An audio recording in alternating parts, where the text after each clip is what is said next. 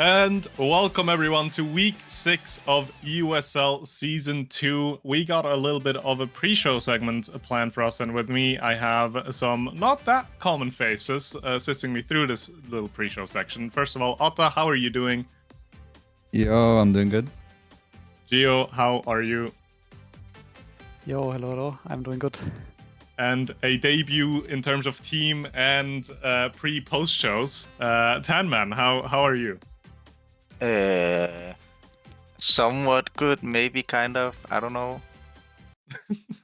Is it still considered morning for you, or are you chilling still? This is like midnight. Oh damn. Okay. Oh my days. Your sleeping pattern's something I would not be able to get used to, but hey, whatever works for you, right? Today we got a few matches lined up, right? The matches that are being displayed on the stream right now are not quite the actual ones. That seems to be a bit of a desync. As a reminder, though, I can just say them out normally. Game 1's going to be FLK versus Home. Game 2 is going to be Fury against 3 Germans. Game 3 is going to be Eclipse versus TMCT. And Game 4 is going to be Fish versus Fridge.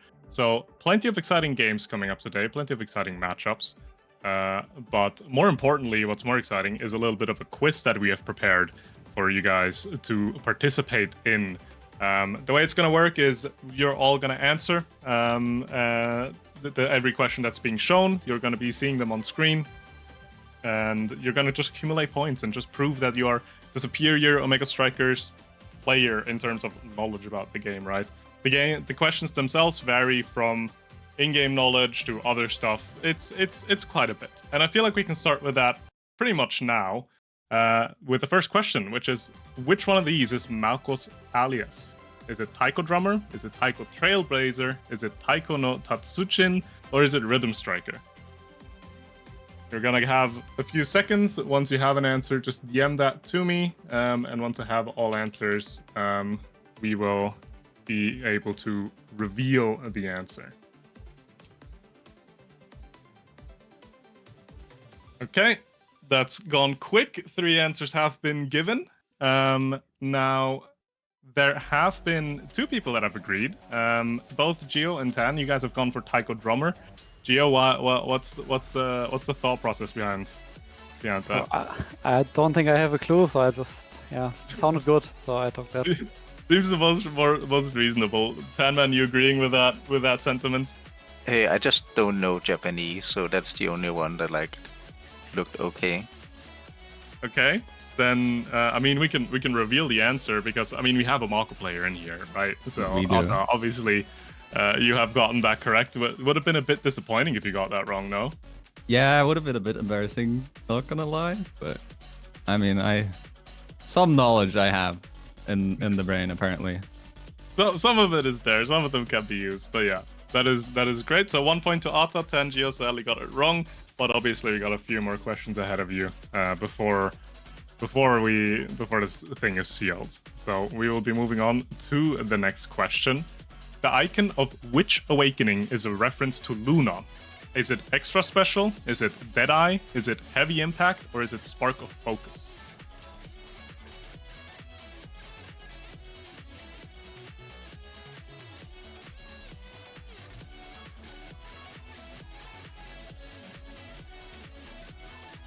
Waiting on the last answer, so hopefully it's gonna get there soon. We do have some agreement so far, at least, and it looks like all 3 of are in agreement. Tanman, what was the answer?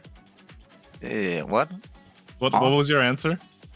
4, because green and the goblin is green, so of course. Okay, Gio, can you give me precise reasoning? I will agree with that. My reasoning is not much more in depth. Well, yeah, I have a bit better reasoning for this. Yeah. So initially you say Luna. This makes me realize there's 3 references to Luna in Awakenings. You have Missile Prop, which is her jetpack or whatever, and you have Among Titans, which is her Among the Titans. But Spark of Focus is her glasses. Those are her glasses. I haven't thought of that before it was in the question here. Yeah, but you're not really realizing it. It's the same thing as the Spark of Agility is one of Arrow's butterflies, right? It's stuff that you're not really picking up when you're not thinking about it. Also, I'm not even that sure. Maybe Twin Drive is also a Luna reference. The boosters of her jetpack. I'm not confident on that. But Luna has a bit too many references, one might say. Who knows? Either way, all three of you got that correct, so good job. Obviously, score differences haven't changed, and we can move on to the next question almost immediately. Which awakening does not increase the damage of Juliet's secondary? Is it Super Surge? Is it Might of the Colossus? Is it Heavy Impact? Or is it Bulk Up?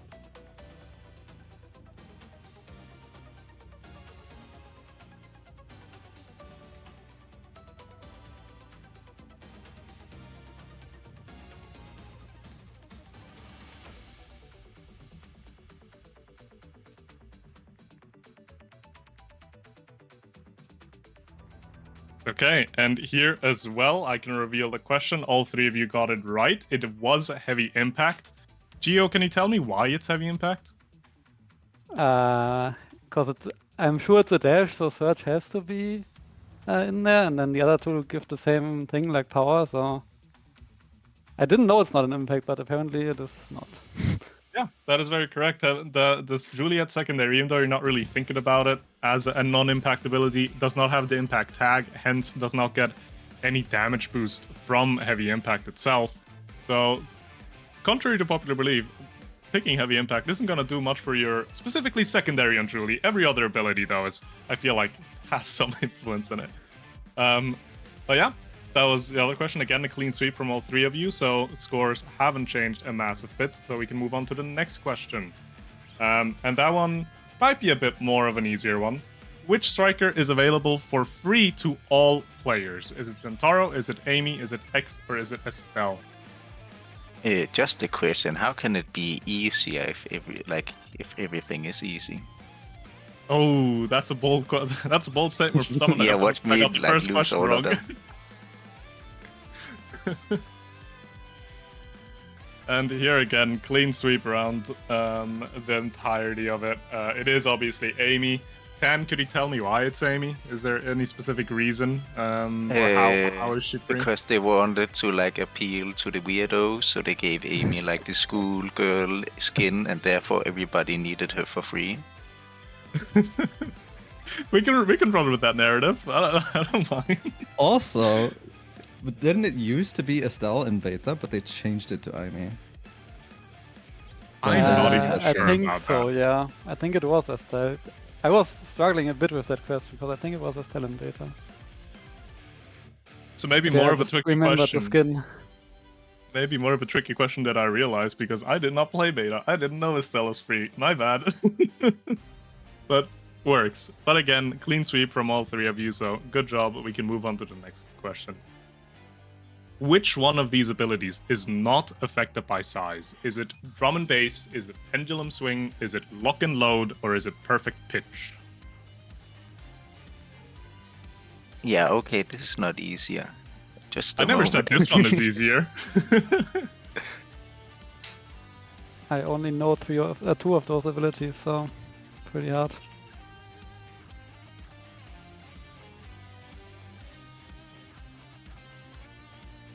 Okay. Waiting on the last answer to be collected, then we can move over to the reveal. So far, I can say we do have differing answers, though. Well, mostly. Let's have a look. What is the correct answer? It is drum and bass. Drum and bass is, for people that are not aware, it's Mako secondary. Otta, again, I feel like it's another Mako question. Kind of expected you to get this. Has it always been the case that it's not been affected by size? So I think because it used to have the melee tag, but they removed that because it wasn't scaling with size. I think it was supposed to, but it might have been some buggy interactions or something. I think if Mako changed size while she was in the drum and bass, it would scale with size, but otherwise it wouldn't actually scale with the size. Yeah, that is pretty correct. I remember the patch note specifically saying that it's not like supposed to work anymore, so kind of thrown for a loop as well, because reading through that makes you think that, okay, maybe it should have, or it still should now. Obviously, the other abilities, Pendulum Swing is Erasmus's primary, pretty obvious, that's going to have a melee tag on it. Lock and Load, I believe, is Drakar's primary, which just gets a bigger like impact area right in front of a shotgun shot. And perfect pitch. I'm currently actually blanking on which ability that is. I think I'm that's pretty sure Mako that's Mako Primary. Yeah. Yeah, and Mako Primary also does scale with size. So now both Tanman and Atta got this one correct. So new points tally is Atta on 5, Tanman on 4, Geo on 3. And we will move on to the next question. Which striker is the tallest among these? Is it Kai? Is it Estelle? Is it Rune? Or is it Mako?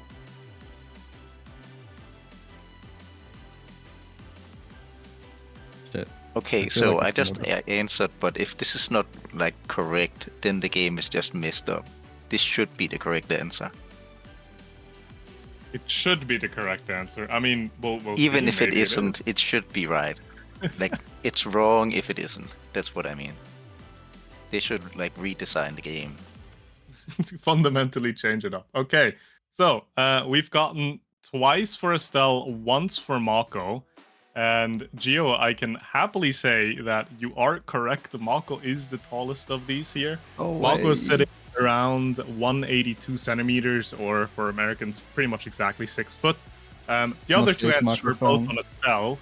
Estelle is 175 centimeters, so a solid 7 centimeters smaller than Mako.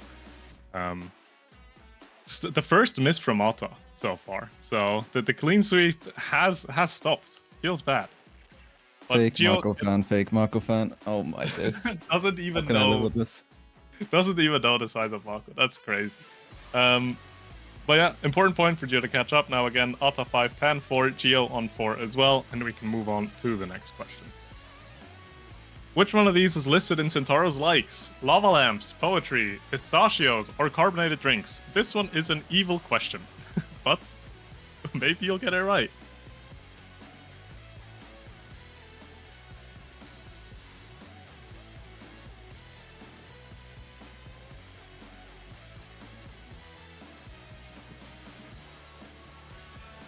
Okay, 2 differing answers have come in so far. Now, someone else piggybacking off something as well. We have poetry coming from Gio and Tanman, and lava lamps coming from Atta. I'm not going to blame any of you guys for not knowing this. It's pistachios. I've never read those bits myself. Yeah, but wait, why? That's the opposite of what it should be. That's why I didn't take it. He should hate that. Well, I guess you got played by the system then. I mean, I agree though. Pistachios are good. I was just like Centauro from like the village in like nowhere. Bro's like fascinated with tech, so like lava lamps, cool. You know? But yeah, why not? Right? They're a vibe. But no, the likes according to the game are pistachios. I mean, each striker has likes and dislikes listed on their character info sheet. I've never read any of them, so I'm not going to blame anyone for not getting this right. Next question. Yeah, true. Which striker among these was released the earliest? This one I feel like should be an easy one. Is it Rasmus? Is it Vice? Is it Octavia? Or is it Fini? It's Dubu. It's Dubu. It should be Dubu. It's always Dubu. And obviously, all 3 of you got this correct. It is Rasmus. Rasmus coming out first. Vice and Octavia would have got released together, and Fini is the newest one out of these. So everyone gets a point for this one. Good. Then, next one. The icon of which awakening is a reference to Centauro? Is it Perfect Form? Is it Adrenaline Rush? Is it Super Surge? Or is it Spark of Agility?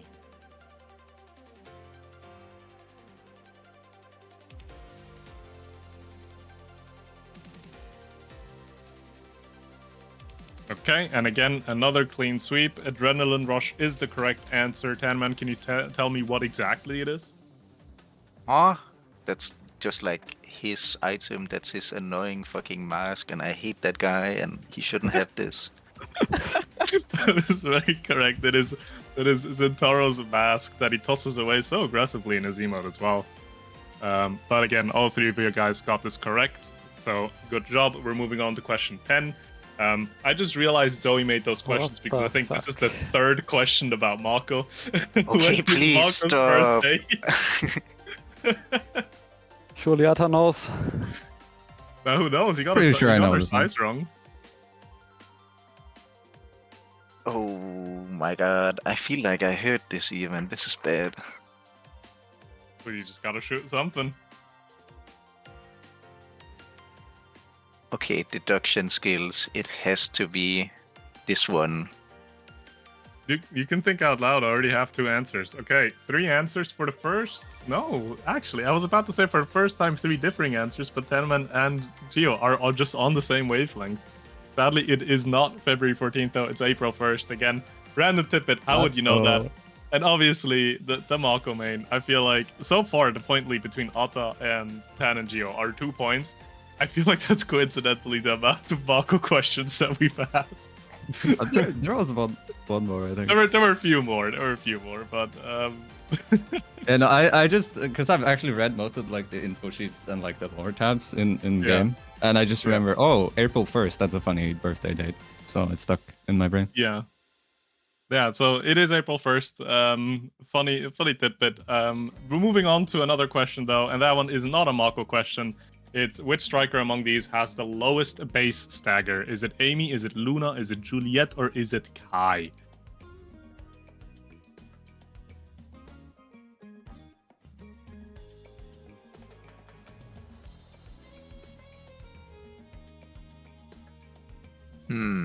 Actually a hard one. Maybe You can think out loud if you want to, Tan Man. We already have 2 people that have committed their answers, so. I feel like this is a trick question and they all just have the same stagger. We wouldn't do that. That'd be mean. Whatever, I'm going with my boy, no other reason. Okay, and your gut was correct. All 3 of you got it right. It is Kai. Kai's HP nerfs are very noticeable. Geo, I could imagine it's very noticeable while playing him in midfield as well, right? Yeah, feels like you're playing a character made out of paper sometimes. Yeah, edges are a bit too scary when you're playing him. At least he goes fast, you know, and that's important. But it's a funny comparison between Kai Luna and Kai Amy. That Kai is actually the more squishy ones out of these 3 characters. Obviously, Juliet is gonna be a bit more beefy, but you gotta give you one answer that's wrong for certain, anyways, right? You gotta help a bit. Either way, moving on to the 12th question. So only 4 more questions left, including this one. Which of these awakenings has been out of rotation the longest? Is it Fire Up? Is it Tempo Swing? Is it Bulk Up? Or is it Spark of Leadership?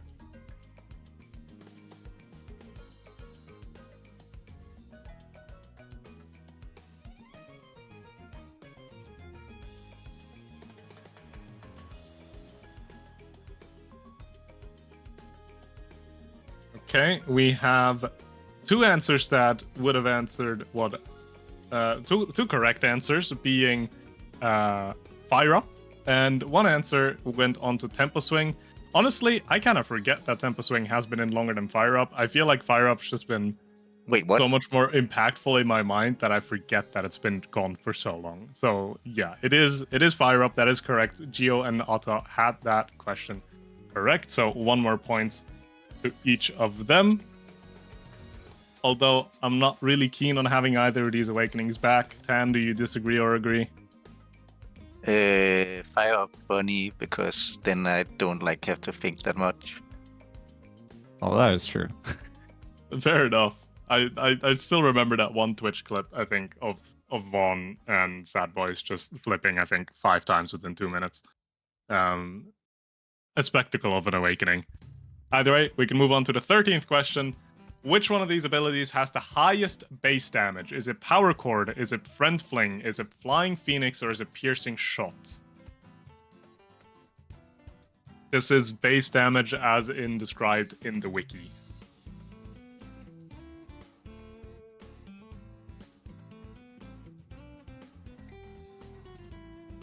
Yeah, the problem with these kind of questions is I'm not even sure what I'm being asked. So, RNG which of these simulator, abilities here we just do go. the most damage? That's it.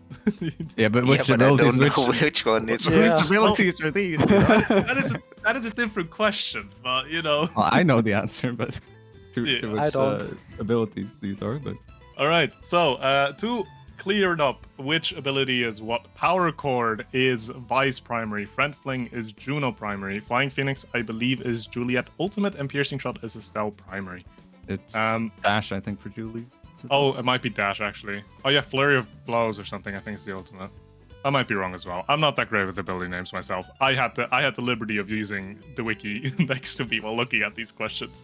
But we've got once piercing shot, twice power chord, and no one's collecting points as friend fling actually is the most damaging ability out of all of these. No way! I thought it would be the most That damage. doesn't actually include the surprise slime. me. I hate fighting Juno Yeah, when they you take would like think- items that deal damage. You would think it is power chord because Vice is so much like just damage output, right? But power chord has a base damage of 175.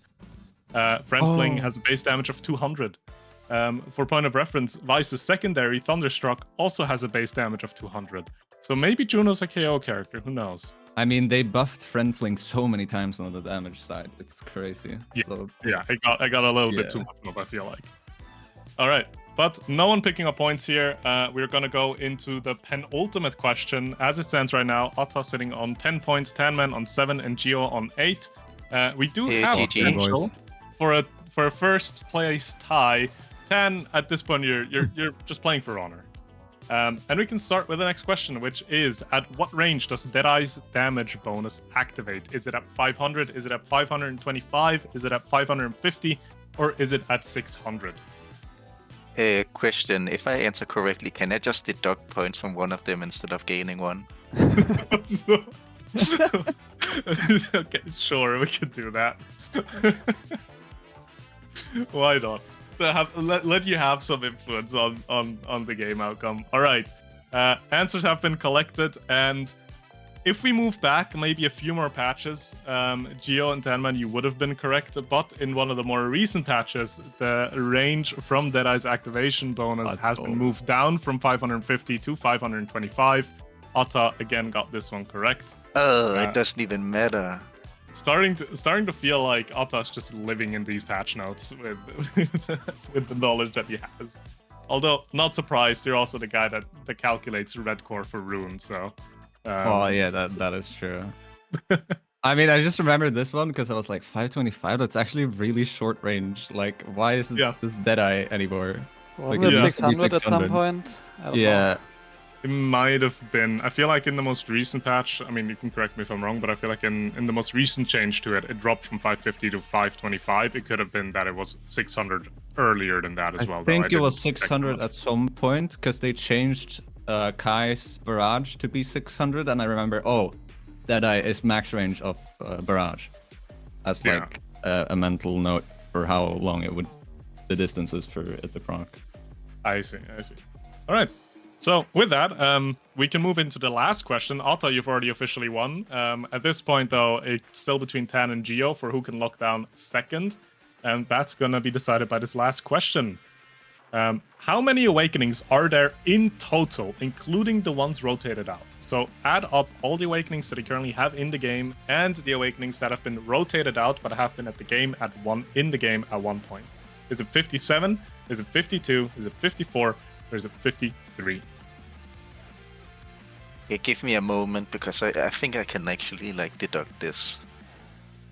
Tanman is pulling out the I calculator. was gonna calculate that in his head. No, That's I'm just crazy. thinking of the UI.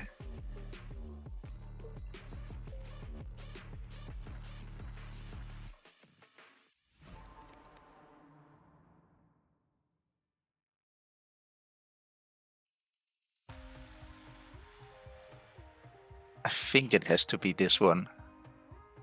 Okay, so answers have been submitted. Tanman, you said it's 57. Can you talk me through the thought process of the large maths that he just done? Okay, so I actually have no clue how many there are, but like I remember vaguely seeing the UI for all the awakenings in like the settings, and like it's split up in rows of 4, and the last row has like 3, so it can be like an even number, and therefore it's only between like 1 and 4, and I just thought like the largest one was the funniest. Okay. So you're giving me proper reason to think of how you thought about it, and the ultimate verdict was big number funny. Yeah. Nice. Otta, you said 52. What gives? So there's 34 awakenings actively in rotation. And I feel like 18 awakenings being out of rotation, that sounds like more than I imagine there is when I just think about it. like 52 sounds like too high. When I try to think about Awakenings, that may be wrong. It might be like 53 or something, but I feel like the lowest number is the more likely here. All right. And we can reveal, Geo also went with the 57 option. It is 53, so none of you have that correct. It is what Otto said is correct, though. There's 34 Awakenings currently in rotation, and there are 19 Awakenings that are out of rotation. Now, I felt the exact same as you, Otto. When I first heard that, it felt pretty unreasonable because I don't think I'd be able to come up with 19 Awakenings. But you need to think about Awakening groups as well, right? You have basically all of the Stagger Awakenings that are out right now. You have 2 Size Awakenings. You have all the orbs that are not in. Then you have Fire Up. You have another Spark. Then the damage specialist ones like Spec, Stinger, Tempo Swing. Wait, there's so many Awakenings, man. Yeah, it adds up really, really missing quickly. Among Us. Yeah, Among Us as well. So when I first heard that there's more than 50 Awakenings in our game already, I was very surprised. But hey. Happy for a lot of variance to it, right? Now I just gotta make sure all of them are balanced. But with that, that was the last question, and the point tally in the end was Atta wins with 11 points, Panman is sitting at 7 points, and Geo secured second place with 8 points. So congratulations, Atta, you are the Omega Striker. You did it. Congratulations. Any winning words? I don't know. You guys should read the wiki and the lore tabs more. What can I say? How dare you guys not know Marcus's birthday? Come on. Yeah, that's base level stuff. No.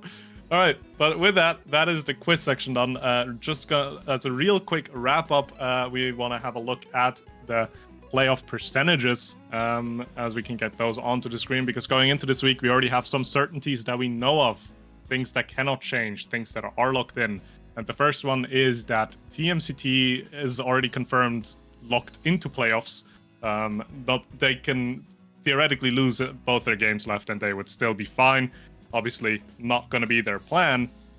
But that is one of the things. And the other one is Eclipse, who is already fully locked out of playoffs. No statistical chance of making it back anymore. But still very much here to compete and have fun, I would hope. Other than that, I'm not sure if we have the chances on screen. We do. Other than that, you can see 3 Germans has a small chance for a tiebreaker. 4 out of the remaining 128 different scenarios would give them a tiebreaker for playoffs. Gonna be a bit of a difficult endeavor though. And then other than that, Fury is borderline also already locked in. What we're really looking at today is those 4 in the middle: Tripod Fish, Retirement Home, Fridge, and Flames Kittens. And coincidentally, all 4 teams are facing each other today, with the opening game being Flames Kittens versus Retirement Home, and the finishing game of today being Tripod Fish against the Fridge. Maybe just really quick, in one or two quick words, do we have any predictions for those games today, starting with you, Atta? Specifically only the Fridge, Tripod Fish, and Retirement Home Flames Kittens games. I mean, I'm hoping for Flames Kittens to win. I think, even with the sub roster that they've been running, they look really strong. It's been super cool to see them play. And also, it gives us better chances. There's a slight chance we lose today and we still make tiebreakers, and for that we need Flames Kittens to win. So I hope they win. I think they have a good chance at doing so. As for match 4, us versus Fish, I still think it's Fish favorite, because Immacular has been a bit sick this week, so we didn't get the practice that we wanted. But I still think we have a chance, so we're gonna try our best. But I would, the safe bet is probably, if I was putting money on it, I would probably put money on Fish. I'm not gonna lie. All right.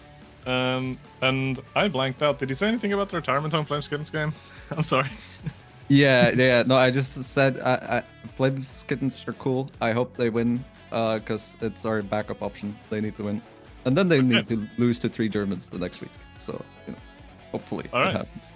I mean, you never know. Gio, do you have any differing opinions, or what are you hoping for in between these 4 teams? Obviously, you being in a point of privilege already, having already qualified for playoffs. Yeah, I mean, I think I'm kind of unbiased in those games. I feel like Fish should win against Fridge, most likely. think they are just like the better team across the board. And then home against Flames Kittens is pretty even, I think, depending on the rosters. You never know where Flames Kittens was playing, so yeah, I think that can go both ways. Okay, and then lastly, Tanman, any thoughts? That's a hard question, but I think like with good RNG, as in good roster RNG from Flame Kittens, because you don't know, like they should be good, and then Atra's team is like come on, you can do it. Encouraging words from Tanman, and with those words, we're gonna close off today's pre-show as well. Again, thank you, all three of you, Atta, Gio, and Tanman, for joining me in this little endeavor. We will now get everything ready for you guys on stream to get the first match ready of Flames Kittens versus Retirement Home. Important match for both of these teams to keep their playoff dreams alive. So don't go anywhere. We'll be back in just a few minutes.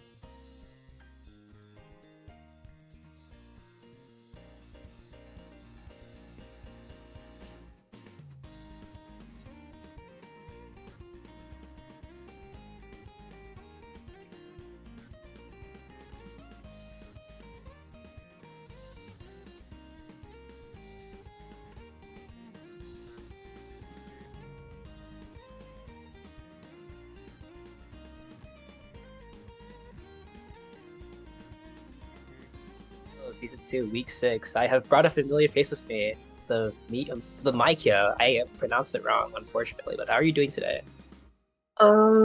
Horrible, thank you very much, but it's good to be back casting EUSL again. How are you today?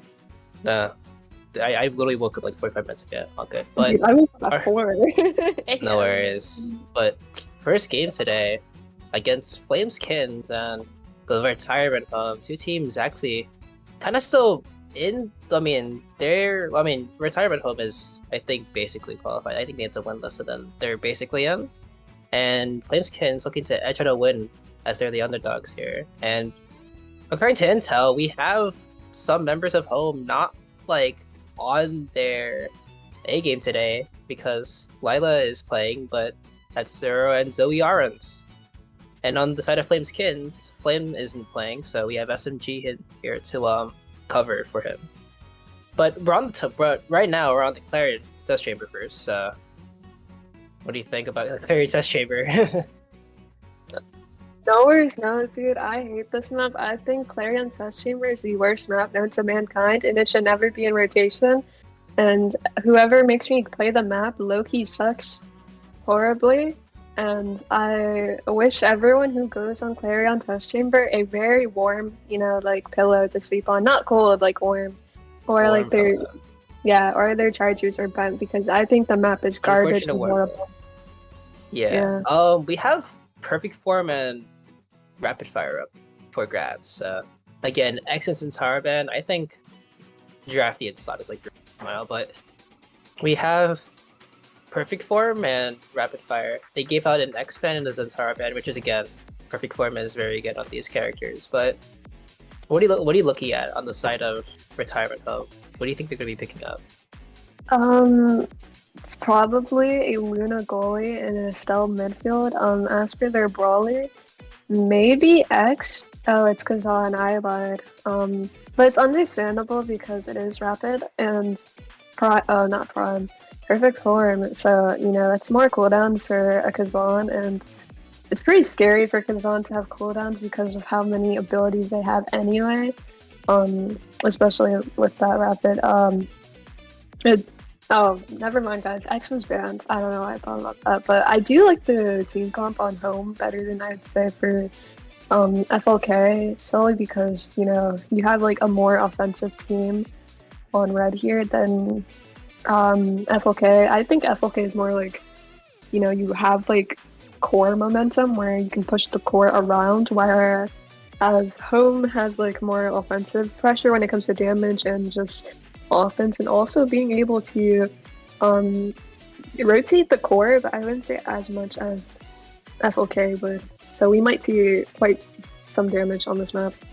Yeah, I mean you have Luna, so it'd be Luna goalie into Stone Mitron and then Zara, so it's all good. And then afterwards you have Grim on the Rune, very important because again Grim cooks with Rune. You have Ayuki on their Miami pick usually, and SMG on the Rasmus. So very fun indeed. But I think we're gonna see all of them. Actually, no, I don't think all of them are taking rapid fire. Probably Estelle Luna going rapid fire, Cousin going PF. Ayuki probably taking rapid, and then Rune. I'd say Rune. Rasmus going perfect, most likely. Not sure that. Yeah, probably. I think it's mainly preference here, and I don't know. It depends if people want, more primary or they want all-arounder. So definitely the all-arounder on Kazan, because of how many abilities he has, obviously. And as for gears, I'd probably speculate Luna going eject lane, and if not, that'd be interesting to see. And if it is, I mean or Rune goalie, probably EB as well. Hopefully, maybe, I don't know. I mean, I think they're both gonna go EB, but yeah, I don't think there's a Saya in this lobby, so all good. Saya doesn't. I don't know, maybe Momentum Bids Luna, guys, maybe. Yeah, I think Bingus is on goalie, not Woods. Very interesting. Can't wait to see them pilot it, because again, Wood is supposedly, supposedly a goalie, so all good. I think. I mean, they're all healthy subs, so it's fine. Yeah. You'll Funny be subs, getting into the game momentarily, just waiting for people to ready up, but who do you think will have the momentum here? Or rather, be taking the initiative in the game outcome? I mean, I think early on, I think we're gonna see home probably take a front, but I think if they are not careful, Flameskins will have the scaling momentum to take like the game, unfortunately, I think, but they just have to win a free 3-0 if they play well. I mean, besides that, like, we saw, I think, was it week 4? I don't remember, but I think it was week 4 because week 5 was that match. Week 4 aside, we did see Retirement Home lose to Fish. They got basically reverse swept, and now we're loading into game, but we saw them get reverse swept, and Fish is currently in the lead with a head-to-head. So this is like a kind of important match because if home lose, they'll be dropped down to I think 6th place because Fridge has a little bit of a lead. So actually no, they'll be dropped to 5th, and then Fridge will be going to 6th, and then Flameskins will be taking 4th. So this is a very important match for both teams for the most part. I honestly spaced out what you said, but yeah. All good. She Into doesn't know the lore. Yeah, I'm not calculating all that at this early in the morning, but we do see SMG hovering the Erasmus here in DF. I was right. Yeah. I think DF on the rune, yeah, and then IME probably EV. I think for the most part it's gonna be Slicks here, unless someone just surprises me with Mag Souls or some odd reason. Mag Souls? That only happens in an A. Yeah, that only happens in NA, so be interesting to see. I mean, sometimes I did see some people in EU go mags, but yeah, they may be fake. I think Wood's playing in the Kazan here, so. Oh no, actually yes. Wait, hold on. Kazan's siphoning one. Oh, it's siphoning. Kazan's siphoning one.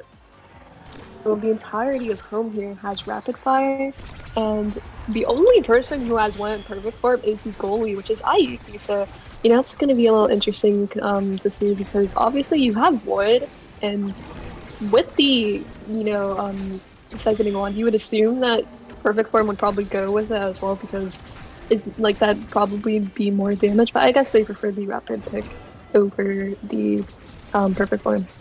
I mean, it's looking good for both teams as Flameskins does get the second barrier off of Bingus, and they're all crowded up again, looking to take that barrier, but unfortunately doesn't go well as a root banish. Gets it away, and SMG trying to pick it up here, doesn't really get anything off of it as Lilas has the impressive defense to keep it covered, but Ayuki again being able to push up is a very good thing, as momentum is kind of just ever-changing right now because both teams are not really finding the appropriate reads to get it across, but still, Bingus with Flip means that something can happen, something will happen as they are piling the Luna very, very well, and being able to push up means they almost will get that barrier as a Rude Killer does manage to find it. But not Lila, but Wood sending it right in past IU Glitch Pot means that Flip Home will be taking the first point. Yeah, I mean, I know I did say that home would have more offensive pressure than the side of FLK, but it seems like that's not the case because both teams can consider pushing up like quite a lot, and it's really there's just so many projectiles and lingering hitboxes around that if you're not careful where you're sending the core, you'll probably end up like clearing into the opposite team's either projectile or lingering hitbox, and there's just so much on the board here. It's gonna be a little tricky to react to all of it.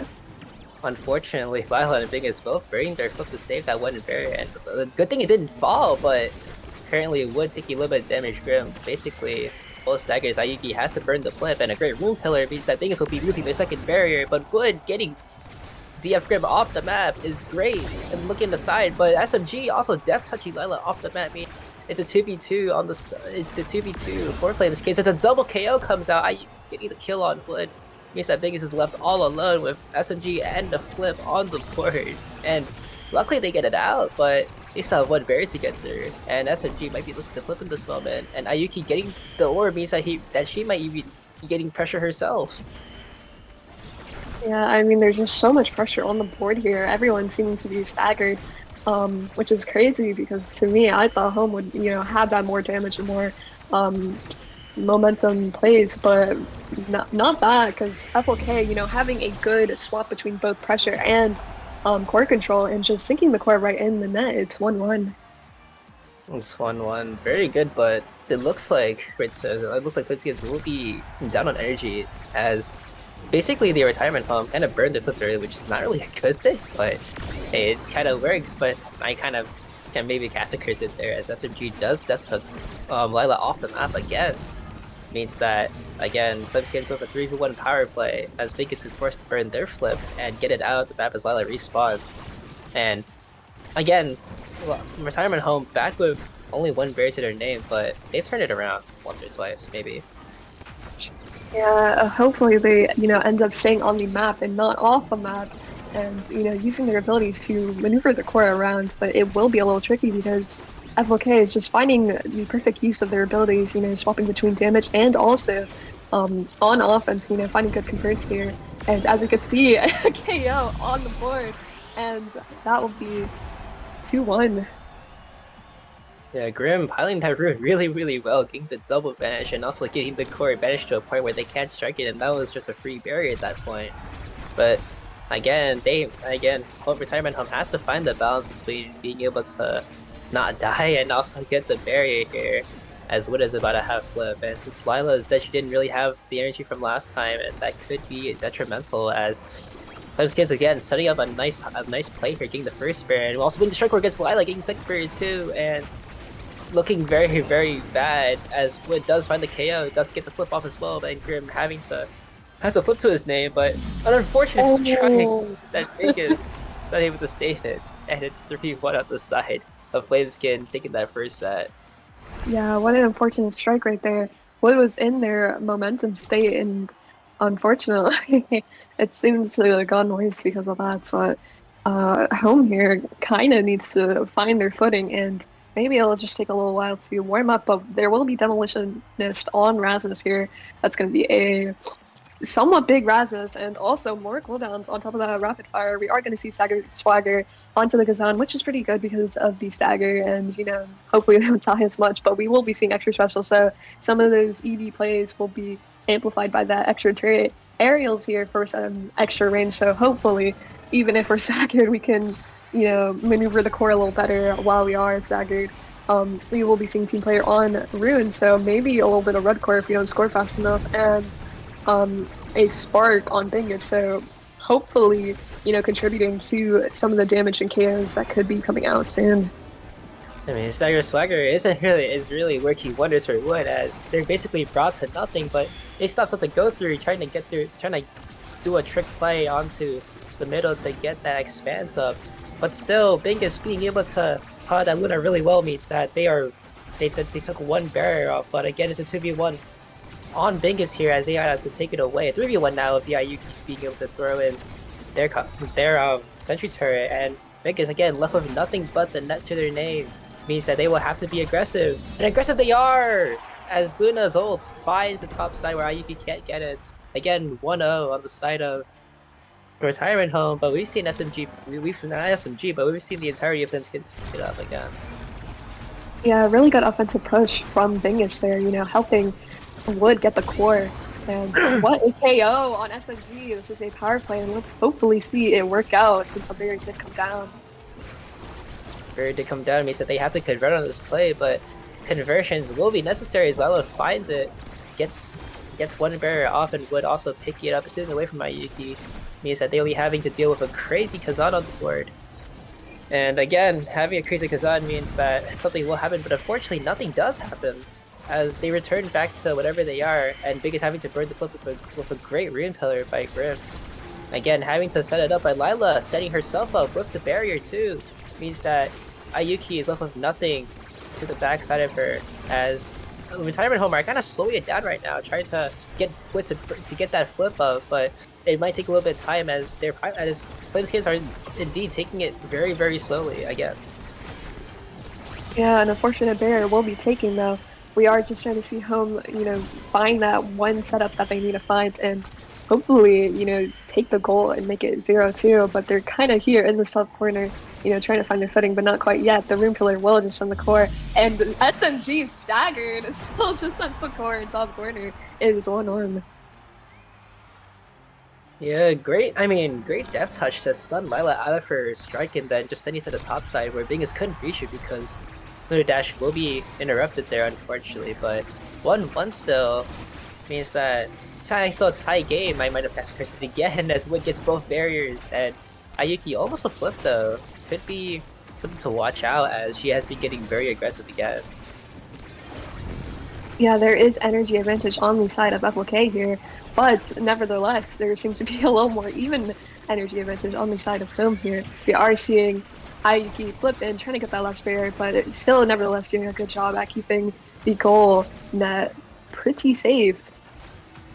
It's pretty safe for now as they try to go for another setup, not really getting it. I lied! SMG does get it, also deflects the flip as well, Wood flip himself. Well, not flip himself, but herself actually. And SMG again kind of just sitting there, being able to not really do anything. Ooh. Still, no aggression means that SMG gets that free pendulum swing and hits it right in. Yeah, I mean, SMG is finding the goals that they need to find here. It seems like Home needs to convert a little better and very much so get aggressive and in the opposite team's face because they are finding these barriers quite consistently, but it seems like they cannot find the goal just as nice. So maybe Bingus can help a little bit and even apply more offensive pressure. But it seems that both of their barriers are gone, so they might need to stay in the nets a little bit. And saying that they might, as SMG finds I get another good primary to stun Lila, and an unfortunate flip not coming out means that Flameskins does take it up 2 sets, and I think the main thing that they need to do is to try to play more aggressively because that last flow, the point before this, Lila was just sitting there covering topside with the outclear, but Bingus had to do everything else, and it was kind of just what can you do? But again, Bingus having 2 sparks to her name, having Sparker Strike by Sparker Vigility means that they will have a little bit of something left to hold on to, but they need to clean up their war efforts because Rune, with Timeless, there will be a lot of space covered, which is a bad thing. But we'll see how this turns around for the most part. Yeah, definitely. I think both sides got awakenings for their own picking and could possibly scale. But we do see stacks on the side of Kazan here, which can be detrimental to some extent if they do die, because that does mean they'll reset their stacks. But we do see Eagles on Estelle here, so that means we might see some flips coming out, and hopefully in which could score. But 2 barriers to none, or rather 1 here. And a KO coming from SMG means that Bingus isn't there to save it. And Graham getting the score. Yeah, it was an interesting score there. Even the Rasmus was like, nah, I'd rather not exist. And it gets the score as well, which is really, really good. Even with the depth touch being there, I think it still would have been a goal, but they need to step it up really quickly because they're missing a lot of abilities. And an unfortunate barrier comes down, means that Bingus is left with 1 barrier for no reason.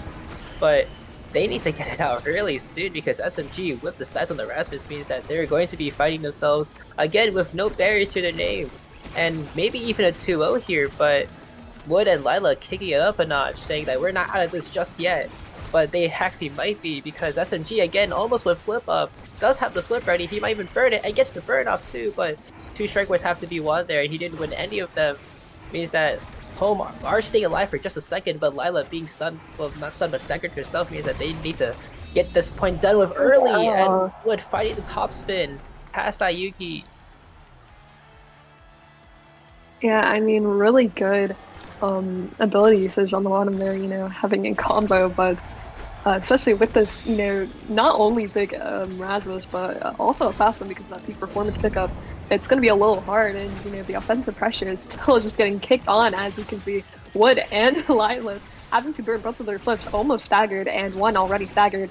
It's going to be a little hard, especially to defend here because the Rune does have Timeless. So even though these Rune Pillars will last quite a while, they can last in the wrong places. So maybe we'll see a unfortunate rune pillar come up, and hopefully home can, you know, take advantage of that. Home looking to get out of the I think they need to worry about having their stagger, because Lila get banished and would also banish. If a combo means that Ayuki will find the power play, enabling them to get at least something as big as is forced to take on a 1v1 versus SMG. Now a 2v1 as Ayuki pushes up, and again looking very, very bad as Ayuki with flip, and Grim also about to have flip, which is level 9 himself. Means that they gotta find something as Wood comes back on, but I don't think it might be. I don't think it will be enough, because Ayuki with flip and Grim also almost with flip. Means that they will be finding a great play into if they can hopefully find it. But Grim himself staggered that he will have to burn the flip for conveniency, but gets the kill on Kazan yet again. Yeah, I mean, Wood dying yet again means the stacks will reset yet again, and that isn't a good place to be in. But the rune pillar, lasting as long as it'll ever be, sends the SMG, and SMG sends the car right back and top again. It's 2-1. They'll need to find their footing. Yeah, they need to find their footing really quickly, but Lila with flip herself means that they can be taken advantage of. With the Egoist means that she can push up really, really quickly, and being able to quickly do that means that Wood is able to find a good setup herself, and tie it up again. But they need to win this set right now, and if they don't, it might be over. But energy-wise, it's looking very, very standard right now, so this could be a pretty long point if they're able to hold on for this long. Yeah, it'll be hard to defend, as we can see FLK just putting on that, you know, really aggressive pressure, but we are going to have to, you know, see home put on that pressure as well, as they did in the last point. That's where they truly do shine. But hey, Yuki, getting the double barrier here, it's going to be a little hard to defend and get the core out, and it's 3-2, 3-0 in sets. Quite unfortunate. Maybe we will see a little bounce back from home, though, once they've figured out their footing. They need to bounce back quickly there, and unfortunately we did not even get to see them take first set. They didn't even get a chance to take anything really. I think just misplays and mechanical skill by the entirety of home means that they might be a little bit too old for this. But yeah, they might be a little bit too old. But again, Cutting Corp is always just a chamber of surprise. So we might be seeing a better showing in game 2, as I think we're put on the Lab, which is a kind of standard like map choice for both teams.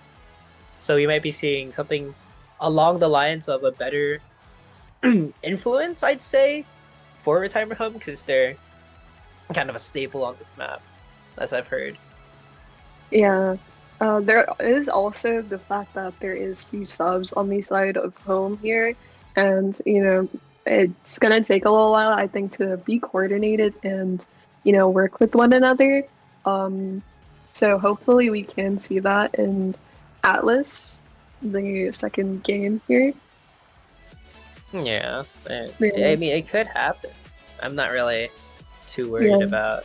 I mean, both sides of the team costs were fine.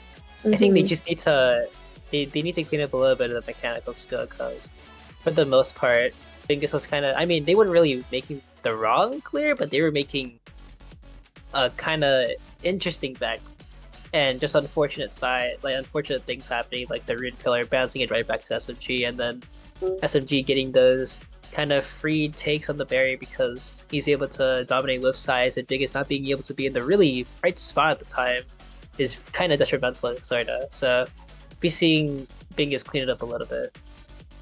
Yeah, it is a little tricky. Hopefully they can recover and, you know, make it out of the retirement home, but the awakenings for Atlas Lab will be Castellas and Missile Pop.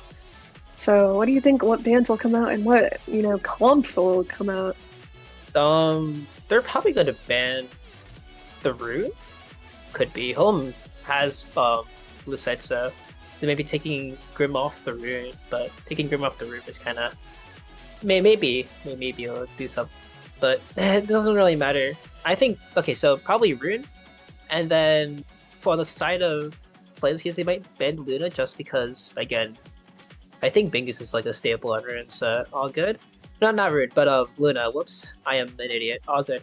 But for the most part, Rune, Luna, and then Retirement Home might drop a spell first.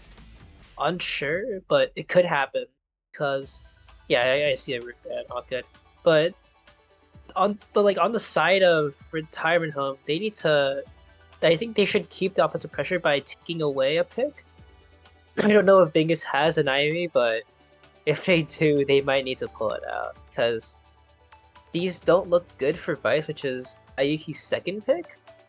And even like besides that, having to get a rune, well, not like get a Vice off of this map is kind of really good because I don't think Vice has a lot of like pressure on this map compared to like every other map that Ayuki could possibly play on. But maybe I was wrong about the Luna ban. They banned now off, so no healing. They might go for another KO damage game. Not, I mean, well, I wouldn't say their comp was entirely damage. I think they just had the good switch between core control and damage rather than, I think home having the more full damage comp, but also lacking in that core control department because it was a little bit hard to get the core out because, I would say FLK kind of like, I don't know, was more coordinated and able to find the switch between core control and damage, but we are going to see the Luna come out again for home here, and we are going to see the Estelle taken by FLK. So, I mean, what do you think about the Luna pick yet again? I mean, Lunatic is fine actually. Yeah. Luna is good on this. I think we've already specified. Well, we already specified that last week. If you were there for that, then yeah, Luna is great on this map. I swear. But Graham taking up the Estelle, taking Lila's pick, and then Ayuki back at the IME. Very, very, again, impressive. And don't think you heard the lore before, but Flameskins is very notorious for going out and playing KO damage comp, which has been a very, very big thing in the past, with them usually taking a damage comp against literally every single team. And whether they win or lose and be able to convert is another thing, but Centauro Juno coming out, I think Lila's piloting the Juno here, which is very, very funny. And what on the Centauro? Kind of a standard comp again? I don't know what Centauro's going to be doing here for the most part. But hey, if it works, it works. And SMG picking up their ass pick yet again. Means that they're really kind of doing the same comp in terms of being able to push up and take a lot of pressure down, especially if Rasmus is able to get size as we saw earlier. But what awakenings do you think will be coming? Because again, this is looking very, very interesting. Because most of these teams, well, most of these characters don't really exactly benefit from this. Maybe one or two don't, but besides that. I mean, with these awakening picks, it'd also be pretty hard to find a forward character that can, work off of this, obviously.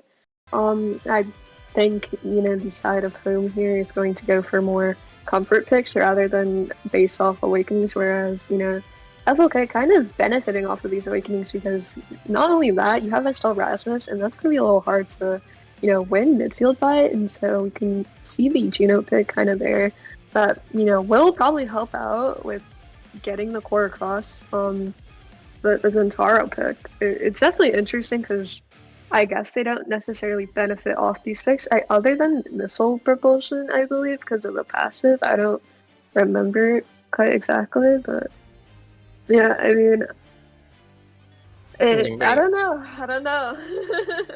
All good. As we're loading into the game now, I'm actually very surprised on Zentaro, but I think Zentaro's probably going to take cast last, but actually no, they might go missile prop, but missile prop. I don't think missile prop works. This draft looks really, really bad. Just for Zentaro specifically. Unfortunate, I guess. I don't know. Maybe they just picked it, but maybe this is a turn of. This might be the turn that they possibly need. But Rasmus probably going maybe CTL, but missile prop. The CTL, but missile prop doesn't look like a really bad option either because. More power on hooks means that they're able to just drag the Zentaro out. Well, not the Zentaro, but he can hook into Black Gold and then kill someone with Smile. So all good. It might happen. Really funny.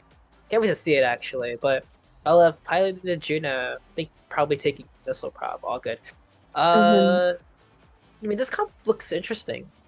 It feels like they're running damage, but at the same time they're not running damage. I think this is more of a very measly core control setup, but at the same time they could pump out a lot of damage, especially since home wasn't really. They were putting up damage, but they weren't really putting enough damage for the most part. And then again, Flameskins with their entire setup of I do damage high and you will die, which is it has been working for the most part.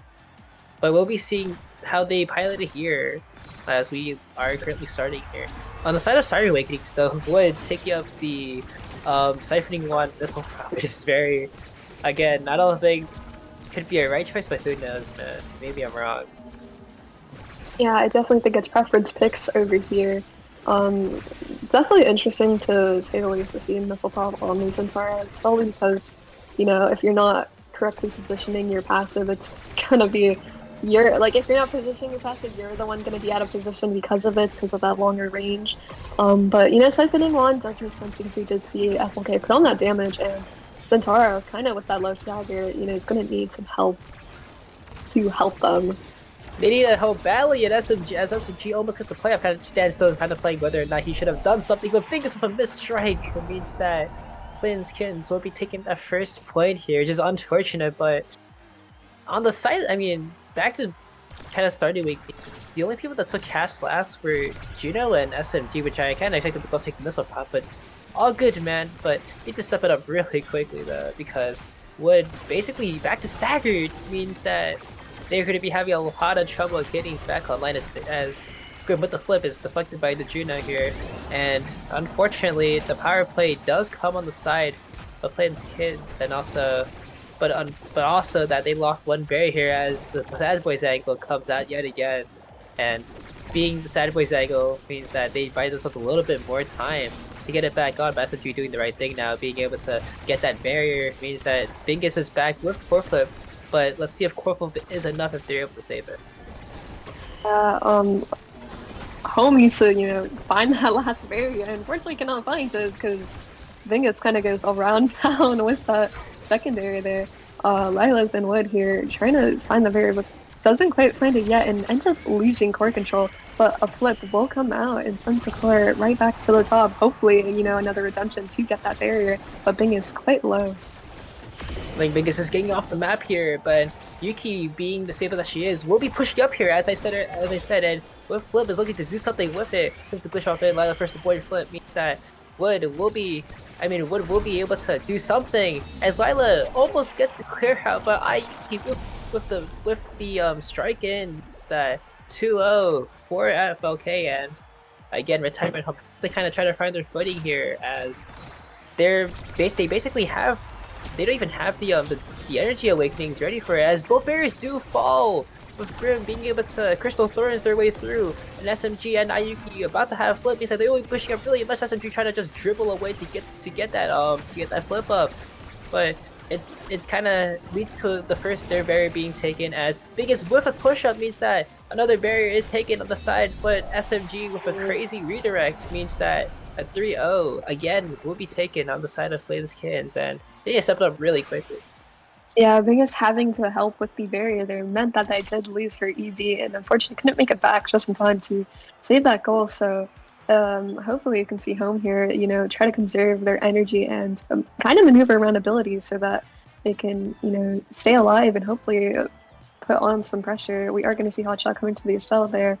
I guess somewhat of a deny from Juno here, but also it's always good on EUSL because I don't know, but new player pickup on Ivy, it means red core coming kind of in all directions, but we are going to see explosive entrance like on the Centaur, so you know, not only is the passive longer, but also the dash range, so that's going to stack a little. We do see Rasmus getting his ties, so it's going to be a little tricky to, you know, defend against, and Luna just getting unstoppable, so hopefully that can help him defend better.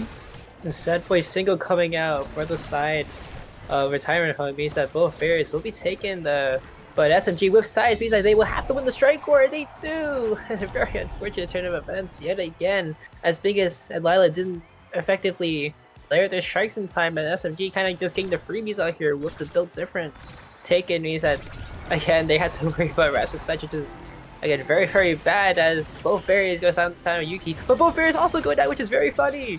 And again, we're trying to push up They said they had to do something, but I don't even know what killed. I think Missile Prop killed Ayuki there, which is very, very fortunate as they're on a power play retirement home, but retirement home have to play. They have to keep putting up the pressure here. But unfortunately, that's just, oh my god, it's just crazy turn of events there. Grim getting the hotshot proc that the core went too fast for Bingus' strike set, and the strike resetting doesn't mean anything as they're up 2-0 even with a player down, and they had the energy and they had the advantage in players too. Yeah, I mean, unfortunate secret events, you know. But, you know, what else is unfortunate? The kill on Juno there, especially with that flip. Unfortunate that I couldn't use it, but it is a higher advantage for the side of FLK. But FLK seems thirsty for that another KO on Wood here. Hopefully Wood uses their flip, and they do, but you're going to have to be careful about that middle right there, because a middle means, you know, you could get sucked up into it and probably die. And dying isn't a good thing as Bingus finds the missile prop redirect past Ayuki, which was expecting it to go right down and right into her hands, but kind of had to be ready for those. As Retirement Home actually takes their first point of the entire game, but it might be coming a little bit too soon as they're kind of like out of the game right now. But if they're out of the game this early, it doesn't really mean much. But hopefully they can bring it back around as Wood kind of low themselves, kind of just taking away the pressure. But I think they have to stop playing like back when they don't have stagger, because if anything, you should just be pushing up and dying on the other side of the field, which is kind of like out of place. But still, if you're able to die and keep putting pressure up, it's a good thing. As Wood finds the KO on SMG, and Grim trying to push up and equalize it with a barrier take of their own means that they have to do something. But Ayuki getting the kill on Lila too means that it's back to a 2v2, not a 2v3, as SMG comes back online with all their abilities up, and Grim having to not protect, but being able to support SMG from the backlines means that there will be another like great opportunity to score right here as blinking in and almost getting the flip off. Doesn't get the flip off right in time just yet, but all good right now as SMG is slugging themselves and actually still pushing it up as he finds the pendulum swing with the connect onto Bingus and stunning them too. Means 3-1 again, 2-0 in terms of sets, and they're kicking up a really good start here again. Yeah, there's just so much pressure from the side of FLK here onto Home. I think Home needs to find their footing, and not only their footing, but, you know, a bit of their positioning, because FLK is getting these KOs, especially on Lilac, where it's just near the edge of the map, and unfortunately losing their flip. And I think Zentara should probably push up a little more, because, you know, you have such you know, like, I would say AoE type of comp here, where it's okay to push up and put on that offense. And speaking of offense, we do see the extra special coming out to Luna, so you know, more ults, hopefully KO coming out there. But rapid fire hotshot on a cell with missile prop, that's going to be a little, you know, concerning with that primary and whatnot. We are going to see a demo deny from Rasmus, but Rasmus does get ego, so I mean, a sequence of events and questionable pickups to some extent, but Sad Boy's angle here. Questionable Sad Boys is very good as they kind of just stalls that, and being able to get that damage off means it's a really good thing. And SMG being picked off the map yet again, and Grim also being low themselves means a power play. They have to convert right here. It's basically game over, but no, Grim getting the blink in and also getting the strike in as well, baiting out Bingus's secondary, and unfortunately that boost will do nothing as they take it up again. And I just think that the unfortunate events coming on here is very, very bad. They have to step it up right now as another great opportunity comes up as Wood is low themselves and might be getting KO off the map, but who needs chaos when you have barriers? And barriers is a good thing as Ayuki does send them off, but still being able to keep that pressure up and being able to convert is a great thing as SMG finds the bottom side, and Bing is burning their flip too, means that there's nothing really on the side, and this is their last stand. Yeah, retirement home here might be retired soon, because just many unfortunate events coming out, like the double barrier right there, and, you know, Juno off the board. They're gonna have to find their footing and hopefully maybe a reverse sweep here, but we are seeing their, you know, not them giving up just yet, and hopefully trying to get these last few barriers, because, you know, maybe they can get these barriers and, you know, get the point and turn it around. But FLK here just passing around and, you know, taking their sweet time. Taking their sweet time is a good thing for the most part, as Ayuki does find the kill, finds the sub with single, finds the double actually, very, very good. But what off the mat means that Lila has to do everything herself and trying to look for the attempt on the bear. Well, the attempt on the go here will be important as Grim almost with flip will be pushing up and yet again getting the strike off, getting the piercing shot off, and Bingus, even with Unstoppable, isn't able to save it as it turns out as a 2-0 on the side of Flames Kid. Very unfortunate, and this also brings them up to basically 3rd place.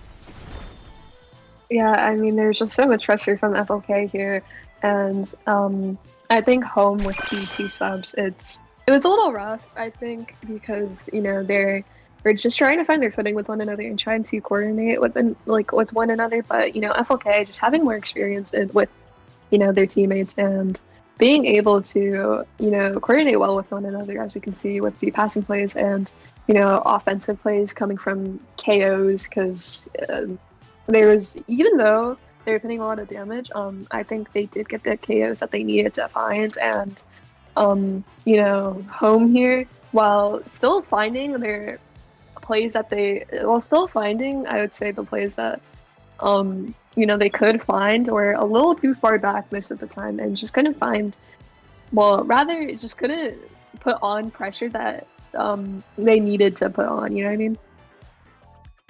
Yeah, I do. And unfortunately, it was kind of unfortunate that Retirement Home lost this way, because they had so many, I mean, in my opinion, they had a decent amount of chances to bring the game back up, but unfortunately just couldn't find the greatest times to put it back on the board, and their goal definitely came way too late. And kind of just melding here on a quick segment, but Vegas being able not really having the mouse of their choice, which is unfortunate. Missing all those strikes is not really a good thing, but all good. But 2007 HP mouse. but it doesn't really, I mean, it kind of does matter, because missing all those strikes is a really good thing. But Flames Kids, good job on moving up to 3-3 here. I think you guys are basically in playoff contention yet again, which is very good. I think you guys are in 3rd place right now, which is nice, because you take it off of Retirement Home, moving to 4th, and then Bridge taking 5th. Actually, I might be wrong, but Bridge taking 5th. Actually, no, I lied. They're taking the 4th place spot, and then Home taking 5th, and then Bridge in 6th place, which is because of the head-to-head differences. But hey, you guys have a spot. I think you guys need to win one more game, hopefully. You guys need to play 3 German, which is I think that just secures it right there. You guys have the playoff spot ready, because we're expecting you guys to win. But hey, I think that anything's possible. Maybe a loss will come out, but we'll see about that. But on a quick side note, we have our next game. I think this is Pierce Ferry versus 3 Germans. So we'll be seeing how that goes as we momentarily will be heading to a break.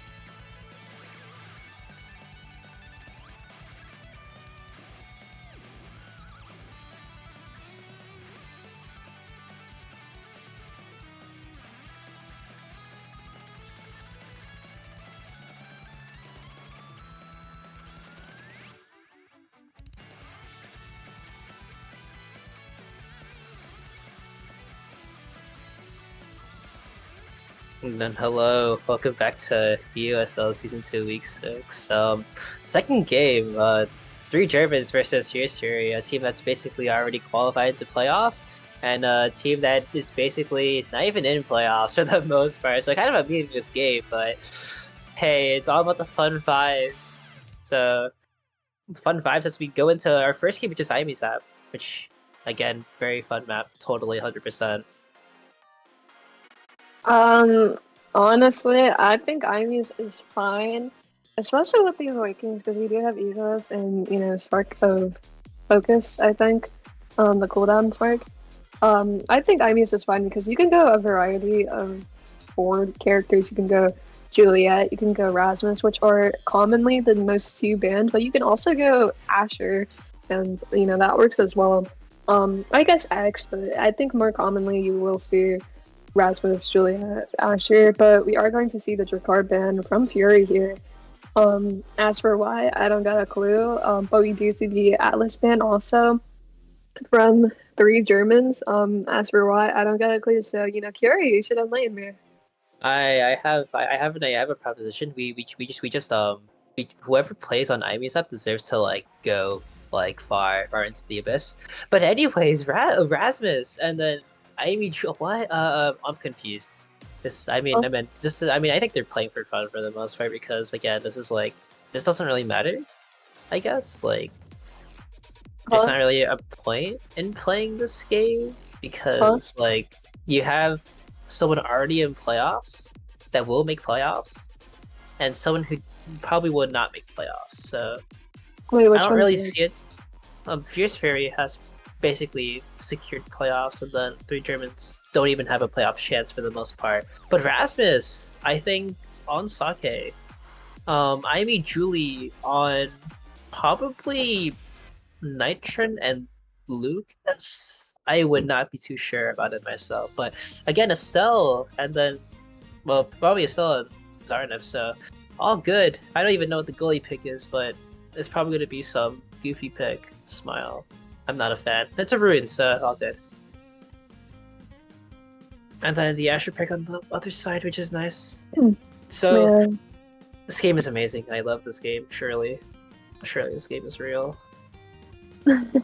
I mean, I guess we'll be watching a game of all time, probably like like you were saying, a more so for fun game. But I don't know. We'll have to see. Maybe this game's like a chance to practice fix because you can always do that.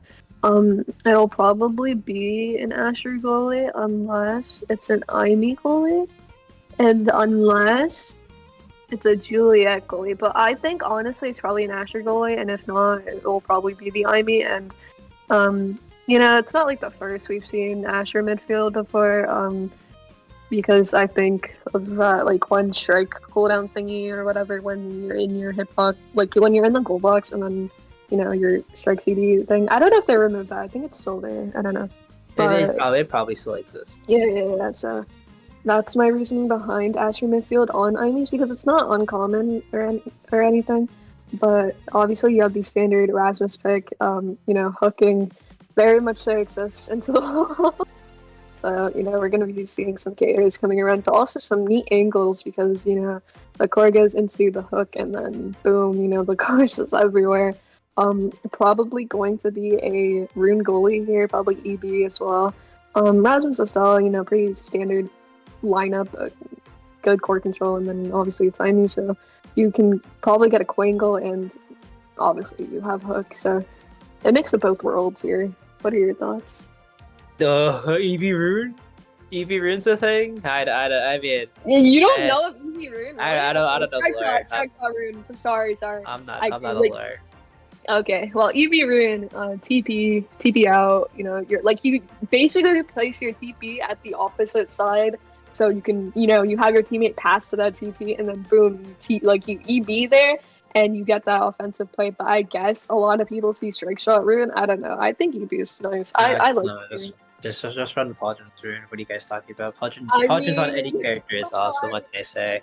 Okay, pack it up, bro. Pack it up. Take your bags and leave. Okay. It doesn't matter. I hate Ivy Set anyways. It's not fun map. But surprisingly, this is 3 Germans pick. So not really too surprised that the customary night market for well, yeah, I can't speak, but the night market for Fury is again an interesting pick by law, because like, who thought? I mean, this is their best map by far. Like, night market is a really like steady map, and I guess not 3 Germans, but Fury have played this map all their lives. That made it easier to play. So, and then last map is Clear Touch Chamber, still all good. So it's not really a surprising thing to see, but surprising thing not. But we'll see. Like the picks that the picks that they also brought is very interesting too, because like who gives up Rasmus? Smile. It's fake. What about Rasmus? I mean, they didn't give. I mean, 3 Germans didn't ban Rasmus, and no one really banned Julie either. They also opted to ban Alice, which is probably a life-changing pick. Because again, like if you get hooked off the edge, then it'd be better for you to not die, be revived, and to live. I mean, I guess, but I don't know. Maybe they're just, letting each other dictate whatever they want to dictate. You know what I mean? Like, just let them go, whatever. Like let them just have this free for all kind of thing. As silly as Yeah. being silly and silly as fake. Okay, bruh. But we are getting into the game, like, right now, so... All good! Not to worry, nothing's to fear. But this is, I mean, this could be like an easy 2-0 sweep yet again, but all good. Hey, again, Naimi's app is it's a map I hate, so... Okay, stop trolling about Naimi's app, we get it, you hate it. Naimi's app stinks. Yeah, all good, but anyway, bang on the Estelle, actually. No, I talked about it, no! Bang on the Estelle. Estelle is the goalie here. And we are going to see the Rune midfield, so yeah, what gear do you think the Estelle is going to... Play eject button! Play eject... No, okay. Probably should have for the most part. As well. Damn right. No, he ran with lots of boots, you just... Yo, I mean, what is from, Fury here? We are going to see the Aimee eject button, and then Pummelers on Asmus and Juliet. Pretty much only Estelle and Asher having Egoist. No, this is fake. Smile. This is a real game. I think Asher midfield and the truly brawler, which is really cool and stuff. And again, also a really fast start and a very problematic start as Playfire is trying to probably defend against Sarnet and Sake, but he's holding it really well. But he might not. I mean, again, this is just a word of attrition here. They have to get that barrier, and they can't, or otherwise they can't score. But Sake with an early hook means that he's ready to get stuff done, and another power play on the side of Fierce Fury means that they have to turn this around really quickly. As a great strike by Sake to the top side, it's that 1-0. I mean, Layfire go, bro. Did you see him evade that Rune ult? Like, that was so smart and everything. But, Asher, like I was saying earlier, Asher midfield is kind of real on this map because, again, you have that Strixie, but speaking of an Asher, they aren't here anymore. And speaking of a Juliet, they're not here as well. So, pretty offensive pressure play from the side of Fury here. 3 people to 1. 2-0. Yeah, Fury's just clamping down on this right away, like off the bat. He's saying, well, we're gonna win this really simple, just kill. And killing is working already as they're up 2-0 and they got the double kill too, so really fun. And unfortunately on the side of 3 they weren't even able to find a kill, so all good. As Fang picks up the Egoist proc, means that they will be pushing up probably soon. If he can get the core out, probably doesn't, but something, interesting usage of abilities, not even use of the interaction of the abilities at least, as Fang does get the flip off and doesn't really get anything of value, and Zardev looking well himself, trying to get the dribble out too, but Sake staggered with flip, he has to do something about it, and almost does too. Yeah, almost gets a barrier, but not quite yet, but not barrier, I mean goal, but who gets the goal to Rune here, but with this Estelle momentum baits, if 3 Germans can kind of just, keep resetting the momentum beats on Estelle and just keep putting on pressure and consistently get on their side of the field, they can change this game around. And yeah, but we do see a nice edge on the board here, hopefully. The rune does not take the nice edge, and we will be seeing nice edge get to behind you. So, this can be a change of pace and can, the game can go to 3G if they want to. Adrian pick for, the KO, I guess, for the rune banish pillar type setup.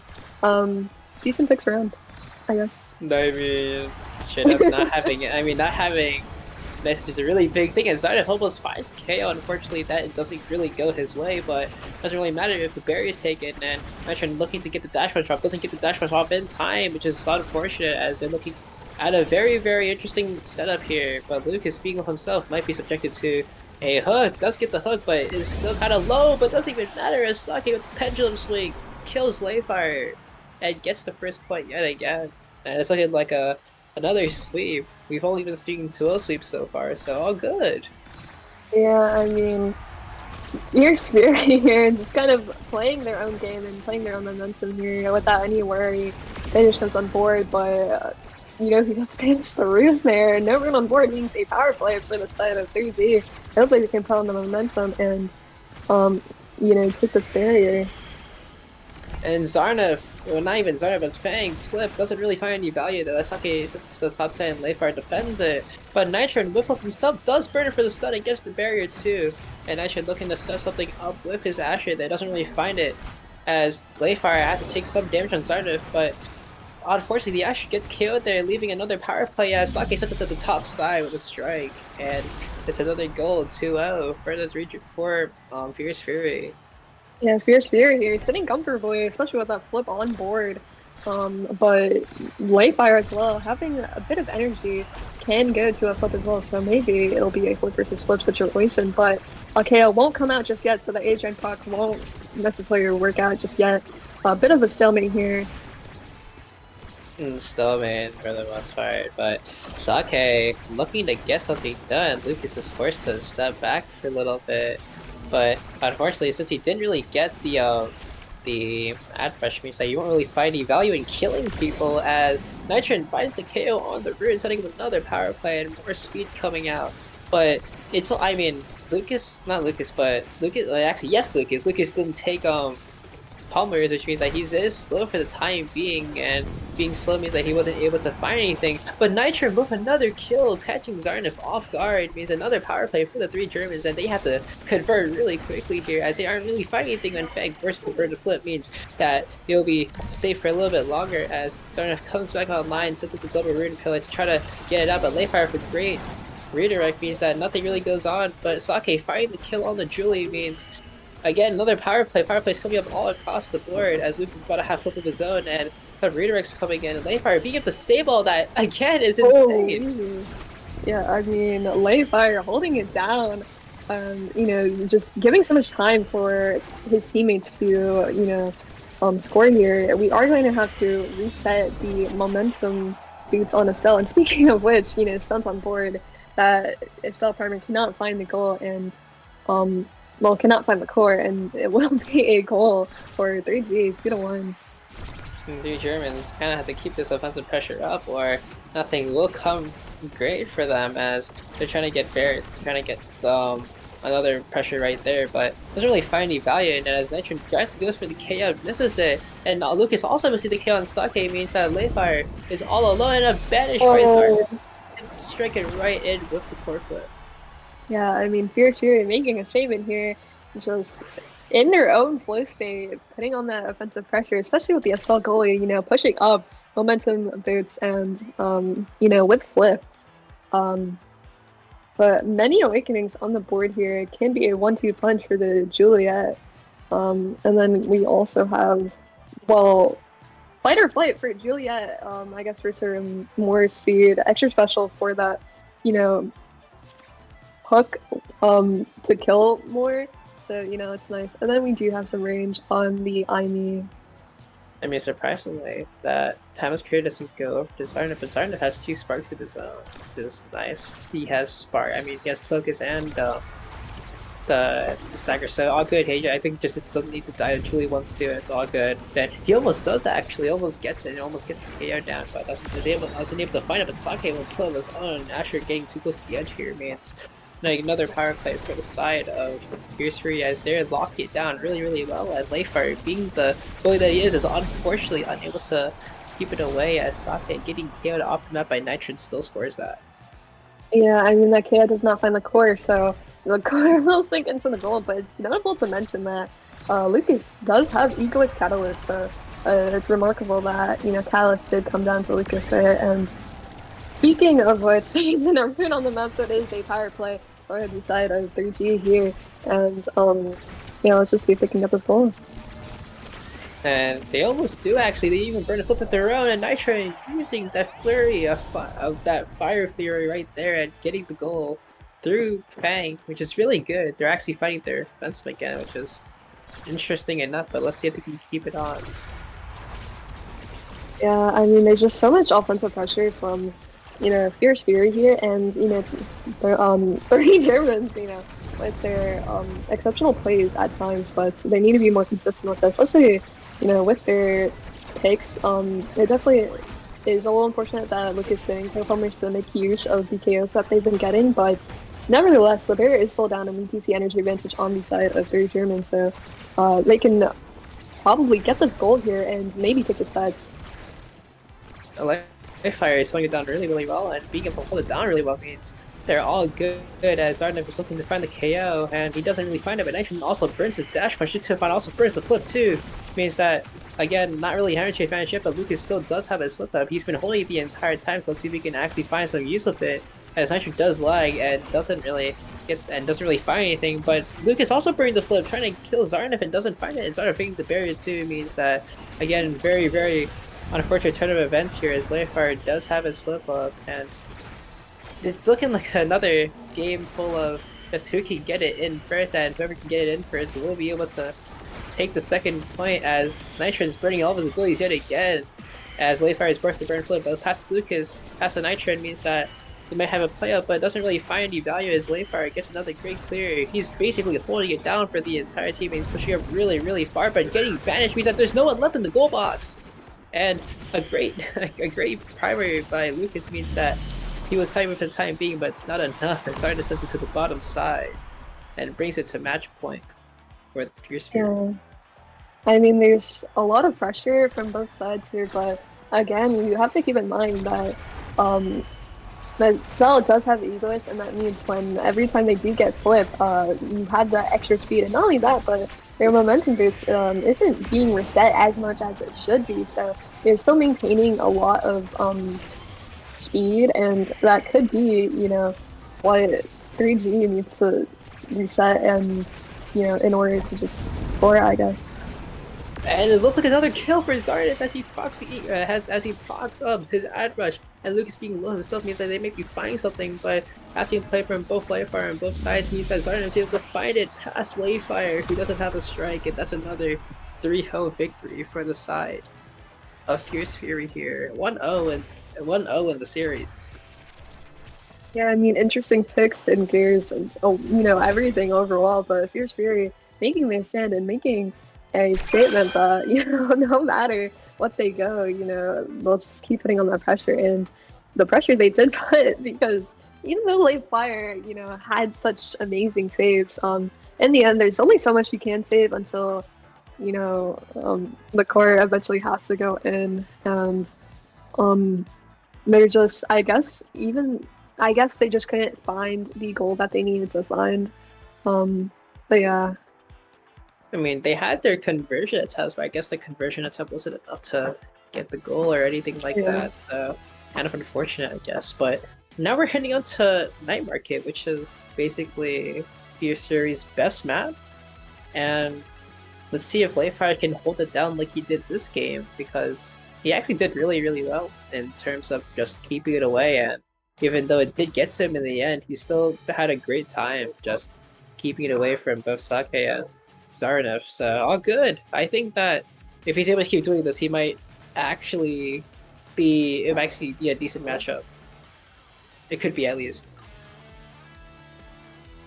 I'll just agree with you, but we are going to Night Market, and yeah, I mean, from what I saw on that Army's game, I probably agree with you that, Fierce Fury can take this game as well because Night Market and Aimee's kind of intertwine a little bit because you do have that KO, potential on Night Market and a lot of offensive pressure that you can do because, if they do take the rune again, it's gonna be a little tricky to kind of clear on Night Market because of the 2 lanes rather than that, so you can't shut things out. But yeah, I guess 3 Germans can take this game if they really want to, but they're gonna have to try to convert and put on some pressure because even though Leafire is holding it down, I guess they didn't make much use of their picks in the gears because there was a bit of speed differential. Yeah, the speed differential will be very important as we are loading into the next map, and we have for our picks here Twin Drive and Timeless Creator. So maybe seeing more rune games, probably, most likely, maybe not. But again, having the Ivy pick on Layfire might be actually it actually might happen again because again, Timeless on Ivy is very, very buff, totally. And then if they do take root again, then it'll just be Pillar versus I guess Sentry Turret, and we'll see who wins there. But probably it might be the Rune Pillar because again, Rune Pillar being able to hold for so long is very, very fun. Yeah, and the great thing about Night Market is there's a middle speed area. So the thing about Night Market is usually whoever maintains that speed, I guess, can maintain maintain control of the game and momentum of the game. So hopefully we'll be seeing some control of that middle speed gate. But yeah, what picks do you think will most likely come out, or rather get banned? I mean, again, probably. I think there's 3 Germans on the left side. I think they probably are, right? Yeah. 3 Germans on blue side. So they both banned Sake's X here. Very interesting. And I think on the other side they might probably take away a twin. They might try to take away that Timeless we get again. So all good. They might opt for maybe taking the Aimee out because again, Aimee is very, very good with Twin Drive, and even though they have first pick, I don't think any of the Germans has a rune. So they might be going Zarnif might be going rune. Fang with a traditional probably pick, like a probably traditional pick, and then Sake might go Asher if they give him the chance to. But a Stelbang comes out on the side of Fierce Fury, I think, trying to keep that midfield section away from them. I don't know who plays that, but all good. As a Kazan does come out for 3 Germans, I think that's probably going to go for Nitron. So I think that bounce for Lucas for the most part. I don't really have many opinions because of the last game. And I don't know, I think just both teams are going whatever picks they want to go and not really sticking to the standard, I would say, which is fine. But speaking of standard, we do see the Juliet pick on Night Market, shocker. Yeah, 2 Fierce Fury. Kazan pick, honestly, it's pretty interesting to say the least because I don't think I see too many Kazans on Night Market rather than that. But yeah, it's gonna be interesting to say the least to see how that goes. But Atlas, pretty standard pick on Night Market as well. Can lock it down if they really want to. Guys, watch this. They're gonna be pulling out the Atlas midfield. Trust. No, bro, it's Atlas Brawler. Trust. So even Atlas Brawler, Julie midfield. Let's go to and then it's Julie goalie. Trust. Julie goalie, it's worth it as 3 Germans will pick up the they pick up the Era here. So I think buffing is for the most part. I don't actually maybe I think it's between either. I think the Lucas might be picking that. Actually, maybe not. Maybe Layfire is. Laura is not really on the side of us because we're not really seeing picks that we normally would see for both teams. So all good, I think. But again, they pick up the Aimee, so yeah, it's probably Layfire and Aimee, and then the Lucas on that Era pick and then Kazan for Nitron. Then hope I want to see Atlas midfield so badly. I want to see this happen. All good, but Julie, yeah. Julie, Atlas, and Zentara. What? Okay, we actually. Okay, never mind. But Julie midfield, Zentara, probably. Nah, bro, it's second goalie. Juliet midfield, Zen and Gully. Atlas balling. Does that go like Shark Shot Zen in the queues? In the NA queues? I mean, it could happen. Who knows? Like, it looks. Nah, but I mean, what we you know have. I about mean, we're seeing Juliet? Twin Drive, right? We're gonna see Twin Drive on both.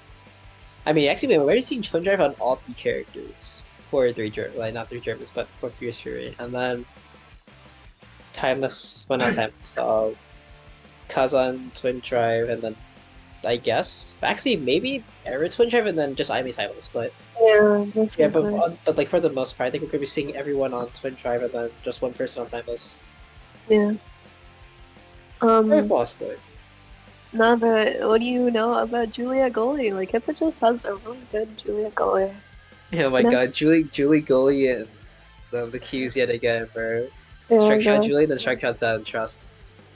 I swear, the sword angle works. Trust, but we are getting into the game, so maybe one of those will be goalie. I mean, I'm hoping to see.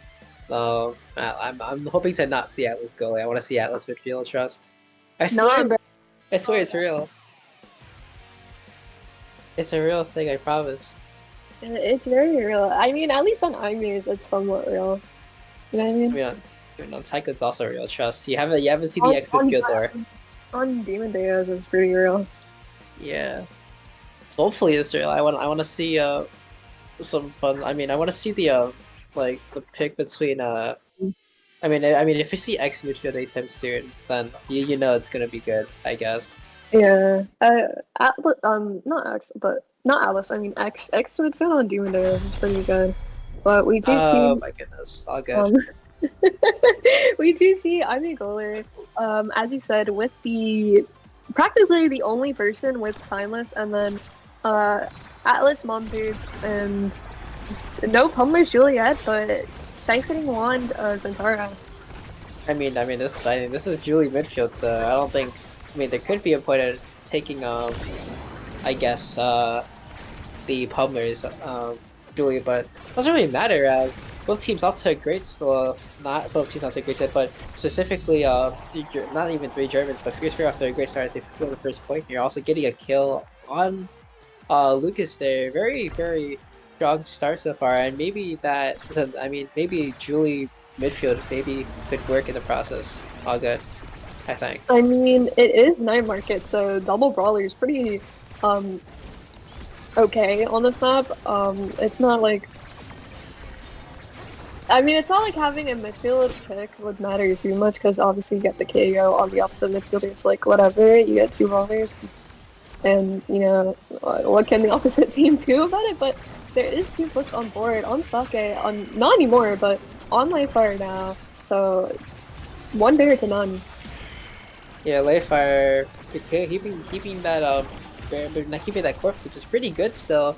As Fang does get outbaited by Nitron, and Nitron having his crooked leverage means that he does take the second barrier, and both barriers gone for both teams here.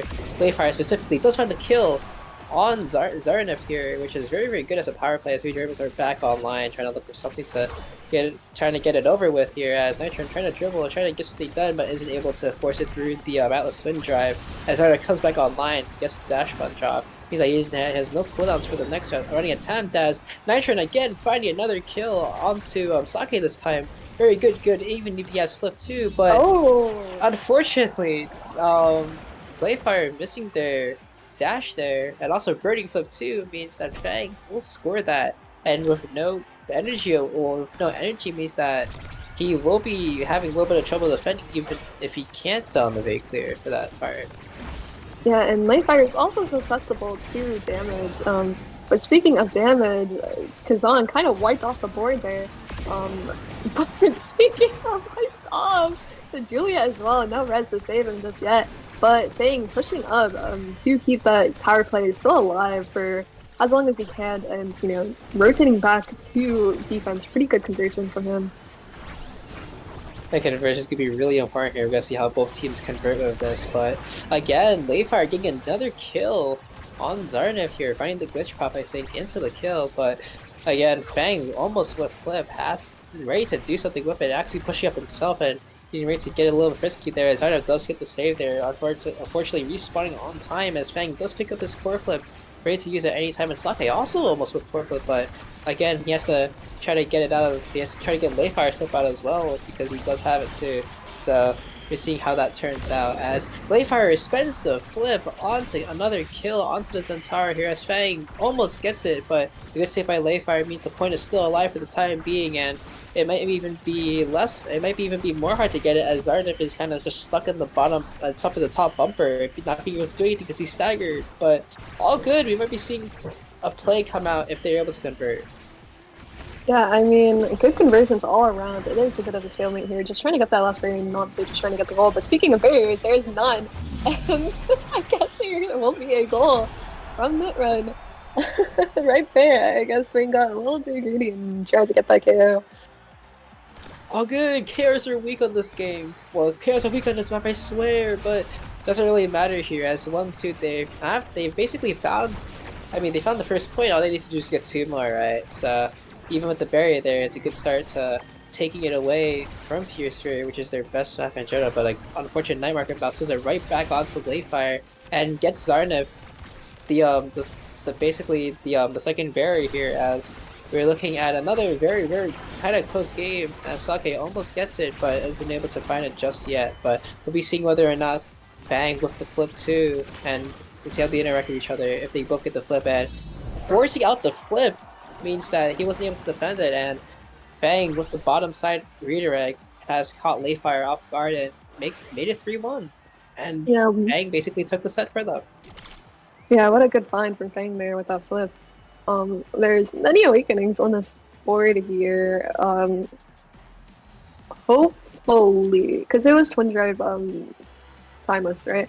Key performance does go to Atlas, so you know you have that bit of speed. And the thing about why I think it's okay for obviously Atlas getting Peak Performance here is because we've been seeing Fang kind of push up pretty aggressively and helping on the offense. So with the speed, he's going to be able to convert a lot more better, I would say. Yeah. And Kazan getting that little bit of size can go the extra mile, especially with the era, because you can get a little off from them, and then big Kazan in your net, it might be a little scary, but that Kazan is looking a little low.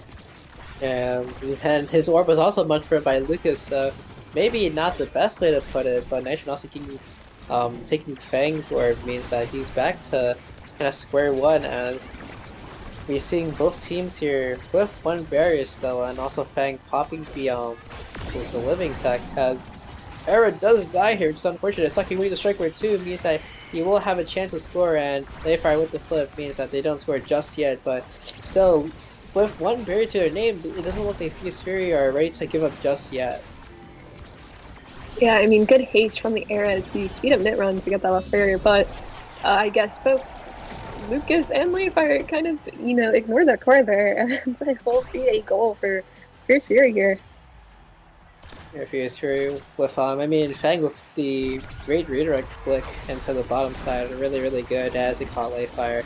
And Lucas both off guard, not really expecting to phase through the Yaimi turret, but Sake looking a little bit low, looking to get the gain the orb, but in the process, Zarnov being able to take both barriers away means that double brawler might be the go-to on this map, as Fang almost with flip, kind of just keeping it low and steady, as he's not really doing much, kind of just waiting as Nitron burns the flip. Unfortunately, doesn't really get any of that core, and we'll have no stagger left, and we'll have to kind of just evade here, as Sake does find the kill on Layfire, and a quick topside redirect means that Sake will be bringing it up 2-0, and having seen that Zarnov and Sake they haven't used flip, actually, not even the entire team of Fierce Fury used their flip, means that they have 3 flips going into this point, which is very, very dangerous. Yeah, there's an insane amount of energy advantage on the side of Fierce Fury here, and they're just putting up so much pressure, but not only that, but being patient with how they maneuver the core here. But 2 flips will come out and 2 barriers as well. The core going back to Fang, Fang does get the core out, and the Era is out of play here just yet. All flips all around, none going into the goal just yet though. Hopefully they can make the stand and won't die just yet, but the core just sinks in top corner. It's 0-3, 2 steps up to none. and they're taking this game really, really quickly here. I don't even think much time has passed, but 2-0 and 0-2 in sets, and Zatar being MVP means that perfect form will come online. I think he's going to take that too, which is, again, perfect form for Zatar. It's just crazy, but and even though that it's not really, not Sake's not the X, which is usually his favorite pick on this map, doesn't really matter as Zatar with perfect form means that more damage will come online, and more damage coming online means more kills, and more kills equals more goals. Great reasoning, but we are going to see Monumentalist be a bit of an unknown from the era, but era does get Chrono Boost, so maybe you can, have longer speed momentum, and not only that, but a little bit of A buff and D buff, which can maybe change the game, but I wouldn't say it's a crazy amount, because, if you look at Sake's build here, Twin Drive 1-2, and perfect form is a little scary. I mean, it just means disaster, but it doesn't really mean that just yet, as Zarnif is out for the time being, but a backwards conversion on the side of Fierce Fury means that they still have one barrier apiece, and one barrier apiece is a good thing, as Nitron is taken very, very low here, staggered even, as they're looking to find the KO here, but looking to get the kill, and Nitron evading just in time means that he's all good, but it doesn't even matter as Sake finds the ult into kill here, as looking back to take it on the side of two Germans now, as Leifire is forced to burn the flip, unfortunately does TP out at the wrong time, which means that the barrier will be taken, but Sake getting killed himself means three Germans are back on the power play, and Lucas almost with flip means that the offensive will be going online, even as Leifire does get Cyber Swipe in and almost gets it through, but Zarnif holding on for dear life means that Nitron is forced to take the Fang 1v1. Let's see if he can do it, but an unfortunate crooked leverage means that he will not really find any value, but Lucas being low himself, being paced out by Sake, does get the kill and also gets the goal too, as Fierce Fury again showing complete dominance of this game. Yeah, I mean, Fierce Fury just finding the cans that they need to find, and immediately, playing off of them, and just finding the goal. It seems 3G needs to low-key live and get that core out and onto the side and maintain that core as well, because there's only so many chances you can get at scoring until your entire team is dead. And they're doing really, really well as they've taken both barriers so far. Even Nitron looking for the kill on Zarnif, possibly. But a top side hit means that Sake will find the first barrier. As Lucas and Leifire are trying, well, not Lucas and Leifire, but Lucas and Nitron looking to get something done here. As Sake deflects the flip as well, and will find the kill on Lucas too, bringing it to two Germans instead of three. As Nitron's also looking really low himself with nothing but a flip and some low stagger here. Looking to find something, but deflected by Zarnif means that Lucas, well, not Lucas, but Nitron will have nothing to his name.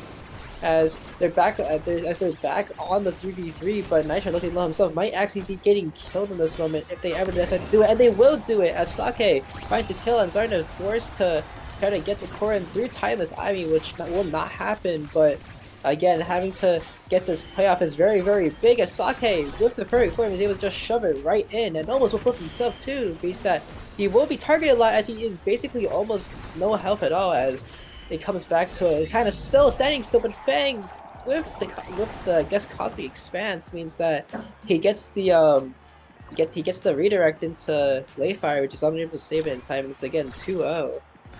Yeah, I mean, Fang finding the sliver of angles just beyond Leifire's reach is pretty valuable here, because they are, pretty much at, well, I guess match point here, and there isn't an era and probably net run to help defend anymore, I guess. There's just so much damage coming onto the board here that it's pretty hard for, three Germans to find their footing and find, a way to live.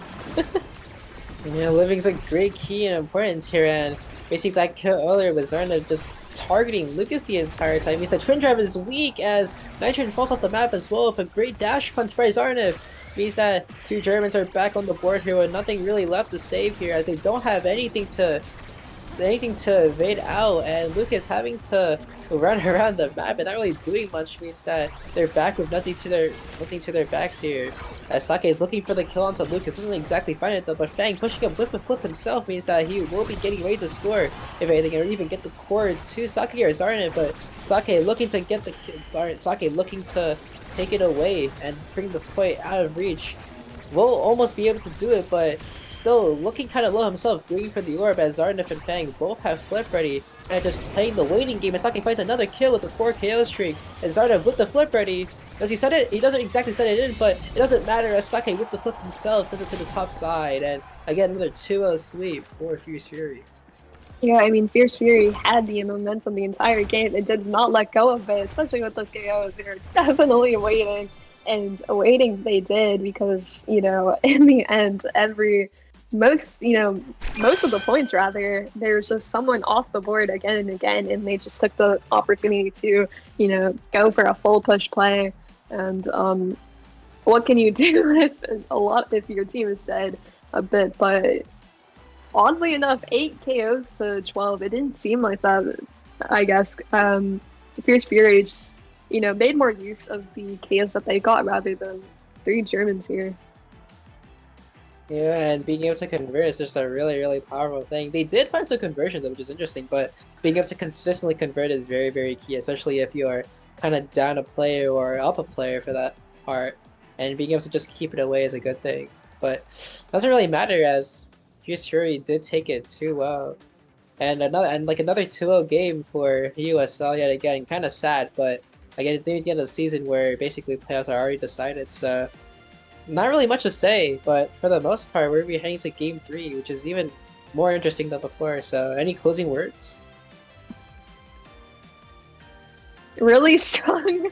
I guess, I don't know. I guess the first 2 games that we casted in Block 1 have been really strong statement like teams where they're kind of just showing you what they have and why they're one of the, I guess, you know, why they're kind of the better team. In that sense, they're like, oh, we're gonna show you that, you know, we're able. I guess the 2 winning teams kind of were just like able to convert, and that's what I guess you kind of need as a team, to be able to convert and pick between if you want to maintain the core or do you want to get a kill, and rather than like pure chasing. But I guess Fierce Fury kind of had that option where, you know, they could choose if they wanted to chase for a kill, and as we saw, they kind of did wait and, you know, waited for that KO. But you know, really good matches or games we saw this morning or late afternoon. Yeah, being able to find those KOs, as you said earlier, kind of just the deciding factor, really, as both games were just KO, KO, KO, and see whoever can do it better. And basically, it's been the entire point of ESL for the most part, because we've seen a lot of attempts at just getting people off the map. And I guess Europe is just very aggressive, Smile. But besides that, we have to kind of look at the other 2 games, Eclipse versus TMCT and Fish versus The Fridge, brought to you by 2 different casters as we head into a short break.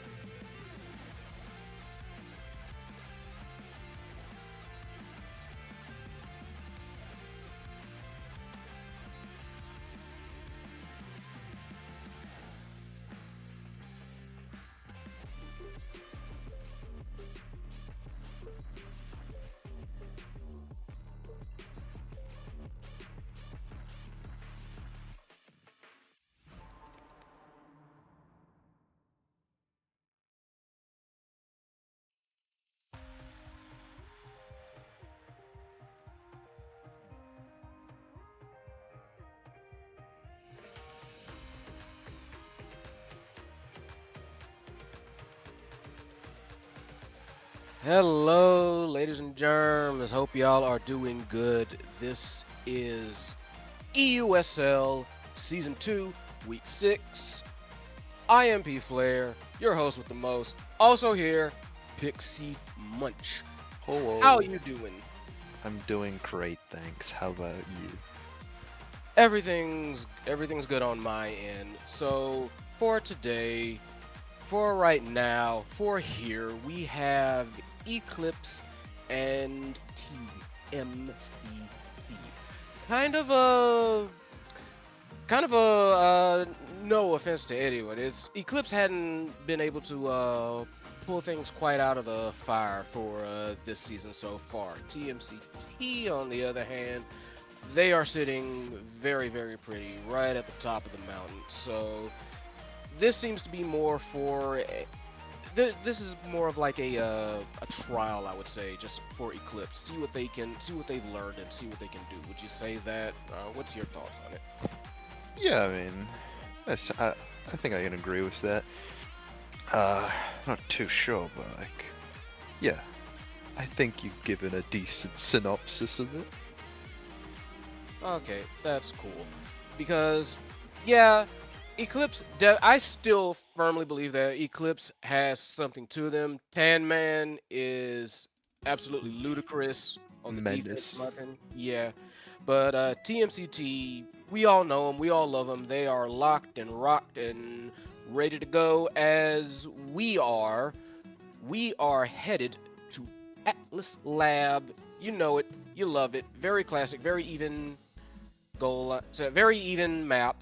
And the starting awakenings, though, extra special missile prop, which is going to be interesting and fun because there's a lot of people on both sides of this equation that can use one or the other very, very effectively. Like, who do you think we should be looking to see? I feel like a Luna. Though a Drek makes sense. I'd say a Juno, but I'm not sure if we're gonna see that. Finny and Drek makes sense with missile prop though. Do you reckon the Dubu pick is a missile prop or extra though? Yep. From right now, we can see that, as stated, Rune, out of here. Aimi, no thank you. So, for the picks that we do have available, though, for Eclipse, of course, you see that Dubu coming out, and as Pixie said, we've got both Drekar and Finny coming out for TMCT. We've seen that many, many times. We know they can rock those very well. And Eclipse, countering that, Atlas can be insane. We just saw a very nice Atlas in the last match. So Atlas coming out, as well as the Now.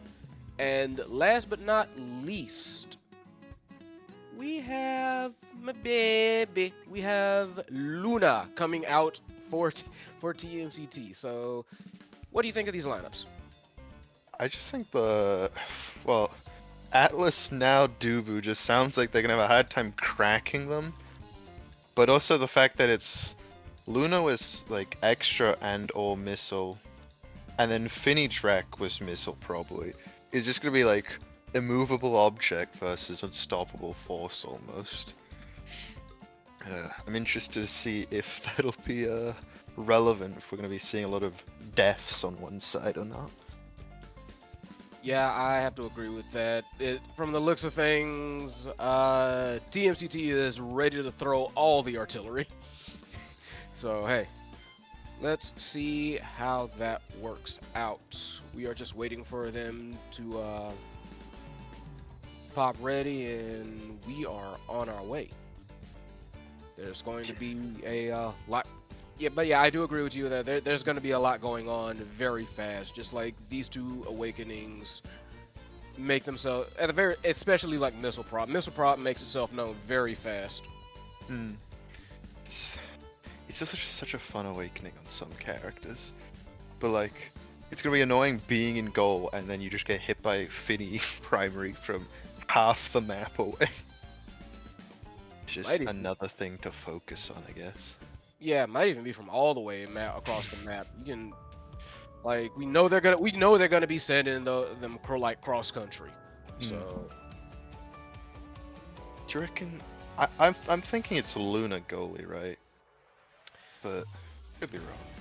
I mean, I've seen a Drekar goalie here and there. I mean, honestly, all three of them. I've seen, Could you know, be, yeah. I've seen any of them be goalies. So it's kind of a coin flip. On the other hand, we all know what Tan Man's about, so not too big of a surprise there, especially with Atlas backing.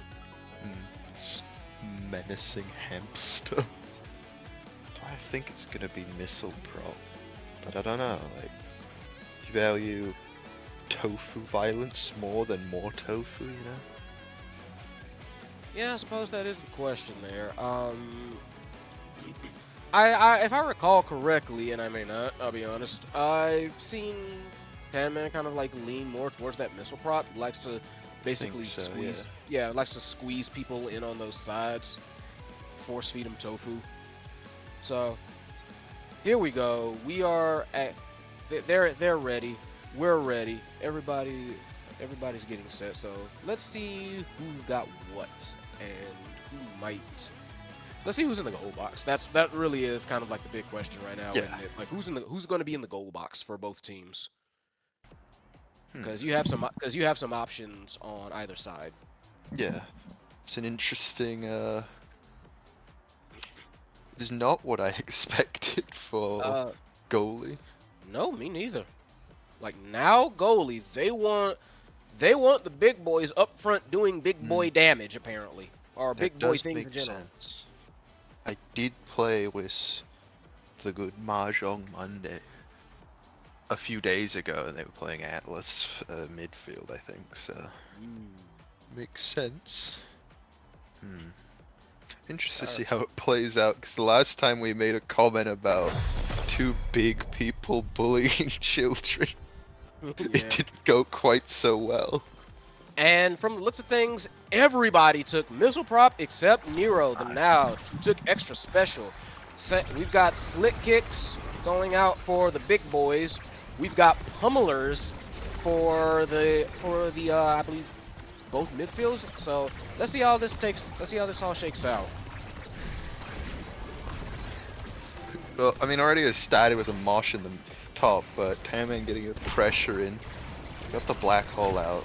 Tan-Man is damage amp. Cookies get the barrier. The strike shot from Sloth's a kill. But Mahjong getting the KO with secondary into primary. Giovanni fighting. Gets to Tan-Man. Somersault into now. That was clean. Yep, just a very nice clean 1-2. Tan-Man to Nero make the connection for the first goal of the set. Love to see a little Jaime wave. Oh, caught by the black hole. Getting damage amped again. Cookie's fighting Mahjong in the corner. Nero gets strike shot and Luna secondary. Vinny coming in.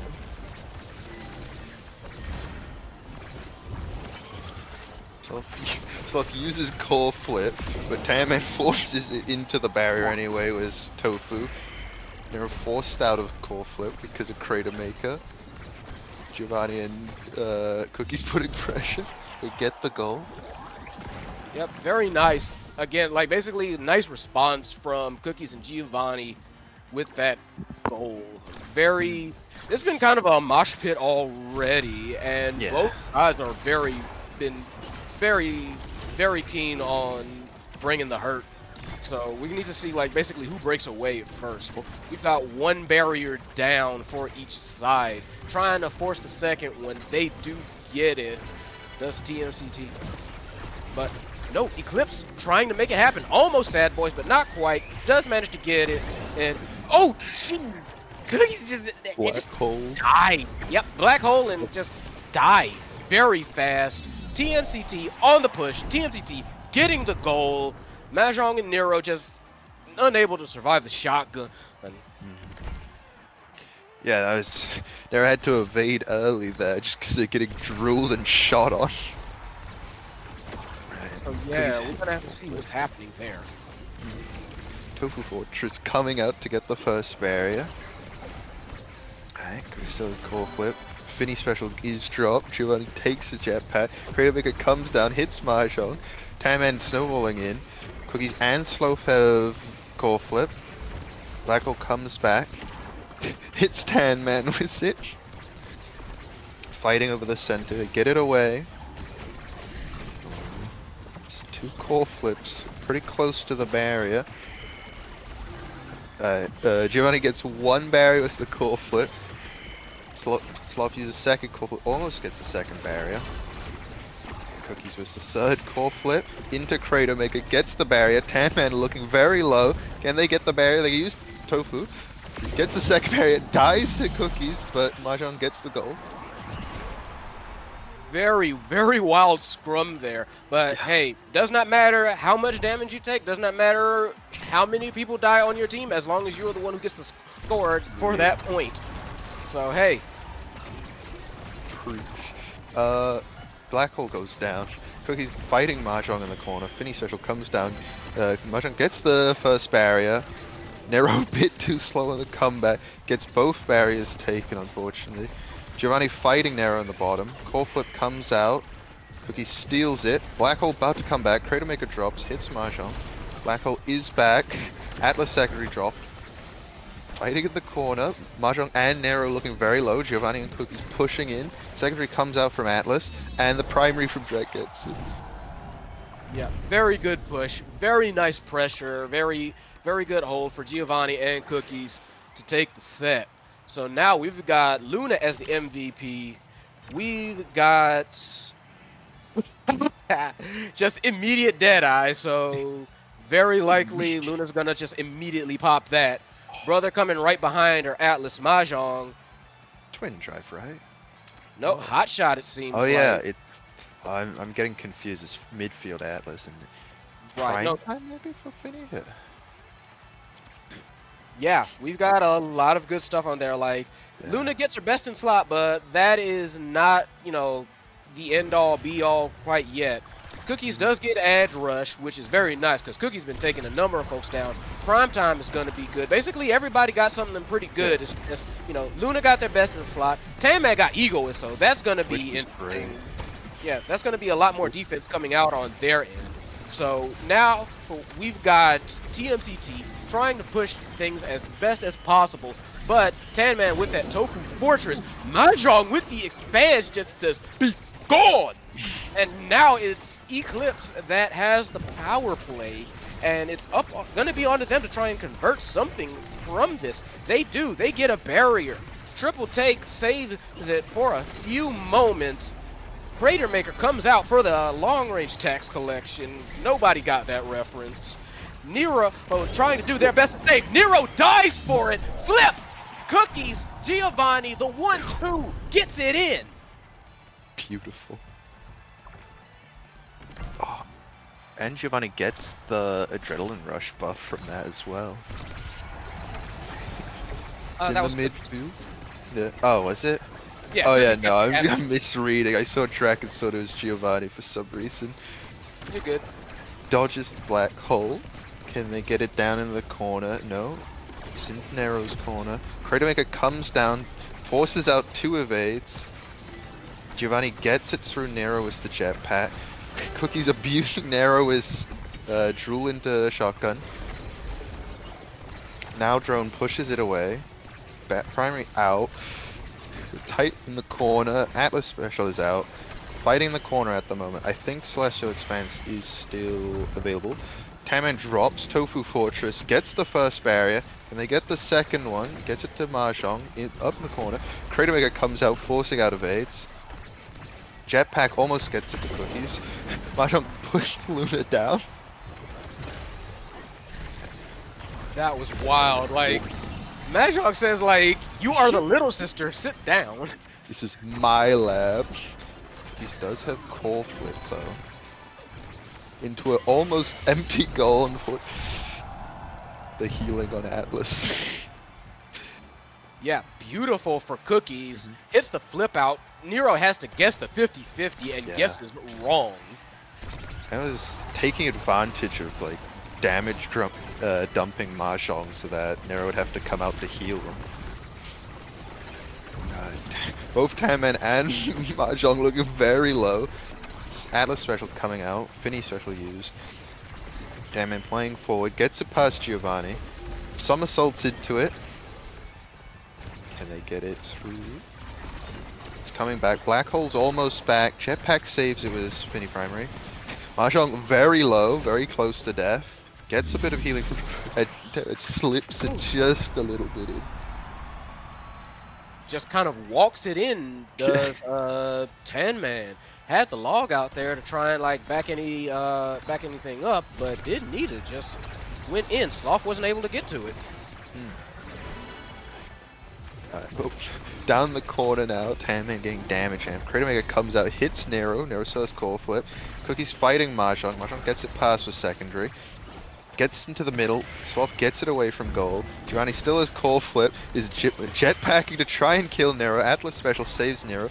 Giovanni has core flip. Cookies and Giovanni putting pressure. 3 stacking the barrier. Do not manage to save it. Mahjong looking low. Black Hole's coming back and they're drooled. Might get die. No, Cookies takes damage from Black Hole. Now special comes out to heal. Celestial expands into primary. KOs Cookies. Mahjong looking low again. Damage amp on Tanman. Giovanni playing the midfield, trying to keep it away from goal. Log almost gets it through. Tanman manages to slip it through Giovanni and slow. For a second, I thought they would have managed to make that save, but nope, didn't quite get it. Tanman manages to just push it through. Very nice. Sheer hamster power. Mahjong half health already, just in the round. Finny damage amp coming out. Almost. So close. Tanman has core flip. Crater Maker comes out, forcing Mahjong to evade. Tofu Fortress, can they get the first round? They do.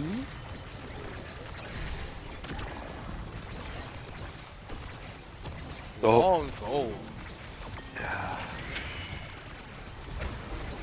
Mahjong looking low again. Tanman has core flip. Mahjong half health. Cookie's putting a pressure. Nero gets it away. Primary comes out from Giovanni. Misses, unfortunately. It gets it back. Mahjong gets it back across the Sloth side of the field. Tanman looking low, having to try and dodge Crater Maker to save core flip. Taking the damage amp. Dies with core flip because of it. Cookies almost gets barrier. Giovanni gets barrier. Mahjong almost dead. Cookies has core flip still. Uses it to almost KO Mahjong. Giovanni gets it through. That was very nice heads up playing. Like Cookies went for the shot, wasn't quite able to get it. Cleared up to Giovanni. Giovanni was right there to put it right back into the goal. So that gives him like 2 up. And with Finny MVP, she's got basically her pick of the litter. She's got like Castellash. She's got Perfect Form, Stagger Swagger. Who knows? Who cares? Take your pick. I'm thinking Rapid or Chrono. Rapid makes sense. More artillery. It's gonna be sad if no one took Stagger Swagger. I feel like Peak? Yeah, on Dubu. I was thinking Peak or Demo, but no Demo now.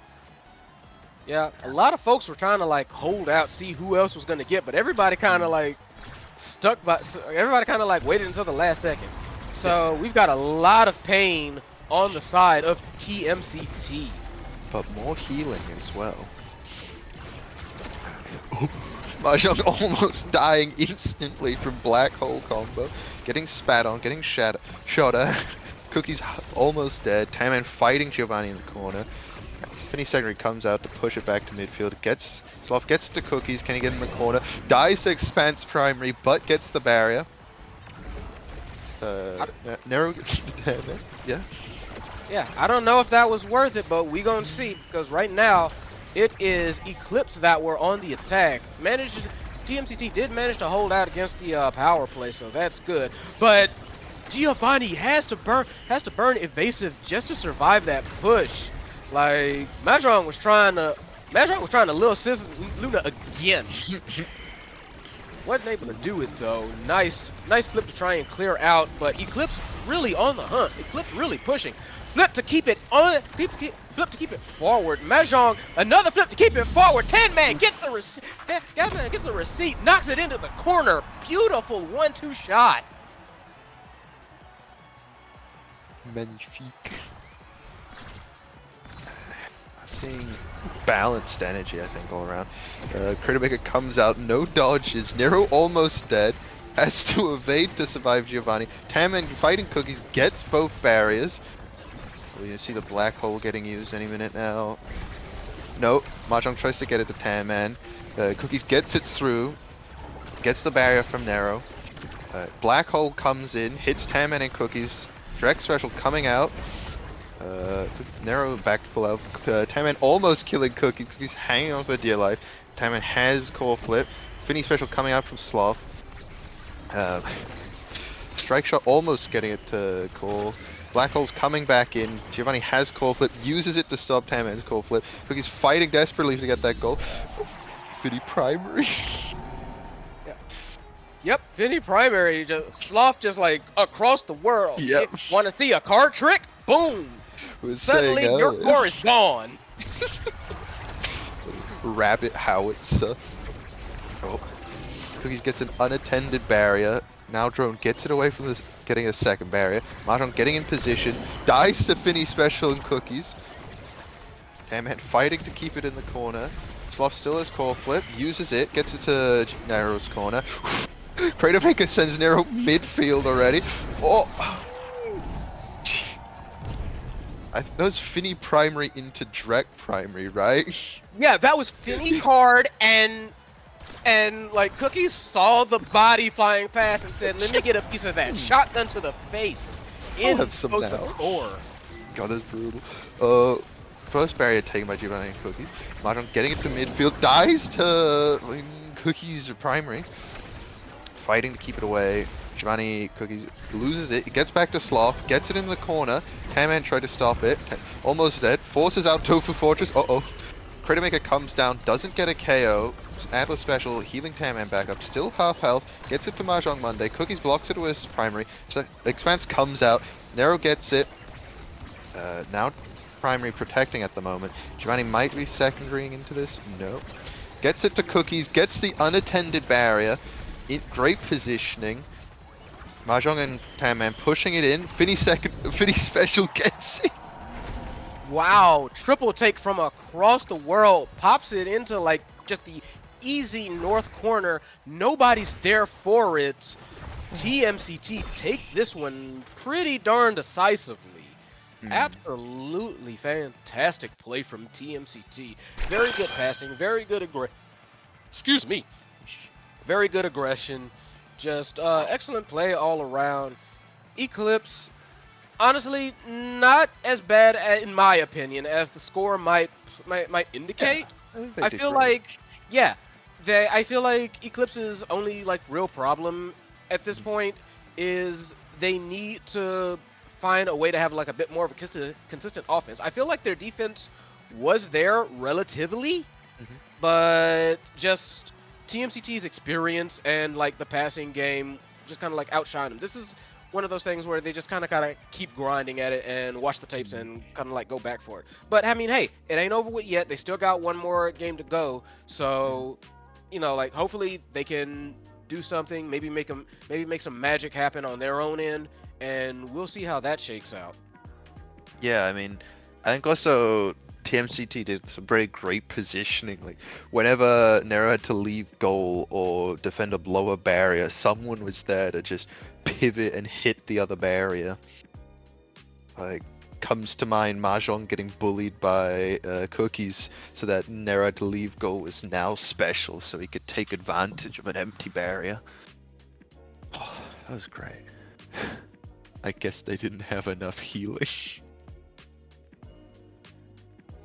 They might have could have used a little bit more, yes. But I mean, hey, there are ways around like KO comps. We've seen them.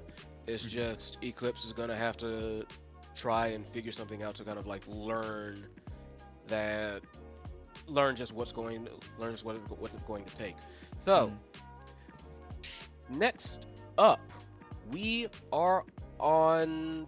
I just had it. Taiko Temple, bounce house. This is gonna be fun. Starting Awakenings, Unstoppable, and Cast to Last. Ooh. Part of me wants to say we might see an Octavia burn Taiko. I don't think that's all that likely. I mean, I want to say we could see it just because I like Octavia, like as a character, but I can also, but I mean, on Taiko, I'm like, it's a Octavia on Taiko is a very dangerous game. It's very much a double-edged sword in my opinion. So we've got the bans coming out, and almost expected. Yeah, for sure. TMCT saying, Tan Man, stop with the hamster antics. And Eclipse saying, we no don't rune. want, no rune. You'll have to see an error pick. Yeah, I mean, rune was, I think it's meant to be pretty good Taiko, but also just cast to last would be annoying. Oh, yeah. When do I get to play the game? The answer is you don't. That's why Era's better. You just they can play the game, they just stay small. Oh. Yep, we've got Era coming out for TMCT. Eclipse counteracts with the Aimi and Asher combination. Interesting. I haven't seen the last pick, but both of those could just be goalie. Although I feel like Ash is more likely to not be, since might be trying to go for the chaos. Oh, X now. Yeah, we've got X and now for TMCT. So honestly, that makes plenty enough sense. And you know, like with Era and now backing up, we can. In my opinion, I can kind of see like what the game plan here is. You know, like Era debilitates, now buffs, and X just sees all the tiny squishy baby people and decides, I'm going to punch everything. Estelle. Oh yeah, Estelle might have a word or two to say about that. Yeah. Though. Is it?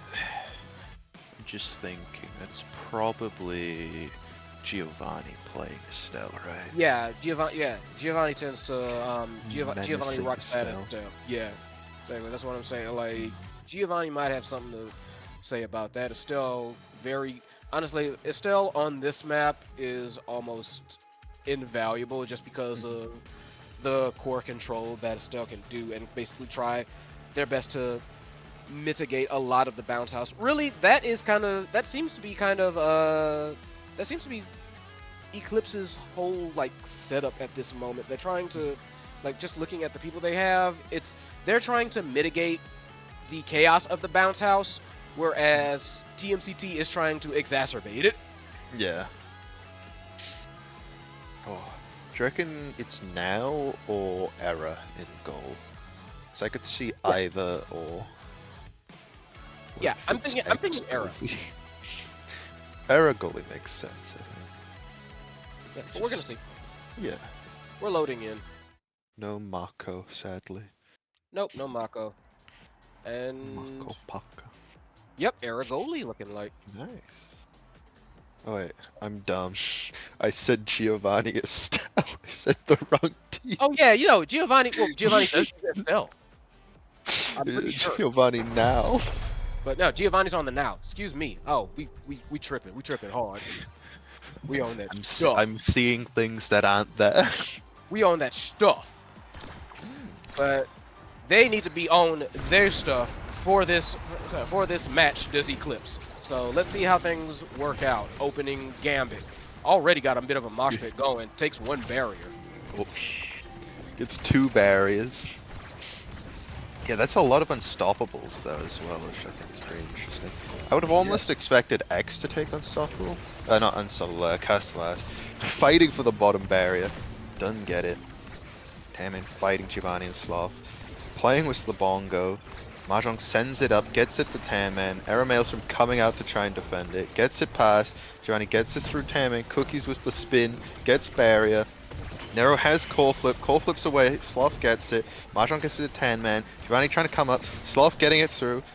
Gets it to Cookies. Cookies bullying Nero in the goal. Giovanni using primary to get Mahjong away. Can Tanman primary this? Maelstrom comes out, forces it off away a bit, almost gets it to Cookies through Tanman, almost into goal.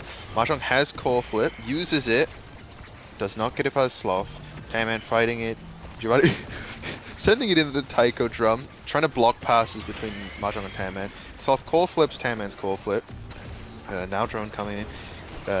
Giovanni gets it to Cookies. Mahjong fighting Giovanni. Cookies gets it to Giovanni.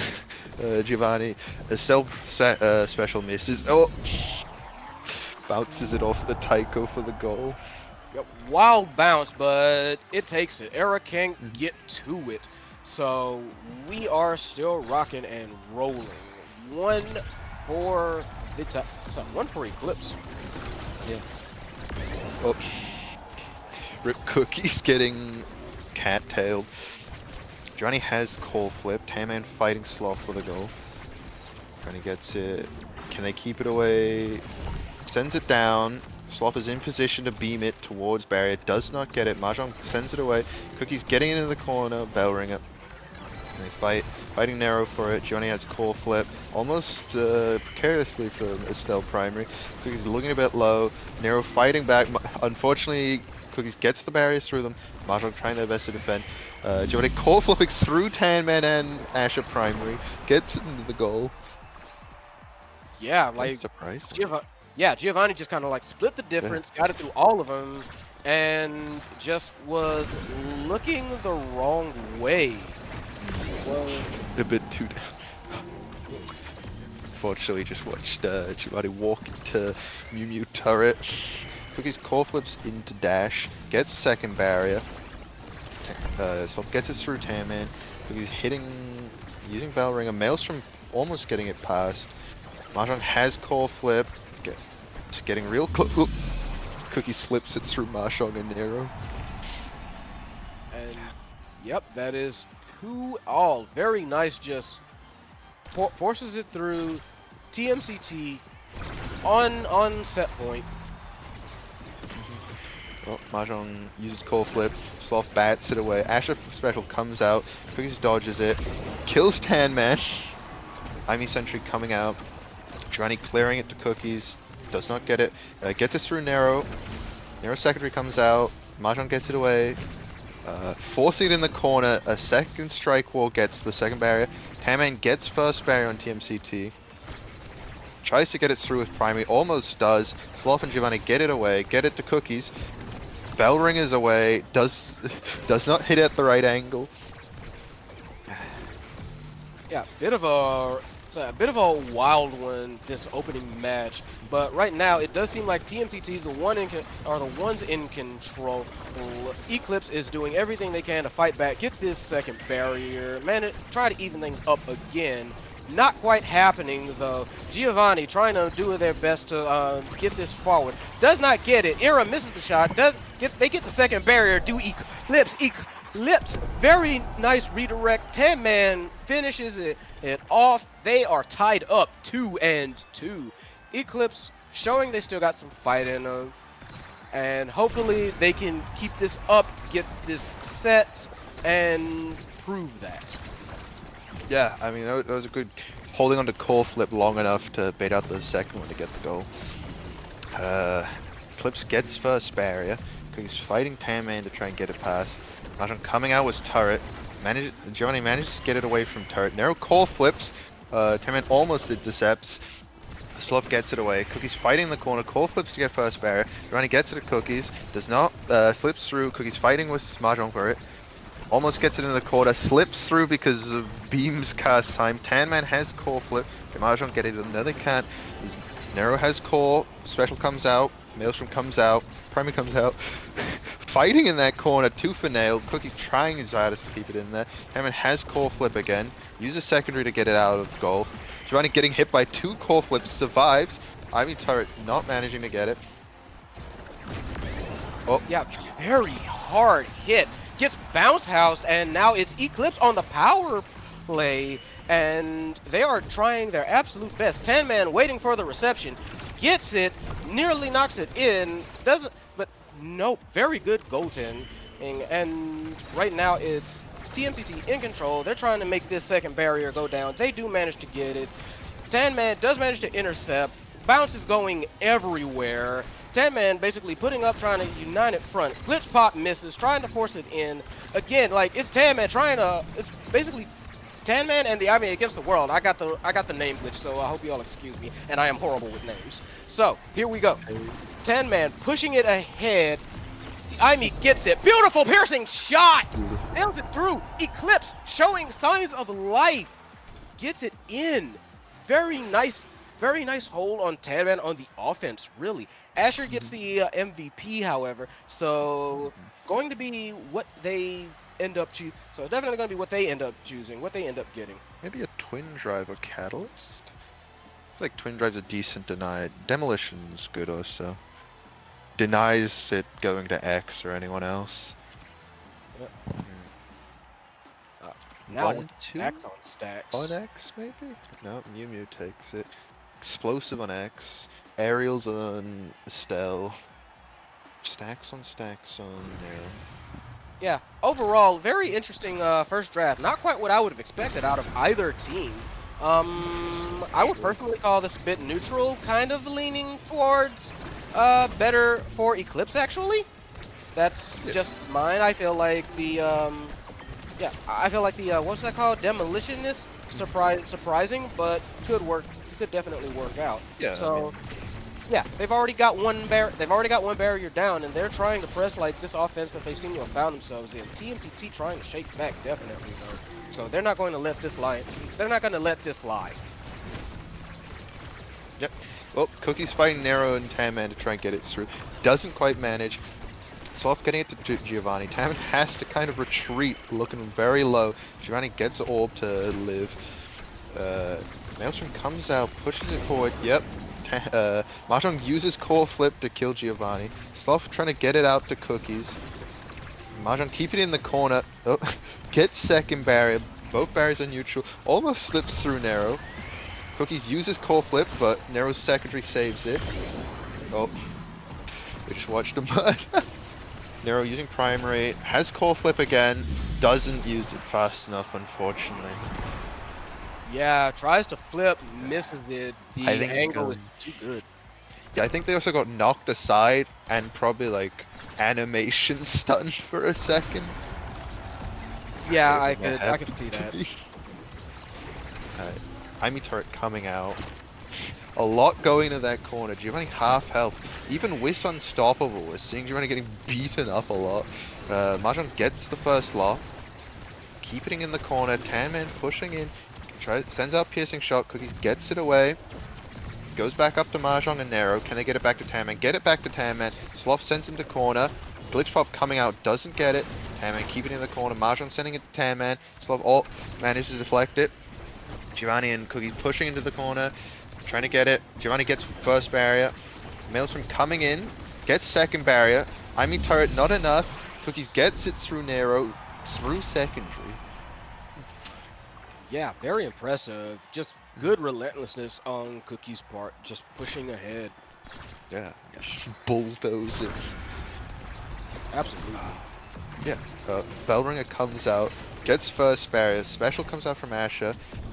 Offensive is moving to top side. Tan Man gets it with secondary. Glitch Pop gets second barrier on Sloth. Piercing shot comes out. Mahjong has core flip. Maelstrom is charging. Cookies uses core flip. Gets second barrier. Oh, Nero dead again. Seeing a lot of beatdown during this match. Nero gets it to Mahjong. Mahjong gets it to Tan Man. Tan Man has core flip. Uses secondary. Does not hit the core flip. Imi turret comes out, it's not enough, piercing shot misses, it goes back to Nero's side, Giovanni drones it, drone does not connect, secondary coming out from Nero, saves it, core flip is ready, Giovanni and Cookies pushing on offensive, Maelstrom coming in to defend, Mahjong putting it down with secondary, gets it over, Tan Man almost piercing shots through Sloth, gets it to Cookies. Nero still has core flip, fighting in the mid range. Giovanni gets it. Core flip comes out from Nero, forces Sloth to core flip, retaliating across the field. Oh, the X dash was so beautifully timed almost. Yeah, that was wild. Like you said, goes for the core flip across the world. Yeah. Sloth says no, return to sender. Sends it right back, tries to clear it down, and yeah, just Cookies waiting there, says no, punches it straight in, nothing they can do. Wait. And yeah, gets just rewarded with like the build different. Okay, well, yeah, I was thinking one of the goalies would take team player. I think it makes more sense in Arrow than it does on this Asher. Feel bad for Nero. Everyone has Unstoppable. They don't.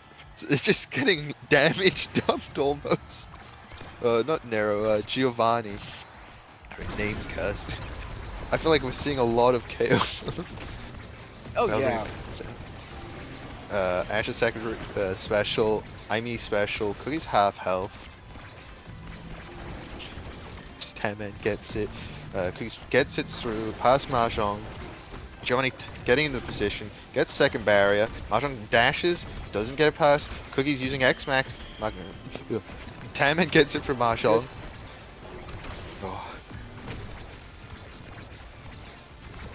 I'm saying you good. It's been kind of chaotic at this point in time. They're like mosh pitting right now, and that's kind of like been the story of a lot of this game. Both sides just trying to unload as much as they can to get a bit of an offensive started. And in this particular case, TMCT came out the winners of that one. That X has been proving to be he's X. He's X. Cookies knows X, and so does everybody else, and they fear that. Yeah.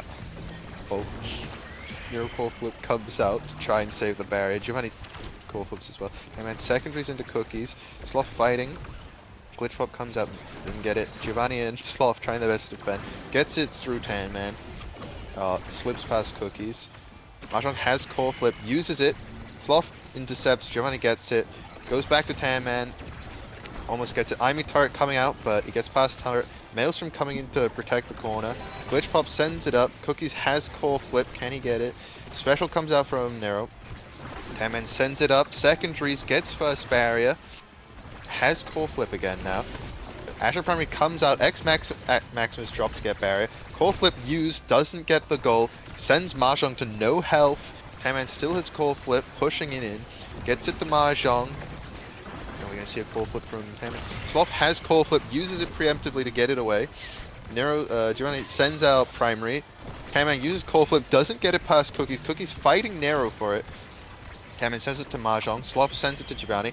Imi turret coming out. A lot of chaos in the corner. Error beam comes out.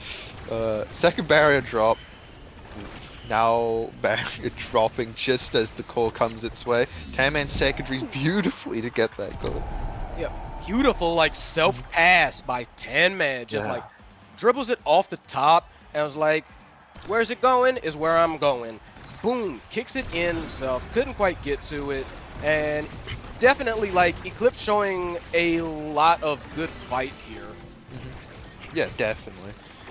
I mean, they're like using their ability to play well. Oh, Nero core flips, doesn't save the barrier. Maelstrom coming out. X Maximus gets second barrier. Sloth fighting in the corner, gets it to Giovanni. Mahjong deploys Imi turret. Giovanni has core flip, gets rebounded. Cookie sends it up, gets back to Tan-Man. Tan-Man almost gets it with special.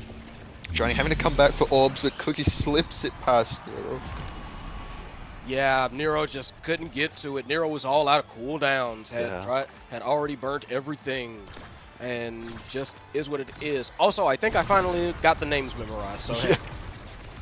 You memorized them now. Finally, I barely managed to. So another mosh pit up in the top left corner. They do get a barrier for it. Mahjong flips, Cookies counter flips. They get the barrier. This has been crazy the whole game. It's like these mosh pits happen, and then they manage to break out for a little bit, and then it's all about like who can get that like sustained offensive push, and after that, it's almost wraps. Yeah, well, fighting for the midfield. Taman and Mahjong manage to get in the first corner, get first barrier off of Sloth. Cookies and Giovanni pushing over to Nero. Nero has core flip. How does he? It almost comes back from a still secondary, I think. Giovanni blocks the core flip, sends it back. Mahjong gets it. His push. Giovanni core flips through 2 people almost. Yeah, no, Giovanni just managed to split the difference. Core flip made him look, and boom, there it went in. So they get MVP and they get rewarded for it. Yeah. They have their pick of the litter. Beautiful awakenings on deck. That makes sense for Fight or flight, yeah. Giovanni getting knocked around a lot. Yeah, that perfect form, that perfect form taken by Asher, very quick deny. We do not want perfect form X. Kind of surprised Sloth managed to get Chrono Boost on account of Castella's Chrono Boost now. Yeah. But I think Primetime on Tan Man is going to be somewhat scary. Spooky. Yeah, like we've seen some of the piercing shots that are coming out. Amy Citric getting dropped. Giovanni half health again. Oh god, both of them. Yeah.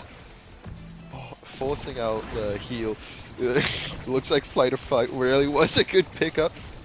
Tanman gets first barrier. Nero playing forward a bit. Fighting in the lower half. Mahjong sends it up. Sloth sends it past. Giovanni Cookies fighting Mahjong and Tanman. Nero primaries it. Maelstrom coming in, not fully charged. Cookies gets one, was X Maximus. Fighting a massive mosh pit in the top. TMCT gets second barrier. X core flips through, dashes, gets it through Mahjong was the second strike. Yeah, just won that strike war. And it's kind of a shame. I was about to say, like, I do actually very much like the draft that Eclipse had managed. Yeah.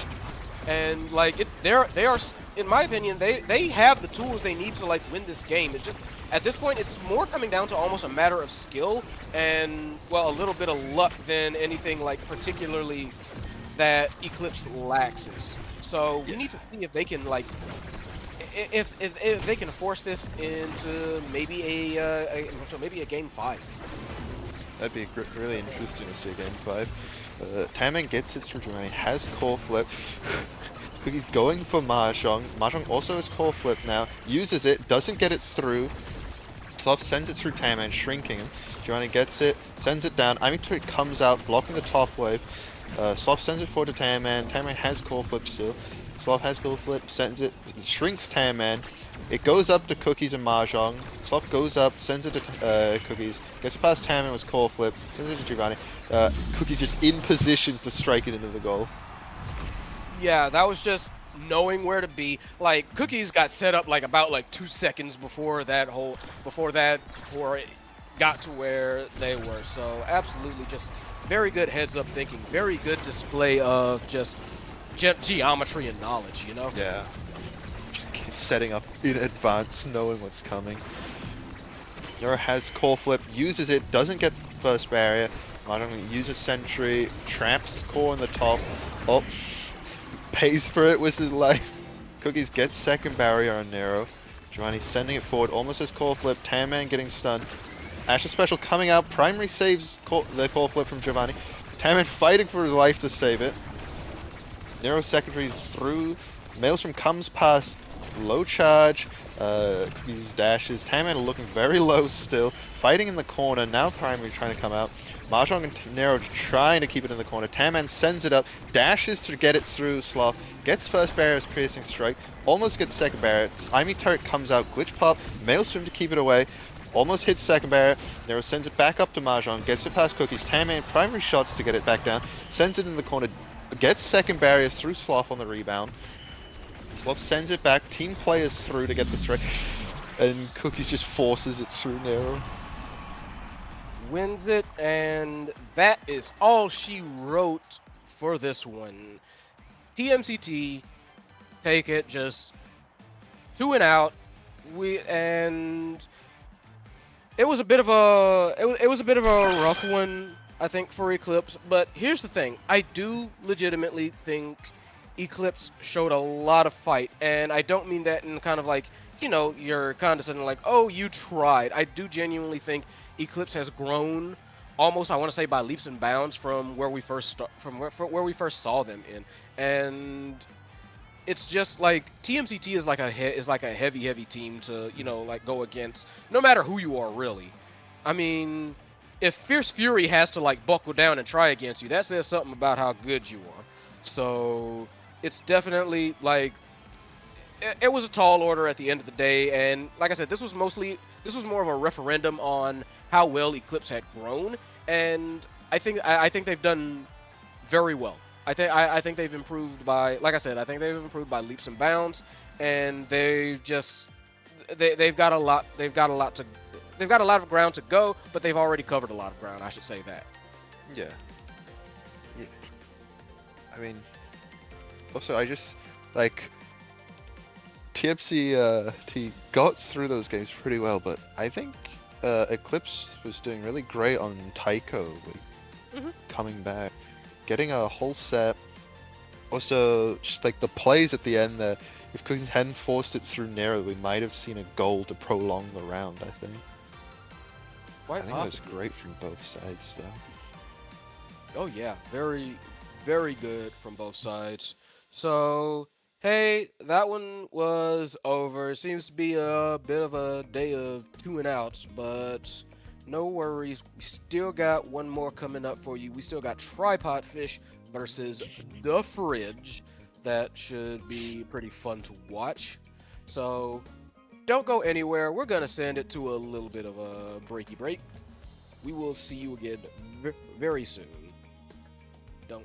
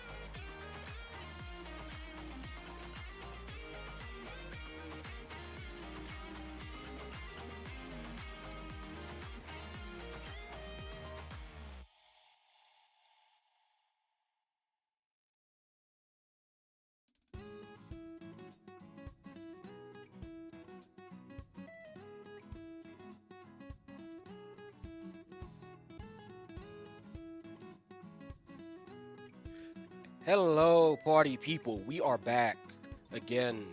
EUSL Season 2, Week 6. And right now, last match of the day, which is Tripod Fish and the Fridge. So we are still like loading in on everything, but they've already got the bands and the drafts and the character drafts going. I'm P Flair. I'm here with Pixie Munch. What are we looking at? Well, seeing a Atlas and Rune ban, which I suppose makes a lot of sense. Kazan and Kai pickup. I don't know about you. Is it built? Is built different really good in Kazan? I'm never really sure. I don't think I would pick it, but considering that The other alternative. one, yeah, the alternative is just Timeless Creator. I mean, why not? So Yeah. we're on, for the record, stage is none other than Gates of Obscura off Jump. Beautiful man. So that's going to be very interesting. Like I said, with this Kai's and Taro pick that is coming up for Tripod Fish, and for the Fridge, we are looking at, like I said, Kazan, Juno, and Asher. That's going to be their three. Very interesting comp on Gates of Obscura just because of how the portal shenanigans could work. Juno could very easily help cover those, and Asher, I'm presuming, is going to be the goalie for that Yeah, team. because I can imagine. You need that kind of coverage. But what if it's Meanwhile, Kazan? I don't think that's happening. Yeah, no. Oh, well, Drek. Guessing it's Kai goalie, Drek mid, Zen forward. I could see that. I could also actually see. I do recall seeing a Drekar goalie on this map Yeah. before, Yeah. so it's plausible. But I would actually agree with you in saying probably Kai. Just the problem is this is such a big map and the barriers are so weird. You need kind of like mobility or spread coverage Yeah. to be able to defend it, especially because, again, how the portals work, you can kind of go in almost any given direction. So I believe Immaculator is going to be the Asher. That, if I recall correctly, that's their usual go-to. I think so. Memory's a bit foggy on that, but it does sound vaguely right. So, It's just- well, let's make sure we got the teams right again, Yeah. right? 'Cause I mean, like, yeah, the Fridge, Fridge. Yeah, no, Fridge. Yeah. Yeah. Yeah. I don't know about you, but I haven't seen Juno in a tournament in quite a while. I've seen her pop up here and there. Like Juno still had, and the reason why a lot of times you don't see Juno nowadays is because people ban her because like a good Juno basically takes over the entire field. Yeah. Especially if it's hot shot style. So that's something. That definitely needs to be looked out for. So I think we're gonna see a lot of damage from is it Fish with Zen and Drek. Like, it's just gonna be kind of death by 1,000 paper cuts almost. But that's I could see. Here's the thing with this comp, I could actually see like a lot of damage, not a lot of KOs. yeah, I see that. Depends on how well like they utilize the damage that's coming out, I suppose. Yeah, But they did buff Drek damage. that is true. So definitely going to have to look out and see how the first couple of points shake out and see what everybody kind of like decides on. And hopefully they will be able. Yeah, there we go. We are able to get in. Seems like we're hopefully pushing in now. I would imagine. No fake pops. Good. Would Hello? have been left out in the cold. There we go. There you go. Be tragic if it bugged and the spectators got left out. Yeah. All right. Oh, So it is Kazan goalie. Kazan goalie. I can see it actually. Yeah. Maddening descent all over the place. Basically, just try and hop all over the place, try and defend the goal as you can. Asher does their best to push up, back with the Juno. And yeah, we've got built different for the entirety of Except custard goal. Yeah, for the entirety of the field except goal, which went for the timeless creator. Which, I mean, Juno, you're going to. Yeah. So we're starting off very nice. We've got barriers being taken immediately. Immaculator just squishes, just squished the hide to Llama-craft. death. Yeah, Yep. just Llama-craft to death. So very quick barriers taken. Yeah, well, I mean, Venom has Siphoning on. Oh, Llama comes back with some vengeance. Wait. No, I'm stupid. No, that's hiding. Yeah. Yes. I was hiding the mech. That was Brain pushed is out. not working. I'm at and hide and go pushing it up. Gets through barrier. Arta hooks it away. Fozzy sending forward. Venom passiving, sending forward. Gets it in the corner. Arta versus Venom. Gets it through his umbrella. Giga Impact comes out. Misses. Zentaro special. Core flip is ready. Might kill Arta with it. Hide and Arta look very low. Immaculator pushing it to the goal. Doesn't get barrier. Arta sends it forward. Immaculator gets both barriers with core flip. Fighting goes into barrier. Llama-craft pushing it up. Oh, barrages through Arta. Gets second barrier. Umbrella pushing it forward. Hide and goal gets it from Arta. Sends it forward. Imac try to fight Llama-craft again. Hide and goal tries to jump. Core flip. Doesn't get it, but Immaculator capsizes. Uses it. Yeah, Immaculator very good on pushing the core forward through. Fozzy, who is playing goalie here, so Drekar goalie, cannot hit it in time, and yeah, they managed to make it in. So right now, 2 for the fridge. Yep, looking good. Llama has core flip. Fozzy comes out. Invis pushes off barrier. Arta is down a barrier. Llama-craft might die. Gets away. Still has core flip. Low health though. Heingold gets it to Immaculator. Get the first barrier. Equalizing. Arta sends it forward. Immaculator gets second barrier. Llama-craft pushing forward with Venom. Still has core flip. Back with more health. Uses it. Umbrella sends it forward. Arta has core flip now, uses it, sends it to Venom, does not get it past. Hide and go, help it, try to hide, help. Fighting through Llama, gets it forward to Immaculator. Fozzy still has core flip. Juno blocks it with Blobbo. Venom has core flip, almost kills Arta with it. Kills Arta with a different ability. Immaculator fighting to try and keep it from getting back to Venom. Heingol now being the current goalie. Immaculator coming back, they manage to save it from barrage, keeping it forward, gets through the portal, comes back to Immaculator, can he get it through? Nope. Goes back down through portal, back down through the other portal, sent forward. Whew. That was... Yep, was very that nice. overtime? Yeah, just like, yeah, that was a bit of overtime, but yeah, Immaculator just very good with the positioning and the angles. Like, Fozzy burned the flip on trying to stop that, and it was just out of range. It was a little too fast, a little too far. Yeah, a lot happening. You hate to see more than one spark in draft. Missile prop round draft, yeah. Aerials, Juno? Speak up. No, 1-2.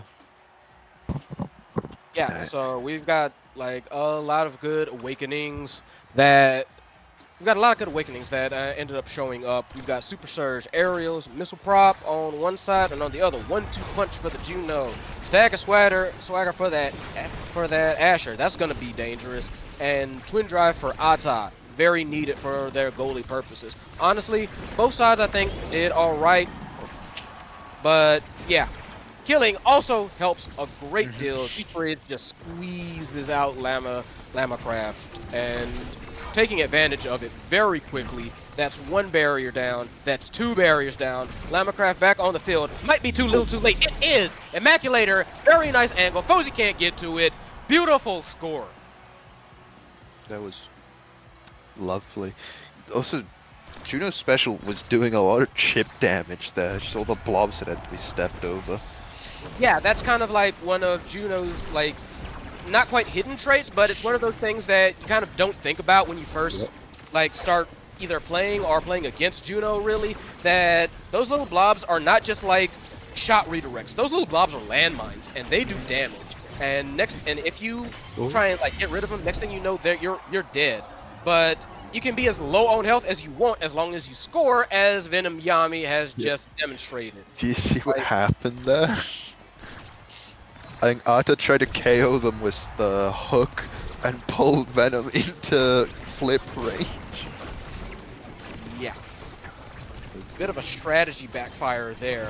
So definitely going to need to kind of keep that in mind as, wow, they get both barriers. Flip leads into counter flip, but that offensive does not hold very long. Atai gets the front hook this time, yanks him into timeout, says cut that out for a moment, thank you.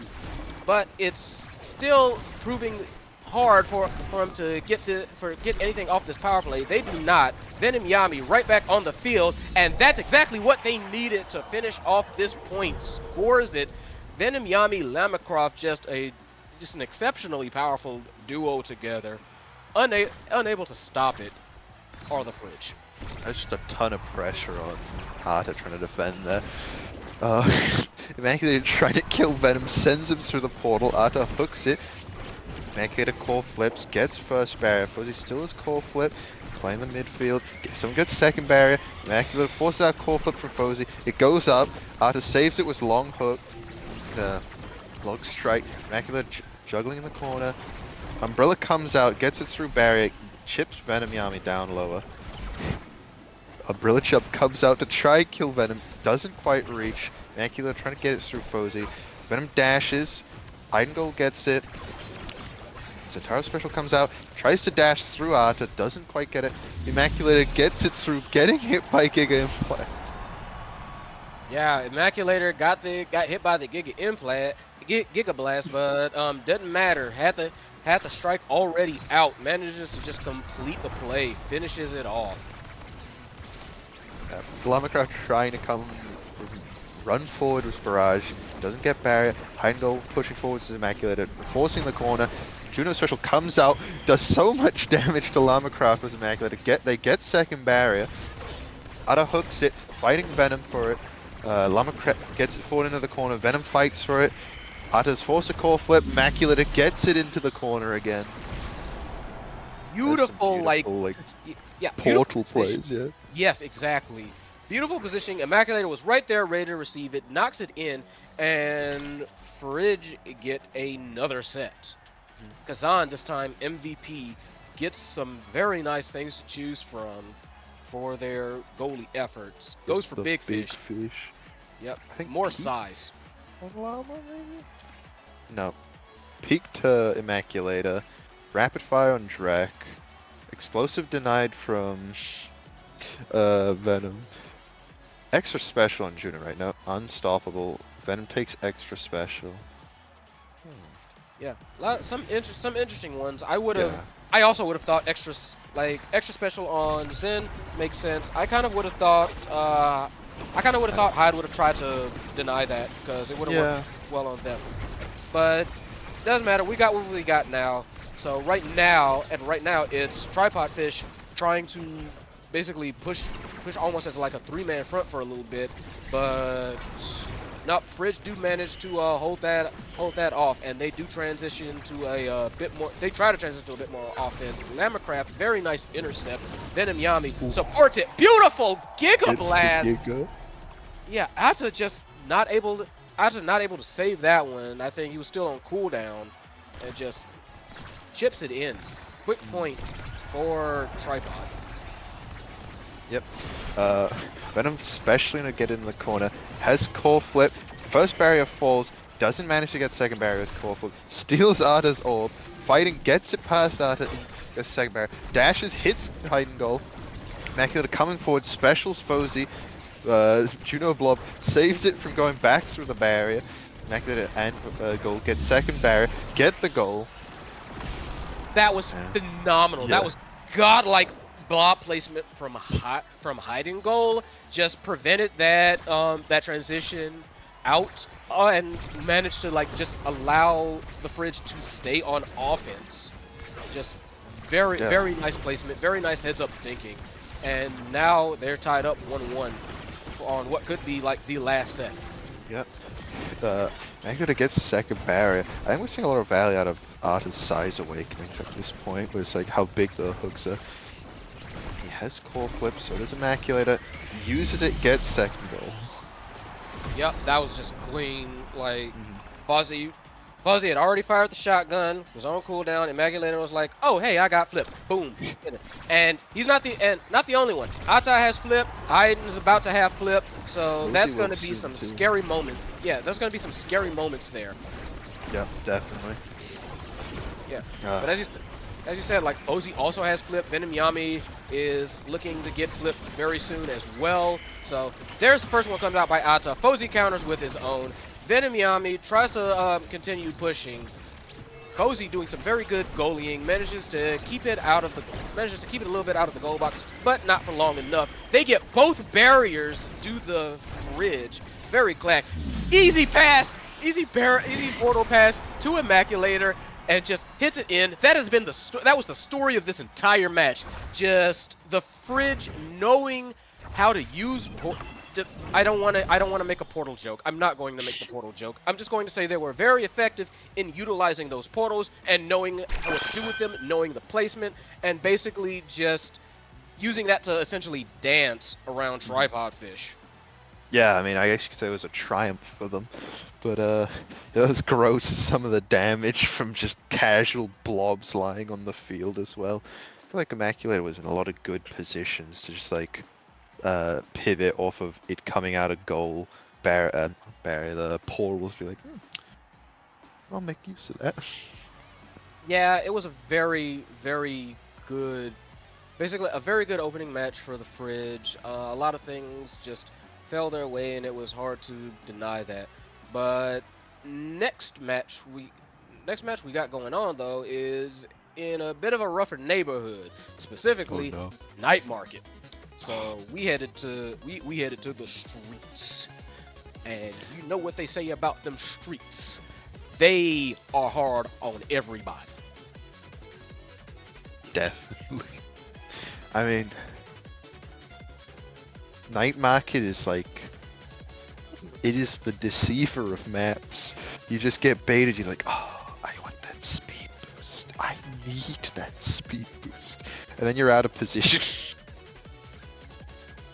So yeah, they're definitely going to keep issues like that in mind, and Fish have to kind of think about how they're going to like come back on this one. How can they use Night Market effectively to stop this kind of like offensive masterclass that has been the Fridge so far, if I'm being real with you. And right now, we've got some awakenings that might help them out, because we have Catalyst and Ad Rush for your opening awakenings. Violence made manifest in awakenings. Oh, absolutely. This is gonna get very nasty, very fast. We're going to have all the flips. We're going to have a whole lot of pain coming out, because like we were not. I don't feel like we were entirely like lacking on KOs last game, and in a map like Night Market, that's just going to be absolutely exacerbated. So we can definitely I think we can expect to see just a lot of pain coming out from honestly either side. Though I personally expect Immaculator to get on that Asher again and just start making people sandwiches. Crumping people. Unless we see a ban of Asher, you never know. True. I'm wondering Asher or Juno. I feel like Zentaro might get banned as well. Just Asher's out of here. Very God. fast, very quick, just like immediate. Fish saying none of that. Enough of No, that. no, thank you. And meanwhile, the Fridge saying no arrow. We do not want speed. We do not want to go to ludicrous speed on this map. Thank you kindly. Breaks your heart to see it. We do see the rune pickup. Yeah. They get a size awakening on the creations. It's just gonna be gruesome with one corner just blocked off by a pillar. Yeah, and on the other side for the Fridge, we have X coming out as well as Finny. So that's a lot of potential pain and a lot of potential like lane lockdown on that end. The meat man himself. Is it? I don't know. I feel like Catalyst might be slightly better on X, but I guess it depends on what we're playing. Oh. Yeah, both of them can be solid on X. Yeah, I mean, neither of them are bad on him. Though, there is a Centauro now. Oh, Yeah. Accustomed Golem returns. Yep, we've got Asher. I mean, excuse me, not Asher. Well, Asher's banned. We got Atlas and Centauro that are rounding out the Fish's team. And as for the Fridge's team, the Juno finishes things off. So we will be seeing a return of the Juno. Meanwhile, yeah, Tripod Fish kind of having like a whole new lineup. Yeah, well, I mean, X, Finny, Juno. Wait, Yeah. are in there right? So that's No, Ruin, Atlas, Zentara. yeah. Xfinity Juno Reading his is hat. yeah. Xfinity Juno is for the Fridge. Yeah, I was getting confused because TF I read as the tripod fish as well. Yeah. Yeah. Blue side. Think. Here's what I'm doing. Think blue water fish. Makes sense. And by process of elimination, the other team is Fridge. The red glow of the fridge coming closer. Oh God, nightmare Fridge. You Yeah, want we're just something. waiting. Yeah. Yeah, well. Night market, eh? Yeah, it's always been like, it's always been a bit of a wild map, like you said, like that center speed boost, very, very enticing for some folks, and basically, especially like with Era off the map. I mean, with Era not just straight up not being allowed. Yeah, it's going to be enticing for some of the slower folks to try and like. But the thing is, try not to overcommit to it because that could lead you to being out of position. So we're going to. So we're gonna need to see how both of these teams handle that and try and go about their business. So Tripod Fish having again Fozy at the goalie with that Atlas, kind of expected. Lamacraft on that rune. We've seen Lamacraft on that rune. We know they've got a heck of a rune. Venom Yami, Zentaro, same issue there. I say issue like it's a problem, but yeah, it's a problem for the fridge. Basically. Yeah. So we are heading in now, and as expected, Immaculator like on that X, ready to bring the pain. Ata on the Finny, who I think might actually be goalie. Yes, Ata, we got Finny goalie happening. So this is horrifying. So here is kickoff, and let's rock and roll. Just want to point out that everyone except Hide and Goal also took Adrenaline Rush. Just we're up to 3 siphoning ones. Hyde sends it forward, gets it to Immaculator. Bellringer comes out, gets it past Llama, goes back to goal. Immaculator sending it forward, fighting Lamacraft again. It comes back, strike shot misses, big finish comes out. Fighting Arta, Arta sends it up, Hyde and goal. Fuzzy sends it back forward. Venom gets first barrier. Immaculator trying to fight Venom, going for the KO. Venom hiding in the corner. Lamacraft fighting Hyde and goal in the other corner. Venom moving very low. The Blob send it forward to Fozy. Immaculator denies it off Lamacraft. Arta playing with the core. Hits it into Pillar. Immaculator keep it in the corner, going top. Finish coming out. Special coming out, sends it to Fozy, doesn't get barrier. Venom Yami sends it forward, gets it past Arta. Lamacraft sends it to Venom.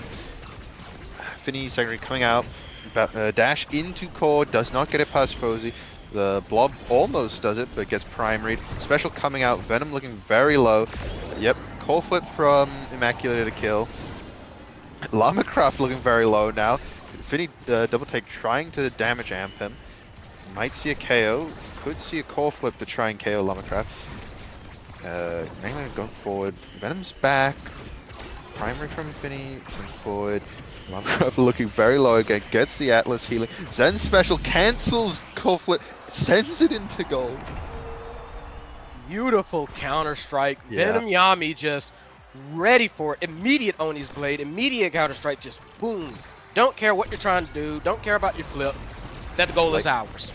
Like clockwork, even. This is So now, yeah, it's been crazy. Yeah, like, are you seeing every time someone's hit, they just get shredded because they're just a siphoning wand attached to it? Oh yeah, absolutely. Like this is a lot, like very early, a lot of pain coming out. Venom Yami nearly dead. Venom Yami getting bounced out. Venom Yami flips for the kill, gets it. Power play for the fridge, and they are trying to take advantage. But Immaculator looking very low. They do get both barriers out of it. So hey, take all the again. I say it again. Take all the damage you want as long as you get the score. Immaculator goes down, pays for his crimes. But we've got blobs going out there trying to be like quick third, fourth man in Immaculator's absence. Venom Yami does get the barrier for it though, and big finish kicks it forward. Immaculator and Hyde doing their best to keep it core up, and they do. Hyde with a very nice corner shot. Fozy can't get to it. Fozy had nothing left at the moment and ties it up. Yeah, I think Fozy got punished really hard there. I mean, they went forward to try and help us to kill an Immaculator, and then got double barriered for it. Atlas stubby little legs trying to get forward. It's primary to save it. Expanse comes out. Venom Yami half health almost already. Immaculator chipping away Lamacraft. Big finish comes out, sends Fozy. Immaculator sends it through, gets second barrier. Arta comes forward, tries to core flip, doesn't get gold. Venom trying to intercept, does not get it. Immaculator sends it up. Double take coming forward. Fighting for the midfield. Strike shot comes out. Doesn't stop. Zatara special. Gets one barrier. Almost gets two. Venom still is core flip. Arta getting chipped. Venom gets the second barrier. Trying to kill Arta, I think. Fozy pretty relaxed. Hiding goal has core flip. It's not. Venom just abusing poor Arta. Yeah, Venom just easily wins the strike war. Manages to put them ahead, Tripod Fish, and 2-1. Yeah. You just see the pressure that's being put out on the goalie, midfield, everyone really. Both Immaculator and Heidgoal have core flip. Double take coming out. Immaculator gets top barrier. Fozy is without expanse. Does have core flip though. Getting a bit chipped by Immaculator. Oh. Both barriers are taken from Arta. Immaculator flips. Hyde gets banished. Gets pillared. It's not enough. Jumps out of Venom special. Celestial Expanse comes out, blocks it. Immaculator looking pretty low. Venom Yami almost gets it through. Heidgoal flips, sends it up. Immaculator catches it, sends it forward. Fozy manages to strike shot it away. Massive mosh pit up top. Calms down. Venom gets it. Pushing it forward. Big finish does not let him get it. Celestial Expanse drop. Immaculator almost gets to his Bell Ringer. Strike shot pushing forward back again. Immaculator pretty low. Venom Yami fighting Heidgoal. Lamacraft sticking almost to Immaculator. Gets it to Venom Yami. The blobbers are still lurking on the field. Lamacraft gets it. Because he gets it. Banishes Immaculator. Doesn't get the KO. Venom gets the KO after core flip. Yeah, Venom Yami just Oni's blade, overtime speed, just forces them to kind of like guess for a second, or at the very least hesitate, and that speed just overdoes it. So now we've got 3 sparks, strength, resilience, focus, all up, as well as Deadeye and Twin Drive. Seems like a lot of good stuff here. And I think we have to see them on Arta, right? Unless Maybe. No. I was just thinking it'd be terrifying if Llama got it, but we're just gonna see the Deadeye again. Team player on goals, pretty cool. Yeah, like we've got team player for Juno, some interesting looking awakenings, monumentalist on that rune. So look at that pillar. Look at those pillar sizes. It's massive, but I guess they won't be able to use it if they're dead. Nope. Venom gets first barrier, Mega at half health. Venom sends it through Arta. Lumbercraft getting hit by a Finny primary. Dash doesn't manage to make use of special, but Llamakraft sends it down and gets it past Arta while they're getting slashed at. So yeah, very, very cool. Like, very quick first one, but nothing to be done for it. Just gotta kind of like shake back and push again. Hope for the best. Go for, like, they're not out of it yet. One barrier taken on side of the fridge. And right now they are definitely fighting for that second one. I mean, Tripod Fish realized they're winning. They're in the driver's seat. So they want to keep that pressure up. Hyde is already looking very dangerously low. Venom Yami on there. They have to flip for it. They die for their attempts. And right now, yeah, just there you go. What do you think can be done about this? Because it seems like Tripod Fish kind of have their groove. I don't know. I think more pressure has to be put on Venom. I feel like most of the damage is almost getting dumped on Llamakraft. Or I could just be misremembering that Venom flips, gets top area. No, actually, yeah, the Immaculator is trying to get Venom, but Fozzy's doing a good job of keeping him alive. Doesn't do good enough. No. I don't know about that, Chief. Who want him dead, and no Atlas ult's gonna save it. Fozzy has Core Flip, uses Celestial Expanse. Juno Blob coming out to hit Llama. Waiting for it, sends it down to Llamakraft. Strike Shot keeps it back. Llamakraft looking very low. Immaculator taking more damage instead of getting a KO. Tries to come forward, gets the orb, almost dodges Ruin Pillar, gets punished. Llamakraft hiding goal, almost dead. Atlas ult saves him at the last second. The expense comes out. Arta has to Core Flip to keep Venom away. Llamakraft Core Flips does not manage to get it past Immaculator. Fozzy has Core Flip. Will he have to use it? No. Arta sends it up, gets it past Venom, sends it back down. Fozzy pushing forward, strike shots and primaries to keep it forward. Venom almost getting it with the dash. Hiding goal having a Core Flip. Arta sends it forward to Hide. Gets it to Immaculator. Immaculator has Core Flip. Juno special coming down. Zen special coming down. Doesn't get it. Oh. Llamakraft gets the goal. Yep, beautiful pillar placement. Manages to knock it back from the attempted clear. And they take it in a very frenetic overtime. So now it's Llamakraft with the opening shot for what they're getting for Awakenings. And I'm seeing a lot of good stuff here. Past rapid fire, I feel like. Yes. Yeah. And immediately does in fact go for the rapid fire. Meanwhile, we have Stagger Swagger on Finny. Much needed. 1-2 punch on Venom. I was expecting Immaculator to go for that Spark of Agility. Yep. Gets that second spark fired up, which you know, doesn't seem too much right now, but everyone else had stuff that they really needed to go for, really wanted to go for. Had that Chrono Boost on Juno, which was surprising. Like I said, Stagger Swagger, all that stuff. Basically, everybody needed something else, so they couldn't prevent that pickup. Yeah, stacking up. This goes to a third set. The Immaculator gets a third spark. I think it's a real violent reckoning from that. Venom half health. Immaculator high goal, pushing it forward. Celestial Expanse comes out. Double take, saves it. Arta dodges dash. Oh, memory failing me. Ruin Pillar tries to save it. Immaculator pushes it forward. Minecraft fighting. Yeah, it's been a very root. And boom, just gets it in. Very nice from Venom Yami. Gets it through all the morass, all the miasma, all the everything. And right now, yeah, the fridge really need to get this to a set 4. Definitely. They can get another spark and Immaculate, that'll be very impactful. Almost gets a kill on Venom.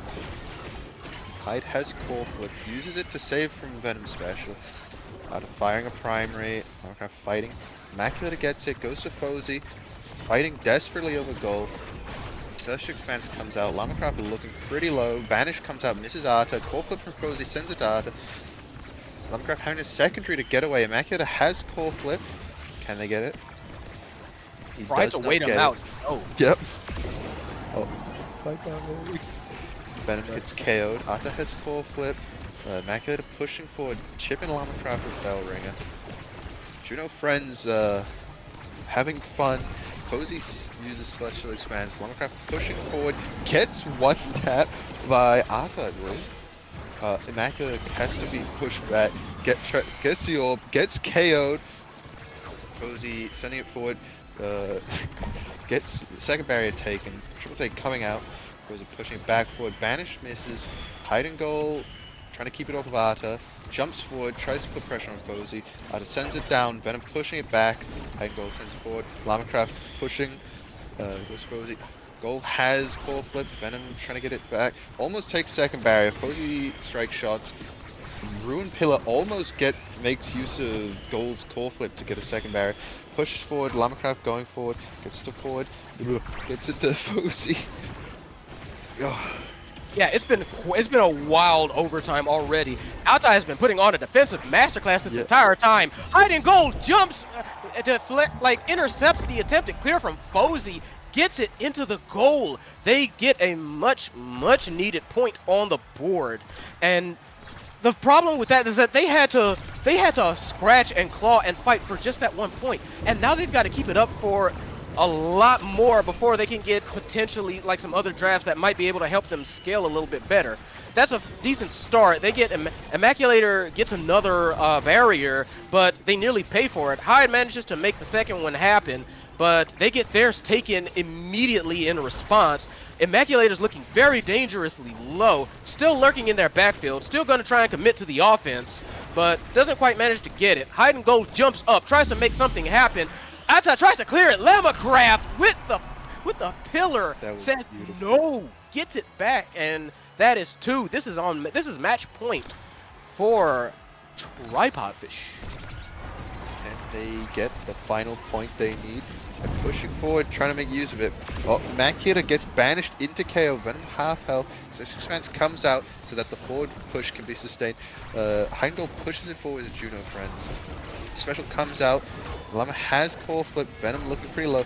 Dodges. Core Flip does not get it through. Heimdall has Core Flip as well. Can they get it? It almost gets Venom very low as it does not get second barrier. Special comes out. Passive from Venom. I mean, gets it through Finny. Just a very nice counter clear, and with that, Tripod Fish take it over the fridge. Yeah, I mean, very nice gameplay. Very nice. Basically, a lot of heads up playing, a lot of heads up setups, a lot of pain getting thrown out too. But surprisingly enough, like it was Ata with the most damage outright. But and honestly, yeah, looks like the fridge had more KOs, more damage overall. But the fact of the matter was Tripod Fish were able to score when necessary. They were able to keep a more sustained offense and just managed to make sure that their people stayed alive when it mattered. Yeah, I mean, I feel like the map change definitely affected that a bit. Yeah. Like, it's easy to hem it in the corner in Obscura. Meanwhile, Night Market's kind of flat barrier, so you can't really just keep it in one area for the offense. Yeah, no. So we are tied up. Yeah. We are. Imy's up now, right? Yes, we have Imy's app. So beware anybody trying to go fishing. They got a watering hole in the front, in the center, and it is dangerous. They have advanced fish technology. So, honestly, I'm happy. that Tripod Fish win this one, because like the rest of these have been, in fact, you know, the rest of all of the others have been 2 and outs. So it's good that we have one at least go to, you know, game 3. Yeah. Yeah, it'll be real good to see, like, it's not just a one and done. We're gonna see an actual slog for this final match. Yep. So, like we said, IME's app and Starting Awakenings. Interesting ones in my eyes. We have Deadeye and like Razor's Edge. Knife's Edge. Knife's Edge gonna be gross on IME app. Oh yes. Because everybody's gonna because that's the thing, like with that dangerous sinkhole in the center, like people tend to kind of everybody knows like the sides are dangerous, but nobody wants to be on a highlight reel being, you know. Funny whole compilation. Yeah, so be careful. I could have made a joke. I could have made a low-hanging fruit joke about that, but I chose not to because I'm the bigger man here. So It's a real opportunity. So, what we have going on for the drafts, it is just starting. We have the fridge saying no Drakkar. And what will the fish be saying in response to that, I wonder? Like, I was about to say, I was to say, I would imagine like Rasmus, Julie, those are very common picks for like cheeky kills. I'm not sure, you know, like how likely they are to come out for either of these teams. But yeah, they say no Asher.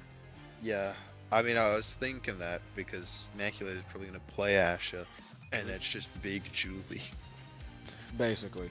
So, but in response, they like, oh, you didn't ban the fisherman? All right, Like, we taking the fisherman. There's the fridge. Oh, okay, but okay, so yeah, so okay, so they both just kind of like decided, okay, nah, we both going fishing. Like, we got Rasmus, we got Rasmus with his fishing, fishing pole out. He got the hook all primed up, and we got both Rune and Julie. So Julie going noodling. If y'all don't know what that is, look it up. It's fun. But moving on from that, I believe we have. Wait, this Juno. Yeah. Is the overlay wrong? I don't know. I ain't seen no other pick. Beach Red. Mako.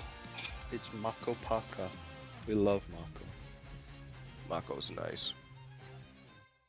I think we're gonna see the Omega Strikers equivalent of mutually assured destruction.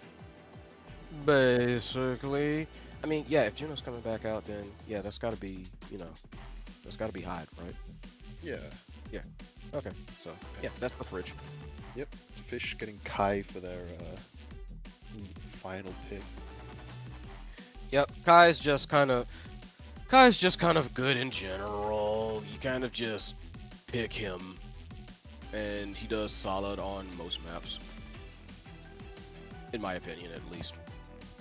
I know some people more experienced may have differing opinions. From what I'm aware of and what I've seen, he's kind of just, yep, can't go wrong with Kai. So, but yeah, overall, I do agree in that generally both sides just destroy everything. Though I will say the fridge seems to have a little bit more in the way of like just general core control. Though of course Rune has enough core control for 2 people, to be quite frank about it. So yeah, but does he have an army of friends like Juno does? fair point. So we're going to see who the who and what the what. I feel like it'll almost be unanimously Knife Edge. Maybe Deadeye on Kai Mako, but like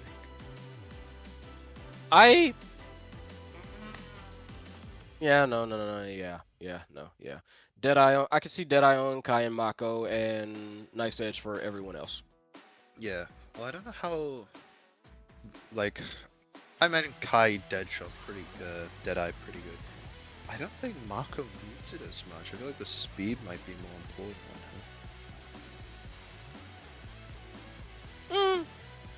Well, it depends on how Juno is playing. I do think the speed would be important, but I could also see, like I said, like if Hyde decides to use those blobs as like landmines, then Deadeye I could see a case for Deadeye. I do think nice edge though. I will agree with that. I mean, there's only one bearer as well, so Yep. yeah, immobile Mako won't have as much to deal with. Yeah, this is definitely a lot more favorable for Mako, and you know that drum barrier special of hers, whose name I can never ever remember. That'll be able to cover things a lot easier than say like in other cases. So Yeah. The Oni Bongo is just great.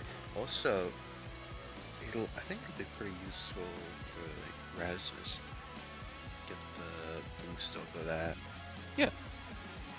Like fishing too. Absolutely. So as usual, we're waiting a little bit, waiting to see what's happening with the players. So, hear me out. Shoot. Juno Deadeye. Yeah, I was saying like there's a case for Juno Deadeye. I was saying that earlier. Yeah. I can see justification for Juno Deadeye if they're focusing on just like planting blobs and making everybody like run into them, or also like just being able to use them to pop the core very fast. I can see a case for Juno Deadeye. Yeah. Absolutely. You did mention Juno Claymore build. That just sounds horrific though. You like try to push up past the hole, and then it's just a single slime claps onto you, and you just get sent hurtling off the map. So we are ready. We are moving into game. This crazy app. Let's go. I love Miami app. Yes. It's Oh the yeah, it's fun to Mako watch. fully. It is. It's also so fun to play. Yep. So yeah, about as expected. You know, like we said, like Mako goalie. We got the fishermen out here, ready and waiting, and yep, Juno ready with those slimes. Yeah. Llama and Ruid again. Fozy is Skype. Okay. Yeah, Yep. so it's only Fozy that has the Deadeye and a strike shot. So I imagine we'll be seeing some Gigablast snipes. Yeah, definitely. Yeah, hopefully. Heimdall and Immaculata get first barrier. Venom tries to kill Immaculata with the hole. Getting chipped down a lot. There's a lot of pressure being put on Arta. Snare drums misses. Hook is sent out, hits Llama, doesn't send him into the hole. Lamcraft, Arta and Heimdall pushing. Friends trying to keep it away.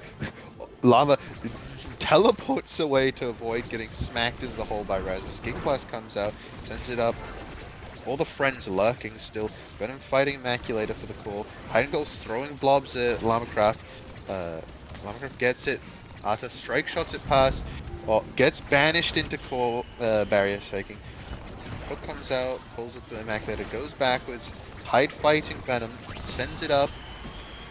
Immaculata pushes it more forward. Jump comes out, Blobber sends it forward. Drum sends it to Venom Yami. Snare drums miss. Julie primary comes out. Heidel almost has core flip, almost gets it. Fury Fuzzy has core flip, sends it down. Barrier Rune Pillar coming out. Heidel has core flip now. The overtime is doing numbers, especially with the blob. Jump comes out, Hook comes out. Julie primary, core flip, trying to get it to Immaculata, sends it down, gets banished with core.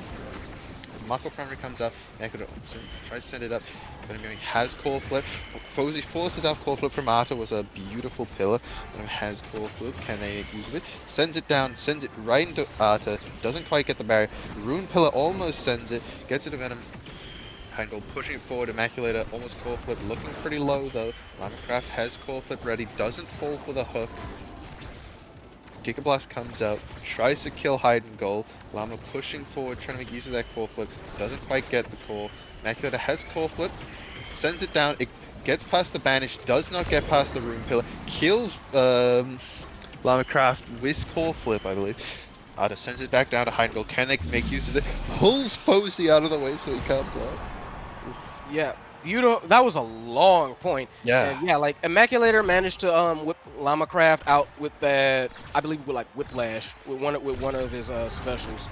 But either way, that was a long first point, and I don't expect it to get a whole lot more friendlier. So definitely going to have to watch out for that. The fridge, a lot of offense being thrown out already by Tripod Fish. Banish gets it, sets it up for another opening flurry. Does not quite get it. Barrage still trying to keep it forward. Doesn't quite work out. They do get the barrier though. Do the fridge. Trying to push it forward. Slime 1 goes to Slime 2. Gets it. Fozy manages to save it, but not for very long. Hyde feeds it to Immaculator. Immaculator whips it in. Beautiful shot. Gets it past and gets him 2 up. Yeah, Hide and Go like beamed the kill code to the blobbers that game. They were heat seeking for the core. Smacks Lamacraft with another blob. Immaculator beats Lamacraft with primary.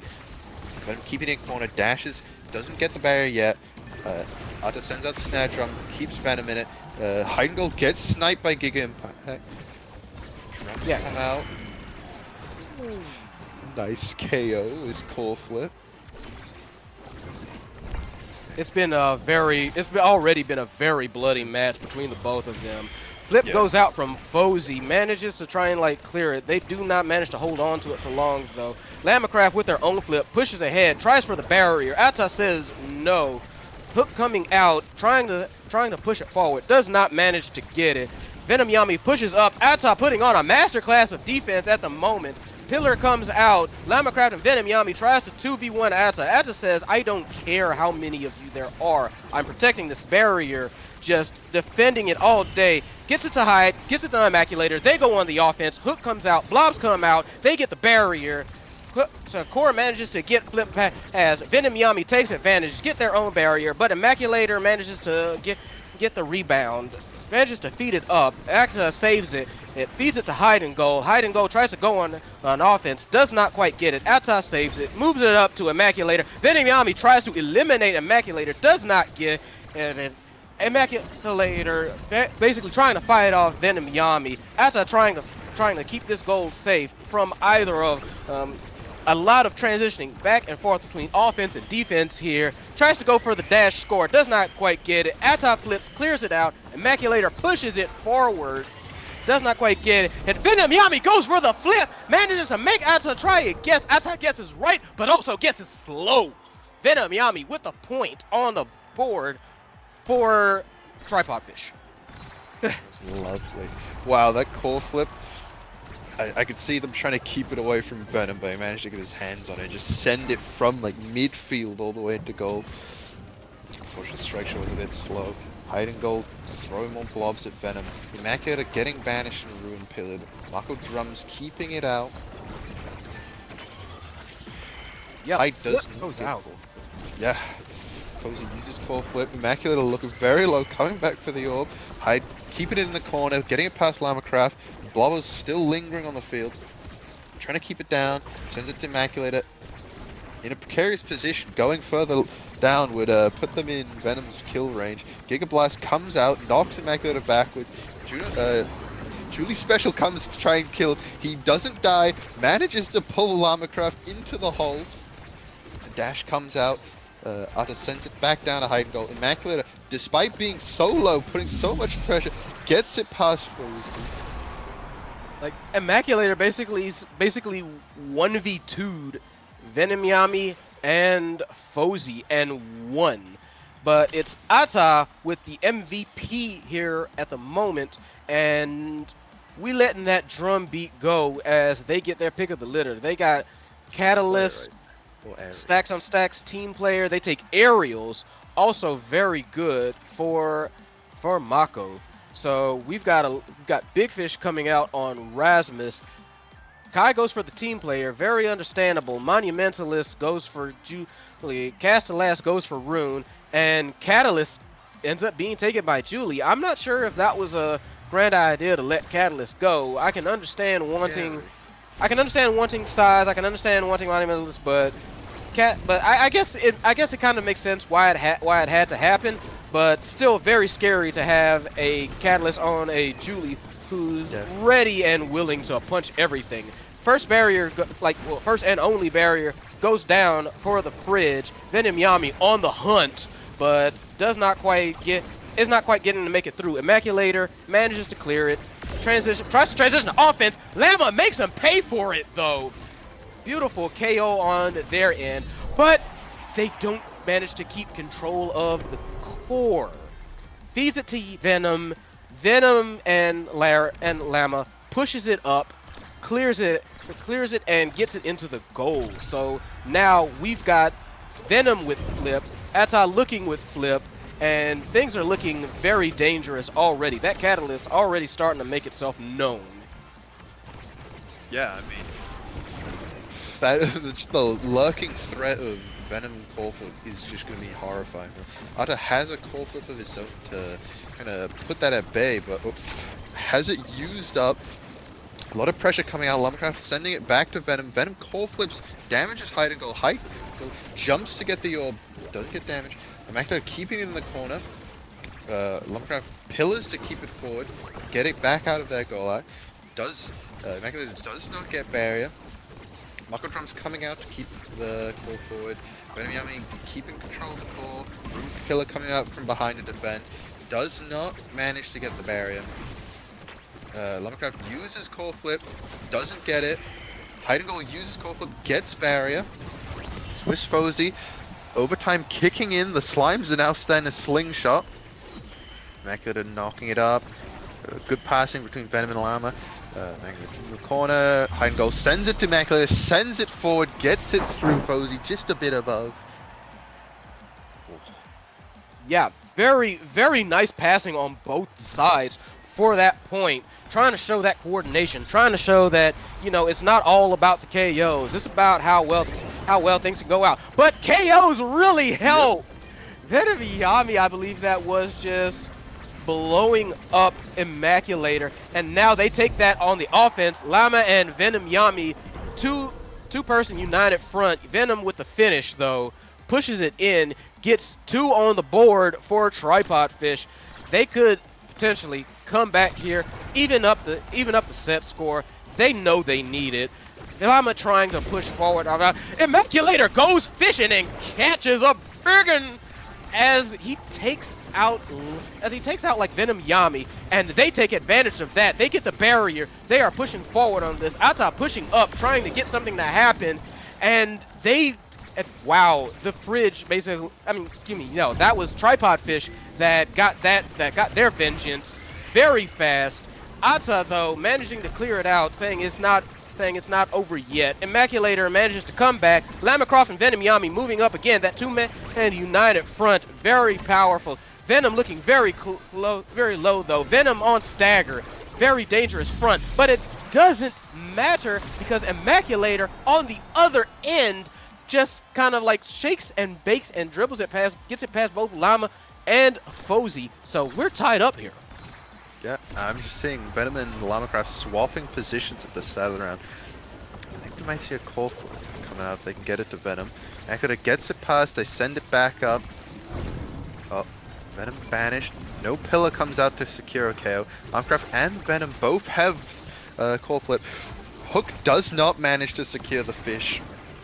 Lamacraft with Core Flip, doesn't get it, but gets the barrier anyway. Venom Core Flipping to try and kill Hide and Goal. Hide and Goal and Ata both having to evade a dodge Julie special. Yeah, very dangerous right here. Yeah, I mean, I think that was just Barrage and not Giga Impact. Oh, Immaculate manages to catch his white whale. Has Core Flip, can he force it out of... He gets Fozy's Core Flip, second Core Flip from him, does not save it, or... Blue Oni. Yeah, that was beautiful. Like, that shot did not quite get, like, the angle, but before it could rebound off, Lamacroft was right there to say, you said it didn't go in? Yes, it did. Shut up.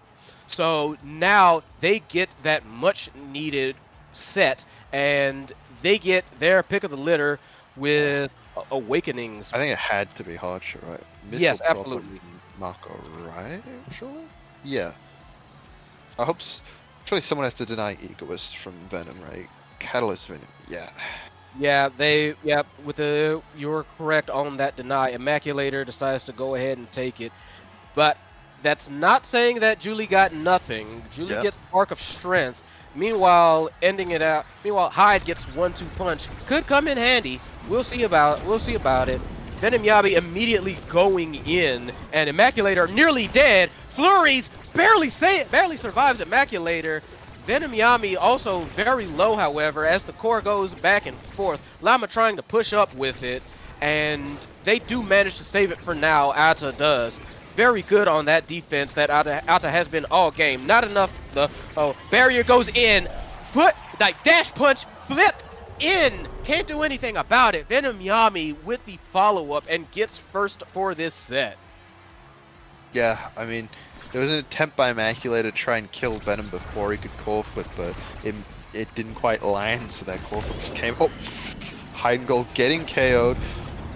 The Banish coming out. Immaculator blocking the pillar forming, but doesn't get the fishing hook result he wanted. Comes into the corner. Ruin Pillar beautifully blocking the exit. Marco and Snare Drums not quite managing to make enough space to keep it off barrier. Juno Friends comes out, slinging it fast. The 1-2 kills Lamacraft. Ata has core flip. Venom juggling a bit, trying to get that core flip of his own. Immaculator sends it down. Heidengol sends it to Immaculator. Gets a KO on Fozy. Can they make use of it? Ruin Pillar comes out. Banish comes out to buy time. Venom has core flip. Uses it. Does not get the goal. Ruin Pillar coming out, blocking Heidengol's push forward. Immaculator looking low. Fighting with Venom to try and keep him forward. Venom gets it past him. Snare Drums comes out. Venom has to evade to try and get away from them. The hook comes out, does not get a KO, pulls the core towards Immaculator. Strike Drop sends it forward. Lamacraft trying to get it to Venom Yummy. Doesn't quite get it. Fozy sends it back to Venom. It's now back at Ata. Lamacraft almost dropping on top of Ata. Fozy pushing it. Heidengol has core flip. Immaculator almost has core flip, putting a lot of pressure on Fozy. The jump sends it down to Lamacraft from Ata. Sends it forward. Immaculator gets a pick off on Venom. Almost core flip still, not quite. Heidengol keeping it back behind Immaculator. It goes up. Mako Primary sends it back forward. Juno Friend comes out. Not enough of a hit stun to stop Fozy blocking it. Snare Drums pushing forward. Has the range to connect. It's getting so chaotic. Yeah, it's been wild, but right now the Immaculator trying to like 1v3 the entirety of Tripod Fish, and it's not working, and it's not quite working out for him. Flip comes out from Fozy, tries to clear it, clears it up. Lamacraft is not able to receive it. Heidengol responds with their own flip. Pillar comes out, manages to keep the core in Tripod Fish territory. Ata, again, very good defensive play, trying to make sure that it doesn't happen. But no, up and down. Venom Yami manages to shake it. Ata does not respond in time. A little bit of a commentator's curse. Apologies. But right now, it is 2-up for Tripod Fish. Yeah, I mean, there's also an unfortunate event because Heidengol and Ata core flipped at the same time to try and save earlier, so Ata didn't have the follow-up flip ready. Venom has core flip. Immaculator looking very low, looking in KO range for Venom. Uses core flips, ends it forward. Immaculator looking very low. Lamacraft does not fall for the fishing hook. Immaculator goes back to get healed. It's putting a lot of pressure. Tripod Fish sending it forward. Keeping in the fridge's corner. Lamacraft gets the barrier. Venom and Llama pushing it forward. 3 men on goal. Can they defend it? So far, not managing to get it back. They get it to midfield. Venom almost gets hooked. Lamacraft self-passes to get the goal. Lamacraft passed it to his pillar. The pillar passed it back to him, and then he knocked it in. That was a beautiful play, but it's Fozy who gets MVP, and Fozy who gets their pick of the litter. I see a prime time. I see perfect form. I see spark of agility. I see fight or flight. A lot of good stuff. Primary is what they take. No. Timeless on Rune, right? Yeah. Yep, timeless on Rune. I think Spark of Agility on Venom. Oh, no, Spark of Focus. Spark is focus. Yeah, more KO opportunity, I suppose. And Stagger Swagger on Immaculator to make up for the amount of bruising he's taken. Yeah, definitely. Like you said, like with got Spark of Strength and Spark of Focus. Dies immediately, both sides. Venom Yami gets pushed in, Immaculator gets shoved out as well. They both go in the hole. And now it's a 2v2. Venom Yami trying to push up against him. Llama-Craft is back. Immaculator is back. Venom Yami is low. This might become a power play if they're not careful. Immaculator hunting for the kill as the core gets passed around. Hide and Gold tries to push it up, pushes it to Immaculator. Immaculator manages to take out Venom. And now we've got that power play. But wait, no! Fuzzy with the Giga Blast to Immaculator says, you don't do that to my homeboy without vengeance. They get the barrier to Tripod Fish. Venom Yami rushing back in, pushes it forward. Hide and Gold tries to keep it out. Venom Yami trying to take out Atta as they get the barrier. And right now, pillar to post. Pillar for a Llama-Craft. A lot of pressure being put out by these two. Strike Shot manages to save it from Fozzy. Barrier manages to save it from Posey. But that does not mean that Venom Yami is safe. They managed to save it. Llama-Craft with a very nice flip almost gets the beautiful angle. Atta saves it though. Immaculator comes in. Flip out, does not manage to get the goal. Llama-Craft and Venom Yami try to push forward. Beautiful banish, manages to get it forward as overtime. With this overtime speed, Llama-Craft trying to push forward, misses to strike as they clear it out the Hyde and Atta. Atta trying their best to keep it forward. Immaculator and Hyde are trying to like push this forward on their end as well. It's going back and forth. This is crazy. Flip comes out to try and save it. Llama-Craft right there to intercept. Atta has nothing left else. Llama gets the goal. That was an emotional round. Very. There was so many double homicides in that round. So many good plays. But Venom gets a revenge KO on Immaculator. Banish hits Atta. Heidel having to defend.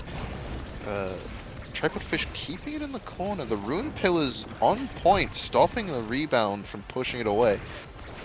Venom getting hunted down by both Immaculator and Atta. They get the KO. Fishing Hook comes out, gets Llama-Craft. Can they get it past Fozzy? There's no teammates to support him. Yeah, there was no saving that one. Just one fell and the other fell, and it was, and that was it. Fozzy had done pretty much all they could do for that point. So now we are tied up. Tripod Fish do still have the lead in set, but that they want to like end this beautiful. Venom Yami gets one, Llama-Craft gets the other. Says we can do that too. Which way are we going, George? They do not. And Atta cannot answer that. 1-2, and a very quick response says, oh, that's how y'all want to play. We can play that just fine. Everybody's maxed out. Everybody's ready. Everybody's pushing. Immaculator with a hook. Going fishing all day. Put the sign out. Gets that barrier as well. Immaculator stops the attempted clear. Knocks it in. Says, hey, if y'all wanna go like rapid fire, we can go. Just, watch yourselves. And it is set point. It is set point for the fridge. Match point for Tripod Fish. It's getting bloody and emotional at the moment. Like those were two really fast sets. What was that? That was Llama. Yeah, that was Pillar kill. Yeah, I think so. Some kind of like Llama pillar kill. And Venom Yami storming up the front, pushes it forward, and Llama-Craft with the beautiful pillar as Venom Yami like knocks the core down, and that's it. That's it. Tripod Fish wrote. Yeah, Tripod Fish take it. Beautiful, beautiful play. I say beautiful, but in like a very violent, bloody, vengeful way. Glorious, gory splendor. Yeah. Blimey. The first half of that match was a slow, like bare knuckle brawl back and forth, and then something just flipped, and it'd be one person down, half the team dead. Yeah, Fozzy has been incredible this whole game. Fozzy was incredible, honestly, this whole game. Like, got 6 KOs. Holy crap! That probably was Fozy that was doing most of these KOs. Probably not Yeah. Llama-Craft. It sounds like, damn, Fozy's too smooth with it. Fozy come out of nowhere. We ain't even noticed. Excuse us. We tripping. We own that stuff. We own that stuff today. But mad respect to the entire team then of like Tripod Fish. They came out to play today. They blinding us with all their moves. Look at the redirects. Mad redirects for pretty much everyone on Tripod Fish. Played very well. Played almost lights out. Like, no disrespect, obviously, to the Fridge. Fridge playing very well. Immaculator with 7 golds, 10 KOs. Hide and Gold with the lion's share of the damage. And Ata playing, in my opinion, like fantastic defense, as much defense as one could play in this kind of like scenario. 114, beautiful, just incredible. Yeah, that was beautiful, especially going to third match. There's some beautiful Omega striking, as they say. Very beautiful. Like I said, like again, like Fozy too smooth with it. Apparently made some like sick plays. Like we caught a couple of them, and a couple of them I thought they were assists. Like, no, you got the goal. Okay, excuse me. Gonna go back and rewatch that one just to see. Yeah, also I think Fozy really helping live up to that mutually assured destruction prophecy. We see Immaculator like kill Venom, Fozy's like Giga Blast, gets a KO just to neutralize it. Yeah, that was a wild one. Honestly, like I said, very needed after the prior, like after all the prior games were 2 and out. Got a bit stronger of a fight this one, and that was beautiful. So, I am not sure if we're having a post show. I was not there for that, but we will be leaving, and hopefully we will be seeing you next time. Again, it's P Flair, Pixie. We out. Thank you for coming.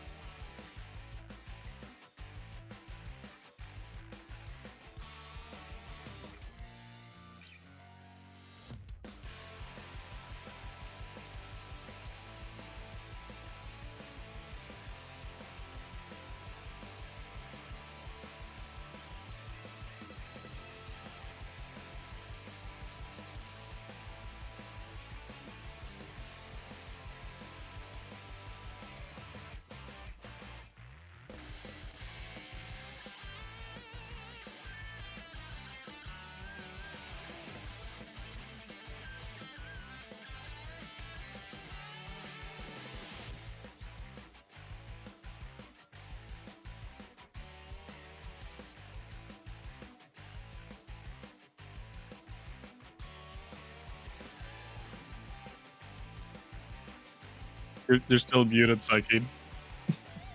There's no way I was muted. I just did the best intro of my life. Okay, anyways, hi, Psykeen here. I'm Psykeen, SMG from Flames Kittens. You love them, you know them. Sloth TMCT, the Goat, and Fozy the Fish. Hello. Welcome, everybody. How's it going? How's it going? So, we'll get into how the games were today. I'm going to start with you, SMG. So, congrats on getting Erasmus both games today. Is that a pick that you really like? I'm guessing so, right? Yeah, I feel comfortable on Erasmus. I also, I like Erasmus into a comp where I think they're going to threaten me with a lot of kills. I feel like I can live quite well on that character. So, they didn't get too much value from their damage, I think. It does make sense, yeah. I mean, you were taking out the biggest airlines with the hooks with the Erasmus pretty effectively. So, it seems like it really worked out. Did you feel like?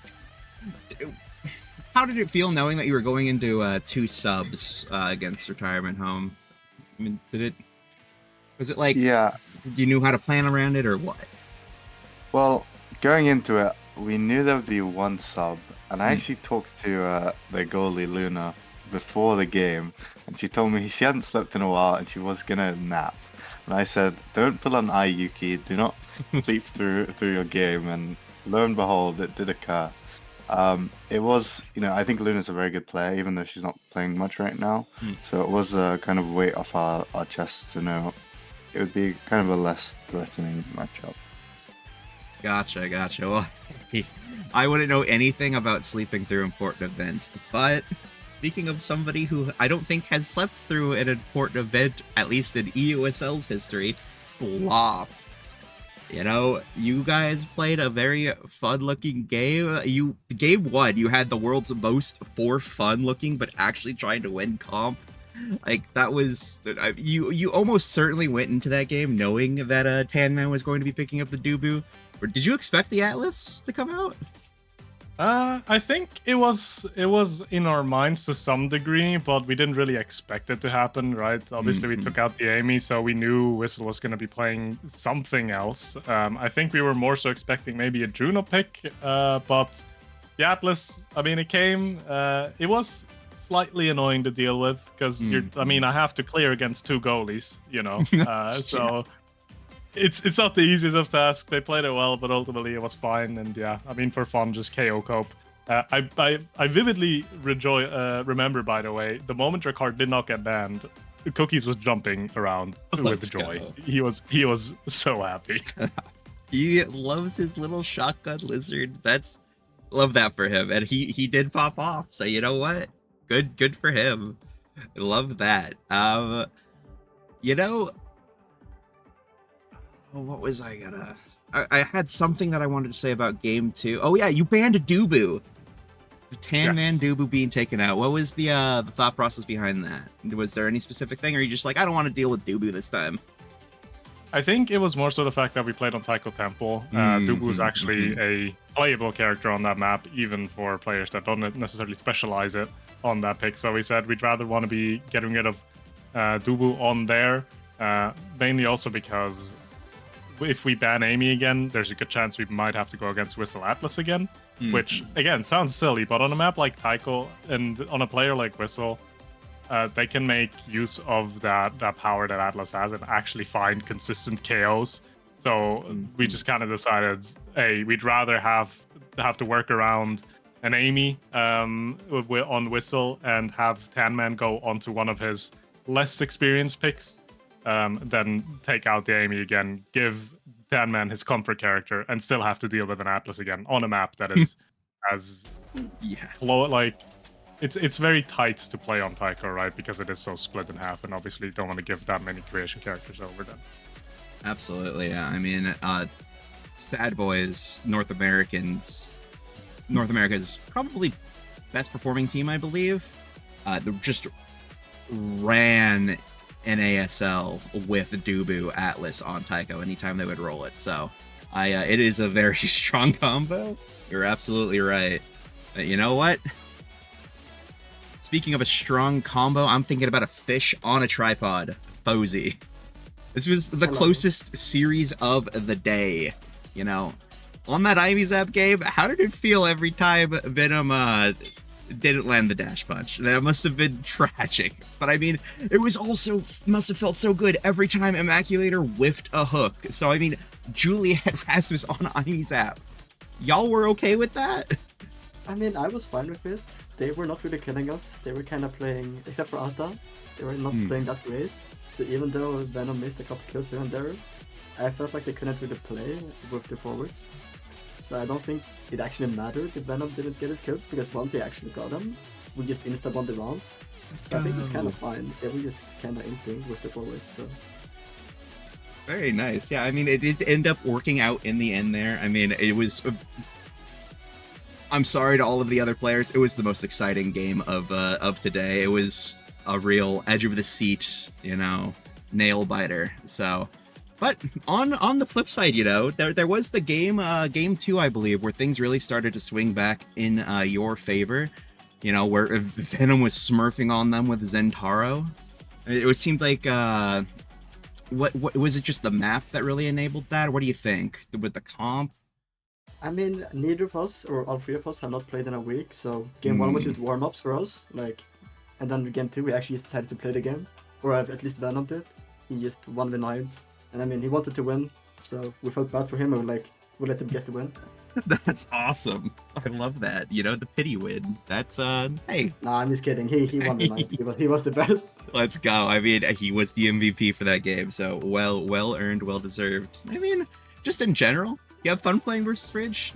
They seem like a very fun group to play against, so I'm sure fun game for sure. But with that, you know, I've kind of asked questions to all of you about this week's games, but how about for something like next week, where we'll be seeing some very interesting games that will be up on screen in just a second, perhaps. Yes, there we go. It is on the screen now. If you look, it appears to be Team CT versus Home first. That is, hey, perfect. We have a representative from that game here, Sloth. What are you thinking going into this? I mean, it's gonna be interesting for sure, right? I feel like there's also kind of like, I feel like the reason why that could be in week 7 is also kind of a narrative reason behind it, right? Because Retirement Home used to be packet loss, but we've essentially swapped goalies, so probably the reason why we see that in week 7. Going into the matchup, though, I'm excited. I don't really know what we should be thinking about the Retirement Home, just again because of like play hours. But it's definitely not the team to be underestimated, again, especially if Atsu gets like some of her picks, or if Zoe gets some of her picks.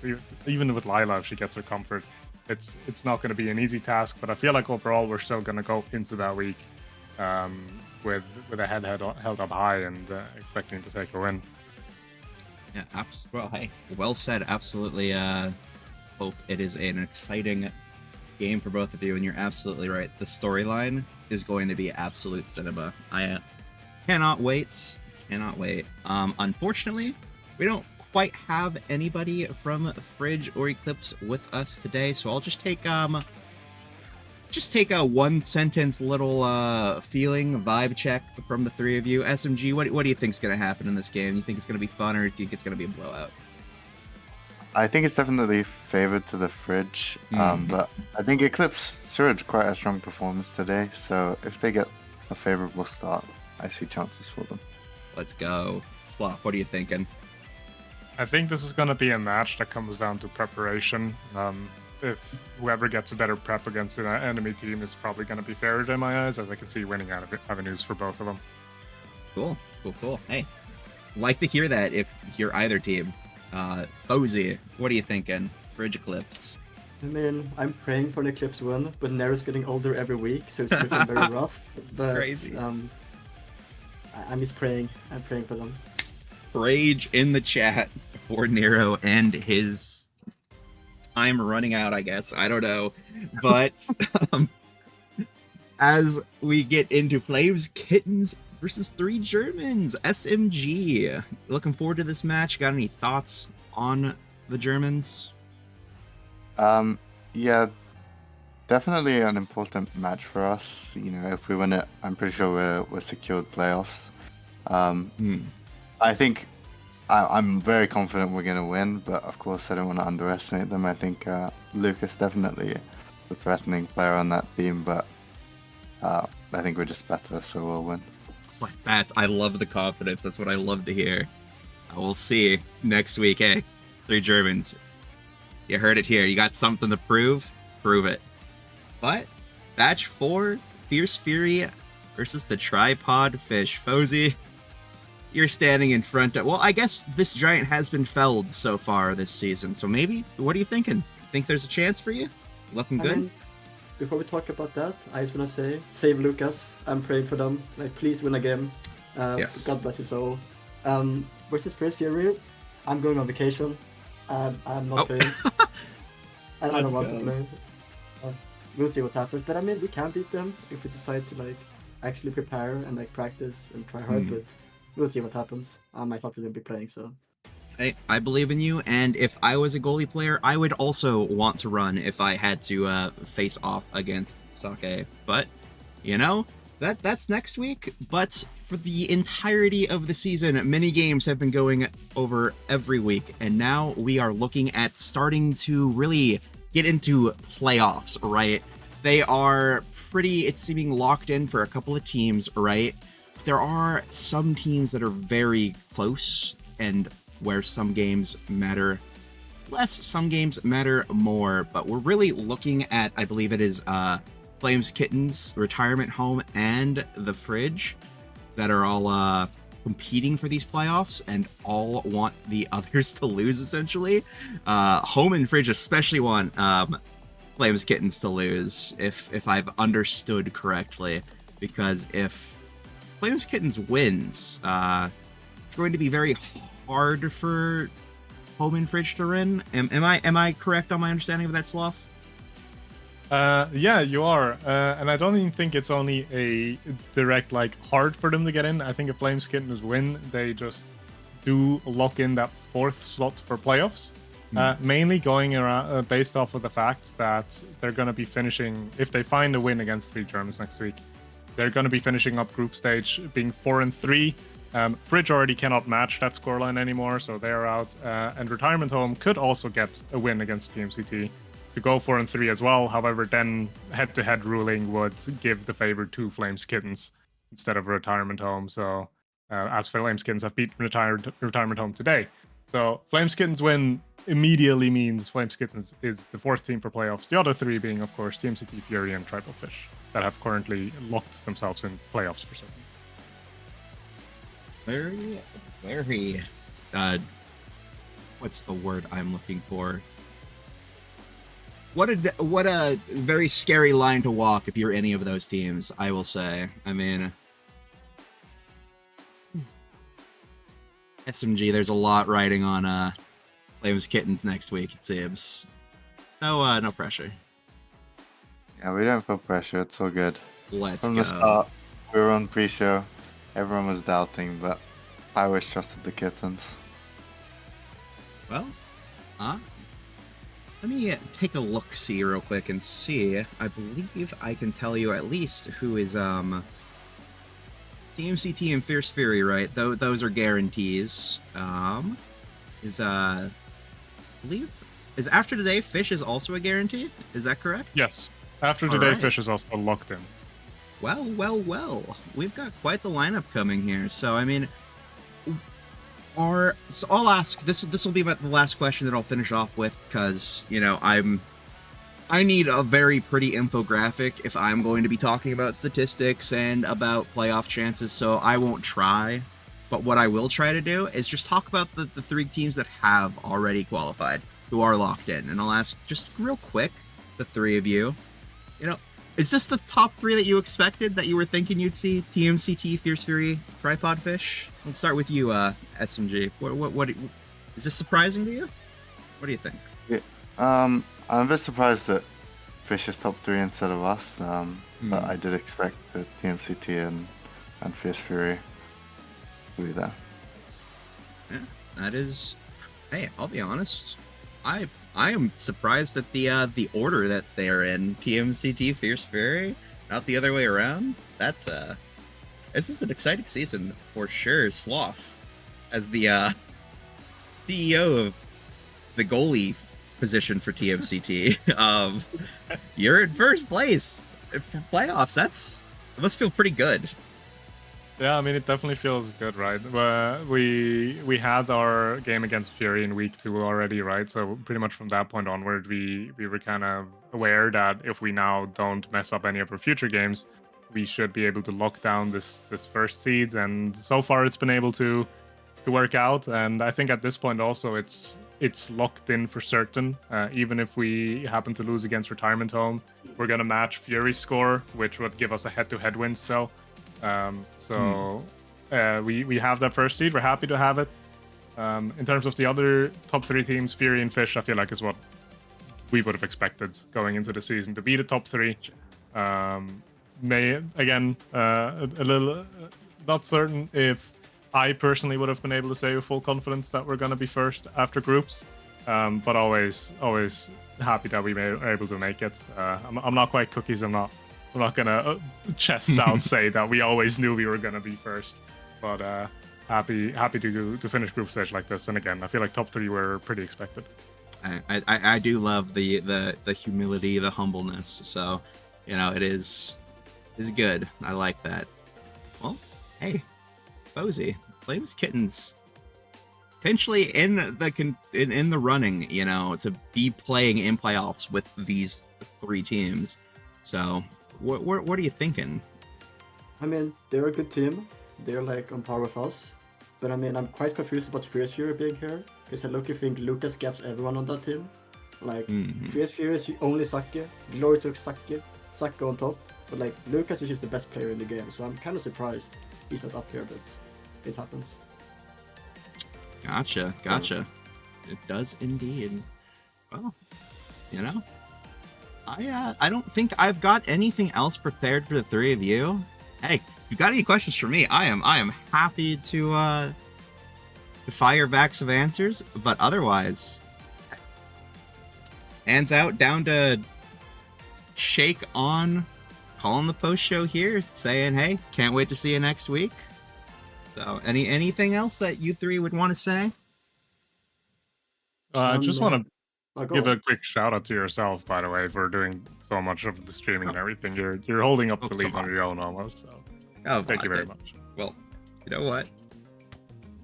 Stop! I can't stop. Thank you. Thank you. I appreciate it. I do. I love being here and doing this and getting the opportunity to hang out with all of you. So I appreciate it. Oh. I would want to say, save Lucas. Someone needs to save him. Hashtag save Lucas. Hashtag save Lucas. In the chat. Thank you. Thank you. I want to say shout out Swifty because he's always reffing and no one really sees it, in public. But every match I'm in, I see him reffing. He's in my mind, so shout out. Thank you. Yes. No. Retweet. Thank you, Swifty. I mean. Sloth thanks me for all this. All that I can do is made possible because of Swifty. He saves me every single day, and it is not every single day. That would be crazy. No, every Saturday, Swifty is there to have my back. So shout outs to Swifty. But yeah, and shout outs. You know what? Shout outs to all of you. Okay, the viewers, the players, the league, thank you for tuning in to EUSL as always. This has been Season 2, Saikina hosting the post show. We will see you all next week. Bye-bye now. Okay. Good job. Thank you. Yeah. You did well. Thank you. I felt like I lost the train of thought quite a few times, but that's what yapping is for. It's still on. That's fine.